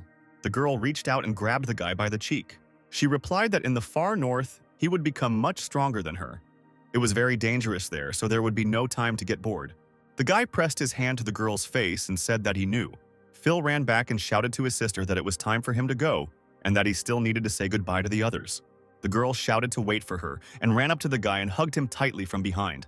The girl closed her eyes, not letting go, and told him to hurry up. She would not see him out. The sister put a red bracelet on the boy's hand and told him to take care of it and always carry it with him. She stepped back and said that there were competitions going on all over the country, so he should take care of himself. She asked him to bring her a piece of non-melting ice and laughed. Phil ran after her, but she had already left. Her hair remained in his hand, and he looked at it with warmth in his soul. The guy was returning home with groceries, but some shadow was following him. Phil turned his head and asked how long he would continue to pursue him. Darwin realized that Phil had noticed him and said that the guy was not easy to find. Phil turned to face him and asked who he was and why he was following him. The guy replied that they didn't know each other personally, but he had definitely heard about him. Darwin gritted his teeth and gave his name, adding that the boy had cared very much about his sister, so he wanted to thank him. Phil angrily threw the bags on the ground and asked if he was the strongest in Taiki. Taking out his sword, the guy said that he knew Teresa was here too and let her come out. The girl, coming out of the bushes, asked the boy where such anger came from. The princess folded her hands and said that she could not miss her brother teaching the boy a lesson. Darwin said seriously that whether he would teach a lesson or not depended only on the guy himself. He gave him the opportunity to return to his sister everything that he had taken. Phil looked at Darwin and asked if their whole family had memory problems. The guy didn't understand what he was talking about. The hero laughed and told Teresa that she had not told her brother the full story of their last meeting. The princess told her brother that the guy was talking nonsense and encouraged him to attack. Darwin told the guy that life teaches him nothing, and if Phil doesn't stop defiling their family, before he can finish speaking, he starts casting spells, and there are special marks on his palms. Phil realized that this was a call, and that this was who his sister took after. Darwin summoned a monster and said he would kill the guy. At the last moment, the hero managed to jump and avoid the attack. Stopping at an inaccessible distance, Phil began to examine the monster. The guy realized that Darwin and his monster had disgustingly powerful attacks. He had to dodge. Phil looked at the monster again. It had the same face as Darwin. Darwin ordered his cave explorer to grab the guy. The monster doused the space with a roar. The guy raised his head to the sky and saw a griffin, which surprised him greatly. The Arctic Griffin Lord attacked Darwin's monster. The brother and sister did not understand what was happening. Teresa screamed. Alfred appeared from behind Phil and turned to them, asking if they thought they were on their family's lands. And he landed right in front of the guy, covering his body and protecting him. Darwin was taken aback. He knew the voice and the skill of the Griffin Lord. Looking at the man, he realized that Alfred himself was standing in front of him. The man told them that they were brave. Darwin warned his sister that he was very dangerous. Alfred impaled the boy on his longsword and suspended him above the ground. The guy started coughing. His eyes were wild, and blood started pouring out of his mouth. Alfred asked seriously if Darwin recognized him. The boy replied that he was the elder. The man ordered the boy to surrender because his researcher was no longer of any help to him, since no one had ever escaped the clutches of his griffin. The griffin was in full combat readiness and held the monster back with its powerful paws. Teresa fell to the ground in shock and began to cry, continuing to call for her brother. Darwin looked at the man and calmly said that he did not doubt his words. He tried to say something else, but his body was pierced through and he lost consciousness. Teresa let out a pitiful cry as her brother remained hanging on Alfred's sword. Phil, watching the events unfold, thought that Alfred had killed Darwin. The man said that the skill of the third transformation is a symbiosis with darkness. It allows the summoner to swap bodies with his subject, if he is alive, of course. Darwin's body, hanging in the air, began to dissolve. Phil realized that it meant the guy wasn't dead. Alfred turned around and ordered everyone to get out of here. If they don't leave, he's ready to kill the researcher guy. Teresa ran up to the monster that was grabbed by the griffin and screamed at him. The boy was reborn in the body of a monster. His eyes were white, and his teeth were clenched in pain. The guy used symbiosis with darkness and told Alfred that he couldn't kill him because he was Taiki's heir. And if anyone dares to attack a representative of Taiki, all 23 participating countries will rise up against that person. Phil watched the transformation. Who would have thought that the summoner would survive, he thought. Alfred brought the sword to the guy and said that he knew everything, but there was another rule. Anyone who killed the attacker on the candidate would not be killed.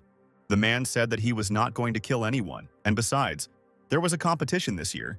He would spare the guy and not make the situation worse. Darwin said he understood him. Now he knew that Phil was also a candidate. Alfred was angry, his eyes filled with anger. He said that he did not love their entire family. Throwing down his sword, he ordered that they not come here again. The sword stuck into one of the tentacles of darkness, and Darwin was pierced by hellish pain again. Darwin hugged Teresa and said that they were leaving. The little sister agreed to everything. The guy, without turning around, told Phil that since they were both candidates, they would not fight before the competition, and he was looking forward to their meeting. With a sharp glance, he added that the boy should pray, because in the future there would be no one to stand up for him. Phil approached Alfred and said that this Darwin was amazing. First he almost died himself, and then he throws around such words. The heroes went to the house. Alfred asked where the food for dinner was. The guy realized that they were destroyed by a monster. In the evening, the heroes threw a small party to relax. Some of the heroes relaxed, while others could not contain their emotions. Now Phil understood even more that it was time for him to leave. He was an important figure in the political world, and if he stayed, he would put his friends in danger. There was only a month left before the competition. The secrets of the far north were waiting for him to solve them, and he and Alfred flew out. The next day of the flight, the man told the boy that the main thing here was that he didn't freeze. The boy looked down and saw an unknown land. This is where the divine-level weapon was hidden. A huge bloody moon appeared in front of the heroes. Alfred said that this was why he called the guy. After landing at the base, the man showed the boy where his squad of Griffin riders was. At the moment, his people had discovered about 114 routes to explore. The man pointed to the map and said that this was their goal. Phil asked again if he was talking about the blood moon. The man answered yes, they can't get close to her and they can't figure her out either. In conversation, they just call her a thing. But now that Phil has landed with them, they will be able to advance their research in person. Phil looked at the map again. Everything was as the elder said. Their research and his interest coincided. The guy wanted to kill 2 birds with 1 stone, find a divine weapon, and kill monsters. Phil spotted 2 routes that were closest to the treasure. He pointed at the map and asked the elder if he could join one of the squads. The man replied that the route was teeming with monsters and if something happened to him, the dean would kill him. Phil replied that he had come to become stronger and that if he only traveled along the safe route, there would be little benefit from the trip. Alfred's eyes lit up and he said that he saw himself in his youth in the boy. And he took out a beautiful sports bow from his inventory. The elder gave the bow to the boy. He took it and asked what it was. It was a legendary weapon, a bow. Now Phil can use 2 weapons at the same time. Such a weapon is very expensive. Phil said in amazement that it was a very cool bow. The man replied that he could have it. The boy was delighted and thanked the elder. With this bow, he would definitely be safe until the start of the competition. The deputy approached the heroes and reported that the military uniform was ready. The elder told Phil to get dressed. He wanted to show him that thing closer, if after returning he still had the desire. Then tomorrow he would set out along the route he had chosen. The guy grabbed the cape and said seriously that he was ready to go. Putting on thick clothes, he added that he couldn't wait for the departure. The man took a flask of liquor with him, and the heroes set off. Alfred was flying on a griffin, and Phil was equipped with wings. The elder asked why Phil wouldn't fly on a dragon. He was a knight after all. The boy replied that his dragons were too low level to ride. The man said that when he could ride a dragon, he would accept him into the ranks of the Griffin riders. Suddenly, Phil saw something in front of him and stopped. Right in front of him was a flock of high-level demon owls. The owl pounced on the man. Phil shouted at him to be careful. "Why be careful?" the man shouted, and his sword appeared in his hands. The griffin's claws sharpened and were ready to attack. Alfred asked Phil if he needed to be careful. If the guy goes that route, the confusion will cost him his life. Turning around, Alfred saw 2 more owls above him. The boy looked at the owls and thought that all members of the elite Griffin Rider squad were above level 70. He thought that the elder was not very pleased with him. Phil pulled himself together and realized that this was no longer an academy. He needed to be collected. The man signaled that they had arrived at the scene and called on the boy to pay attention. Phil looked down and was extremely shocked by what he saw. Among the icy mountains, a huge red eye appeared. Alfred assumed that it was the corpse of some kind of monster, but they didn't know what kind. The guy replied that the eye and the mountains surrounding it reminded him of a dragon. The man said it was amazing. When he was here for the first time, even the griffin was scared. It was discovered completely by accident. Phil tried to activate the all-seeing eye. Even the system couldn't recognize what it was. The man said that in this world, people only have control over small pieces of territory. They still have many expeditions to make. He still remembered the day he came across the eye. The man then began clearing the sky of demons to open access to the mines. An avalanche occurred and the monsters retreated. Alfred ordered to stop the pursuit and help the miners. They tried to save the miners from the avalanche, who found themselves at the epicenter of the disaster. Someone from the team shouted to pay attention to the mountain. And then the eye opened. It was a giant red eye. People were insignificant compared to it. It's been a year and they still haven't figured anything out, but he knows it's alive because it's looking right at them. The boy saw movement on the horizon and told his elder that it seemed they had guests. Alfred shouted that these were horsemen. They used to be people, but now they are not. These were fallen corpses. A whole horde of corpses was moving towards the hero, where each one increased the defense of its comrade by a quarter. Phil was attacked by one of the corpses. The guy wondered if they had once been griffin riders. The boy tried to appeal to the elder, but he decided to ignore him. Alfred pulled the griffin up and said that they were nothing but trouble. The man added that he didn't want to kill them and unleashed his skill on them. It was a net of cold that lasted for 5 seconds, and the target caught in the net received constant ice damage and was frozen. Phil managed to dodge and fly away from the net. Only corpses got caught in it. The guy asked again if these corpses had previously been his charges. The man turned his head away and again left the guy without an answer. He only said that it was time to leave. "We need to go back," Alfred added, and Phil continued to watch the falling corpses. The net fell quickly and with a loud bang, leaving a large crater in the ground. One of the corpses stood up and looked after the flying heroes. It seemed as if his eye sockets were full of disappointment. The next morning, the boy came to Alfred's office and voiced his need. He said he didn't care about his dead soldiers and that thing under the mountain. He wanted to fight. The man ordered his deputy to call a group of people. 3 characters followed the deputy into the office, and the deputy reported that they had arrived. A man named Rick, who was the leader of the squad, and a Knight of Punishment, reported that all members of the 78th Squad had arrived. The second member of the squad, named Chuck, said that who would have thought that they would be called back from the front lines and press the order. The third member of the squad was Jasmine, who remained silent on the sidelines and waited for further orders. Alfred told Rick that they now had one more team member and introduced him to Phil. The guy said hello to everyone. Chuck said he had the same last name and extended his hand. Phil called him Elder. Rick had a few questions for Alfred, and Chuck told the guy not to worry and he would look after him. Phil asked Chuck what kind of badge his commander had. The guy replied that badges denote military merit and symbolize the rank of captain. Rick asked Alfred why he brought them a student for practice. Their squad is fighting in the thick of things and they have no time to mess around with him. Alfred replied that Phil is aware of all the danger. If he dies, no one will be held responsible. And he added that if they communicate in an informal setting, it does not mean that you can argue with him. From this moment, Phil is a member of the team, and you need to treat him like any private. Rick walked up to the guys and they noticed him. The commander ordered Chuck to take Phil to the briefing room. The guys went to the conference room and Jasmine said that the new Dick was a pain in the ass. In the conference room, the commander announced that according to the information received, in 4 days they would be overtaken by a powerful storm, which meant that they needed to speed up.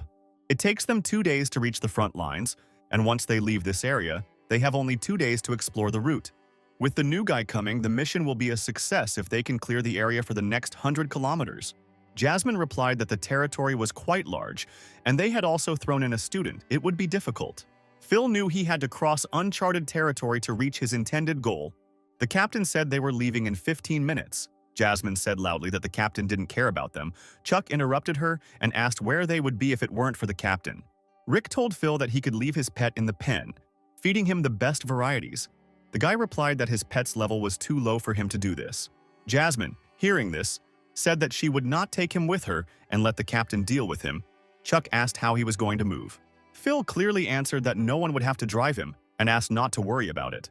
Having flown off towards the route, Chuck approved of Phil's equipment. Jasmine, having compared the factors, decided that the guy had rich parents. Phil flew closer to Jasmine and asked if her eagle was followed by 2 smaller ones. If they were scouts, the girl replied that now was not the time to chat. The heroes were in front of the storm clouds and were about to enter them. The commander shouted that the visibility radius was decreasing. We had to be careful. Chuck asked Phil not to go too far. It was hard for the guy to make his way through the storm clouds, but he had to rely only on himself. In 1 second, the guy realized that he couldn't see anyone else and started shouting the names of the squad. A sharp sound pierced the silence. Something was quickly approaching the guy from behind. This something was a huge animal, akin to a lion, but possessing the technique of flight. It was the corpse of a heavenly lion, possessing many skills in a very high level. Phil fought him. He thought it was a corpse again. It seems the blood moon affects more than just humans. This monster was not like the others, and the guy decided not to call the dragons. Chuck's voice was heard in the distance, warning to stay away. The eagles began to attack, turning around.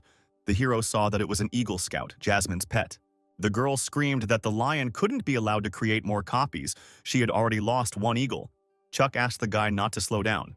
Flying closer, Chuck said that he would wash with protection. Phil thanked him, but said that he would not sit idly by. The lion merged with the fog and clouds and created illusions. Jasmine told the guy that newcomers cannot act arbitrarily and must follow the plan. Chuck shouted that they would sort it out themselves. They had been sitting behind the commander for too long. It was time to do something themselves. The heroes heard a strange sound and hung in the sky.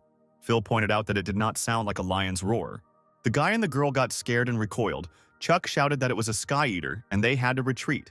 Phil didn't understand what was going on and turned around to look at this monster. A corpse of an even higher level heaven devourer appeared in front of the boy. It was a whale. Phil realized that this whale was even bigger than Zarya, in the state of destroyer of worlds. The captain flew up to the guy and asked why he was standing there. He needed to fly. Chuck screamed that they were finished. Then the Sky Eater showed up. Rick ordered to be quiet and fly. Inside the Stormfront, there are plenty of creatures. Near the Blood Moon, everyone is dead. This giant has almost no life energy, but this does not prevent him from dominating the battlefield. The whale activated the skill of devouring the sky. It absorbed any target that fell into its mouth. Phil knew they couldn't escape. He wasn't sure the dragons could stand up to the Blood Moon monsters, but there was no other way out. The captain ordered the guy to stay close and they would get out of here. Jasmine said that a little more, and they would fly out. The whale's skill was interrupted. The heroes managed to escape. The danger passed. Phil asked if he would pursue them anymore. Rick replied that as soon as the Devourer leaves the Stormfront, it immediately falls. It turns out that all dead monsters have their own strengths and weaknesses, each requiring a special approach. The whale fell from the sky with a crash, creating a cloud of dust and smoke around it. Keith used his skill. For him, the sky is like water. As soon as he flew down, he dealt 10,000 damage to everyone within the radius of action and himself. The commander ordered the crew to prepare for landing. Chuck said that the captain was in such a hurry that he dragged the newbie into the thick of things, but there was another way around it. Phil apologized for not being able to help. The guy asked why he was apologizing. He himself had only recently learned about all the subtleties. But on the first day, everyone was like that. Jasmine told Rick that if they continued at the same pace, they would not have time to complete the task. Rick replied that they were slowed down because of the newbie, but they would soon catch up. The girl stood up and screamed that she thought he and Chuck didn't care at all, and she was afraid that they wouldn't be able to do it in 4 days. Jasmine turned to Phil and said that he wouldn't get any bonuses for being here. He should think about how he could help on the rest of the journey. She continued that if that thing under their feet woke up, it would be the end not only of the country but of the whole world. She advised her to return to the barracks. The boy calmly answered her that he knew a lot about this place from the stories of the Elder, and asked her to trust him that he would be useful. Chuck stood between the heroes and asked them to stop swearing. The commander gave the order to stop complaining, and he added that if the gentleman did this, there were reasons for it. The man gave the order to go and rest. They had a long and difficult journey ahead of them. Rick approached the girl and asked her not to be so nervous. The guy would not get underfoot. Jasmine said that the main thing here is that because of him she doesn't get hemorrhoids. A huge bomb flew through the sky. Jasmine shouted to pay attention. They were under attack. Huge chunks of ice began to fall from the mountain, and the commander ordered everyone to dodge. Rick ordered Chuck to give him his shield while continuing to dodge along with Jasmine. Chuck activated a defensive shield that gave all allies protection. Chuck shouted that he was wounded. Phil wondered if there would be another corpse.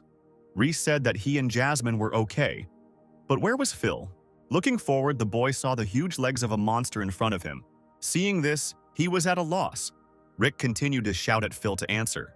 Raising his head up, he saw a large number of monsters. These were elite monsters of the 80th level. The heroes asked Phil to answer if he was still alive. Rick saw the monsters and said that this is the end, and the guy will not survive. They cannot fight so many monsters. Jasmine said that they can use her eagle. Rick began to give orders to the girl and explain the strategy, but Jasmine no longer heard him, staring at one point. A huge yeti appeared behind the captain.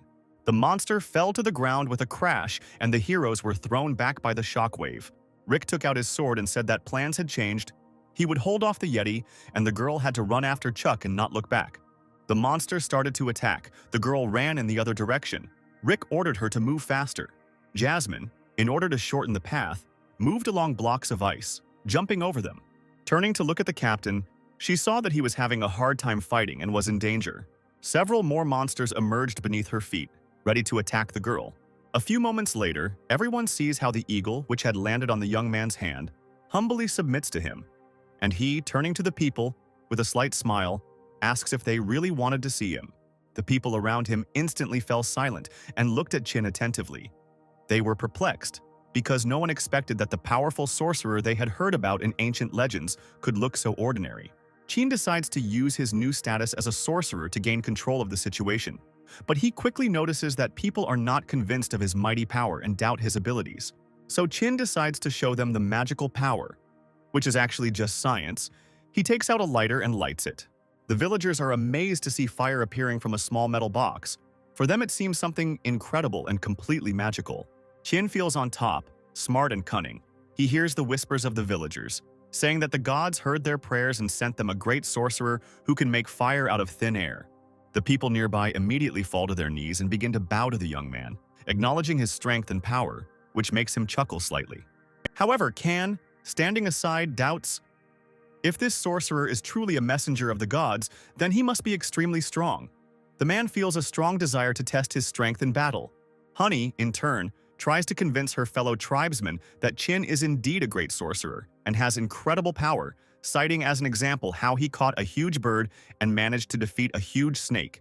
She says that if Chin wants, he can destroy any inhabitant of the village. After such a statement, Kan's desire to fight the young man only becomes stronger, and he prepares to issue a challenge. Chin realizes that further doubts could jeopardize his influence and decides to use his cheetah speed skill, which allows him to move at incredible speeds. In a matter of seconds, he runs up to Kan, suddenly appearing right in front of him. Chin then points 2 fingers at the man's forehead. The villagers are extremely surprised at the incredible speed with which the young man approached Kan, and whisper among themselves that they believe that a human is not capable of such speed. Kan is in shock from what happened, because he didn't even have time to notice the young man's movements, and he was already next to him. Chin calmly states that he will use only 2 fingers to test his strength, if, of course, Kan can rise to the challenge. Kan gathers all his strength but realizes with horror that he is unable to rise from the chair, only 2 fingers of the young man holding him up.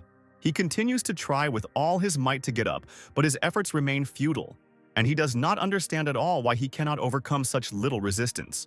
Chin, looking calmly at Kan, asks him if he understands the power of the magic he is trying to resist. The people around quietly whisper, sharing thoughts. Kan has always been considered the strongest warrior of their tribe, but even he is now powerless against the great sorcerer, who uses only 2 fingers. After some time, Kan is forced to admit defeat, giving up and saying out loud that he cannot accept the challenge. Suddenly, Kan jumps up from his chair, which makes Chin wary, as he cannot predict what the warrior is going to do next. But a moment later, the guy realizes with relief that there is no danger. Kan turns around and, depressed, walks away, clearly resigned to what happened. Chin knows that he managed to hold Kan with just 2 fingers thanks to a simple trick, and it has nothing to do with magical power. It's all about the biomechanics of the human body. At that moment, the village elder approaches Chin, and with despair in his voice asks him to save their tribe. Jessica approaches the villagers and loudly declares that the great sorcerer has come here to help them. The elder approaches Jessica, raises his hands up in greeting, and respectfully calls her the great sorceress, confirming her special status in front of the assembled people. The villagers standing around whisper, expressing their opinions. The young men really seem like sorcerers to them. Their unusual clothes and the language they speak among themselves are perceived as divine signs. Jessica is clearly impressed by the performance put on by Chin and tells him with a smile that he certainly put on a great show and could be considered a God-given actor. She suddenly asks him how he was able to master Arabic so quickly, to which Chin replies with a smug smile that it is due to his innate learning abilities. Continuing his manipulations, Chin raises his hands high into the air, addressing the villagers, and loudly proclaims that the gods have heard their prayers and sent him to save their tribe from all troubles. The elder informs the young people that it will soon be dark and invites them to follow him. He will be glad if they agree to stay with him for the night. As they walk through the village, Chin notices that the locals' houses are mostly round, tent-like, and look exactly like Honey described earlier. Soon the silence and calm of the evening sets in. Chin begins to feel how tired he is, because he has never been the center of such close attention. Honey emotionally shares with her tribe mates her story of how she got into trouble, but was saved by the great sorcerer, who used his great power to free her from danger. She says that when the great snake was defeated, fire burst from its mouth, and then it fell lifeless to the ground. The girl also shows off a telescope and proudly announces that the great sorcerer gave her a divine eye through which she can see very far. One of the men turns to Kan and asks him why he looks so irritated, suggesting that he cannot accept the defeat he suffered at the hands of a powerful rival, which only adds fuel to the fire of his inner resentment. The young people continue to observe the life of the tribe and gradually realize that there are only a few dozen people here, including old people and children. And many warriors have fresh wounds that will clearly affect their fighting ability. Suddenly, the tent's canopy opens and a little girl appears on the threshold. She announces that she has brought food, and adds that she is very glad to see powerful sorcerers, and then respectfully asks them to accept the humble gifts. Jessica immediately notices the anxiety in the child's eyes. Her heart fills with compassion.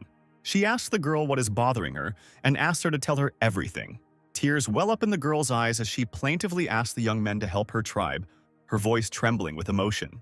Kine tries to calm the child down, leaning towards her and assuring her that she shouldn't worry, and he promises to do his best to help the villagers. Suddenly, he remembers that there are some supplies left in his bag. He decides to treat the girl with dried boar meat, hoping to please her a little and support her strength. The girl accepts the gift with obvious joy because she has not eaten meat for a long time, and the villagers' diet is extremely meager. During the conversation, Jessica realizes that the little girl has not eaten for 2 days, a realization that causes her deep sympathy and sadness, as the situation is much more complicated than she had imagined. The girl, feeling guilty, apologizes to the young men for not being able to stop and eating too much meat. Chin immediately calms her down, saying that he has more supplies in his bag.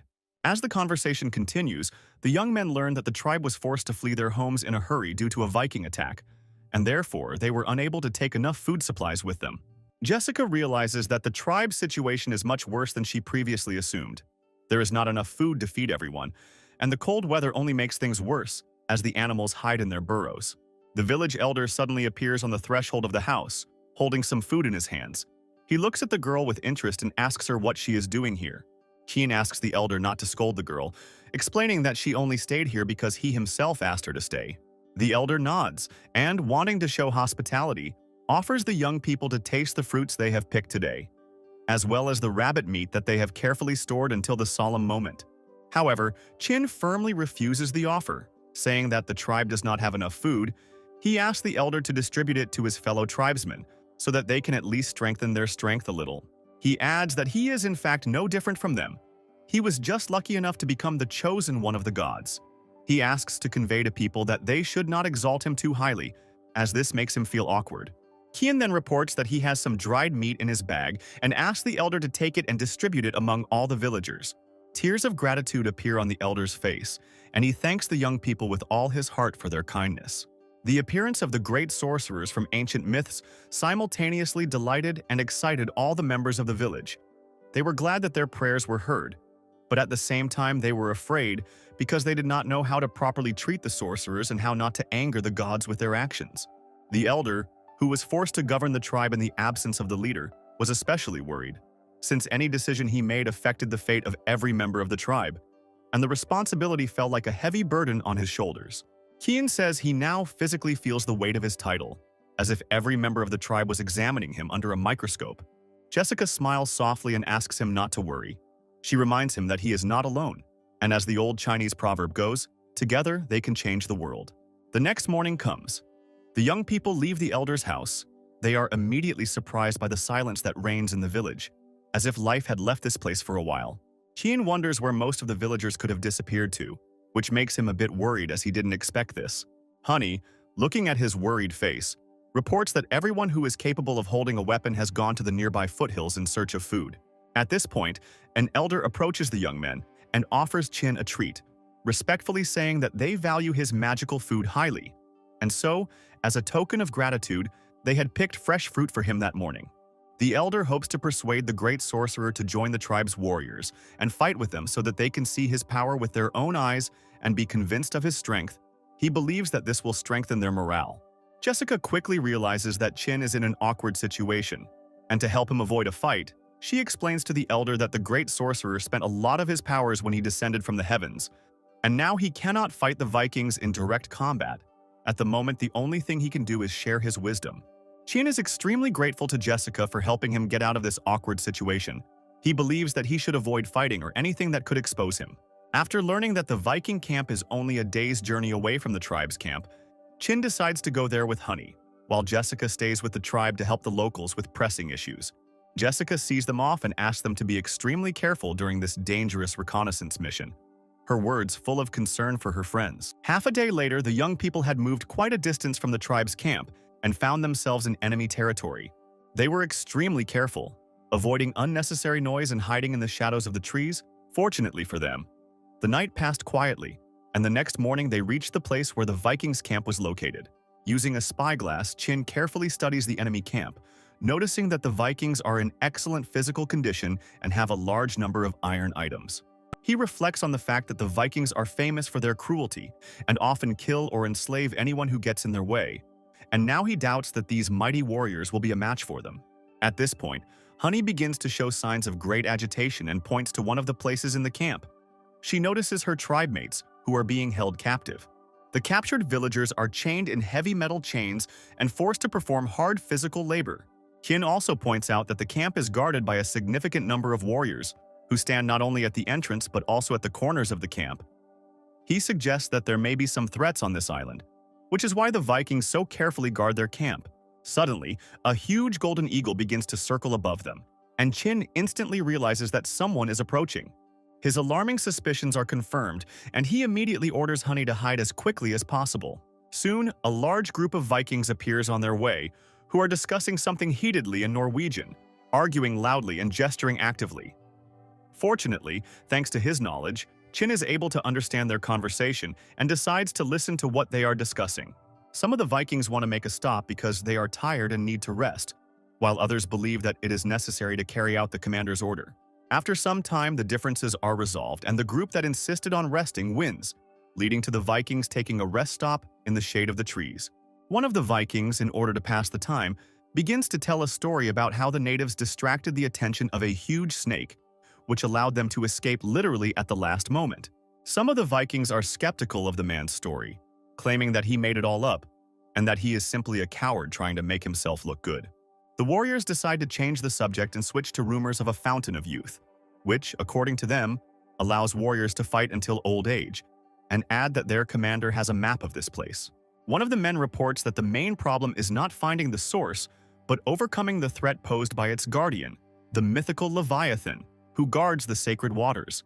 The warriors assume that the source is located behind a wall of magical fog, which, in their opinion, divides the island into two parts and hides important secrets from view.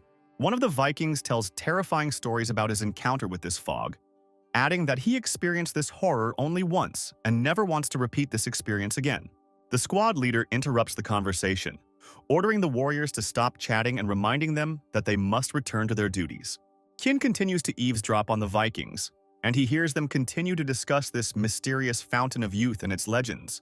The guy is frightened by the very thought that there really could be something magical on this island, and that all this might not be fiction at all, but reality. Suddenly, he remembers the map that the Vikings talked about and comes to the conclusion that they did not come here by chance, but most likely knew about this place. At this point, Honey quietly asks what the guy is thinking about, to which Chin replies that he is thinking about the words he heard from the Vikings, trying to find something in them that will help them further. The girl is very surprised that the young man is able to understand Norwegian and looks at him with admiration. Chin replies that it is due to his divine gift that allows him to learn any language in a short period of time, which makes Honey respect his abilities even more. At this moment, the young men hear that the Vikings are finishing their halt and are preparing to continue their journey, following the orders of their commander. Meanwhile, a group of people, in an attempt to hide from their pursuers, runs away, one of the men carrying a wounded comrade on his shoulder. Enraged Vikings are racing after them, encouraging themselves with loud shouts. They are in no way going to let the fugitives escape alive. The man, carrying the wounded man, despairingly reports that his strength is running out, and anxiously asks Kan what they should do next, as escape is becoming increasingly difficult.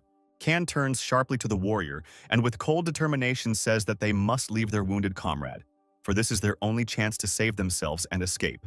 He also adds that otherwise the Vikings will capture them all, and then no one will be able to leave alive. The wounded man pleads with Kan not to abandon him, saying that he does not want to die, but Kan, without hesitation, replies that if they are all killed, then there will be no one to protect the remaining tribe, and for this they must sacrifice him. Kan asks his comrade to pull himself together and reminds him that he is a warrior and should not fear death. They leave the wounded man, Kan pulling his comrade by the hand, ordering him not to waste time.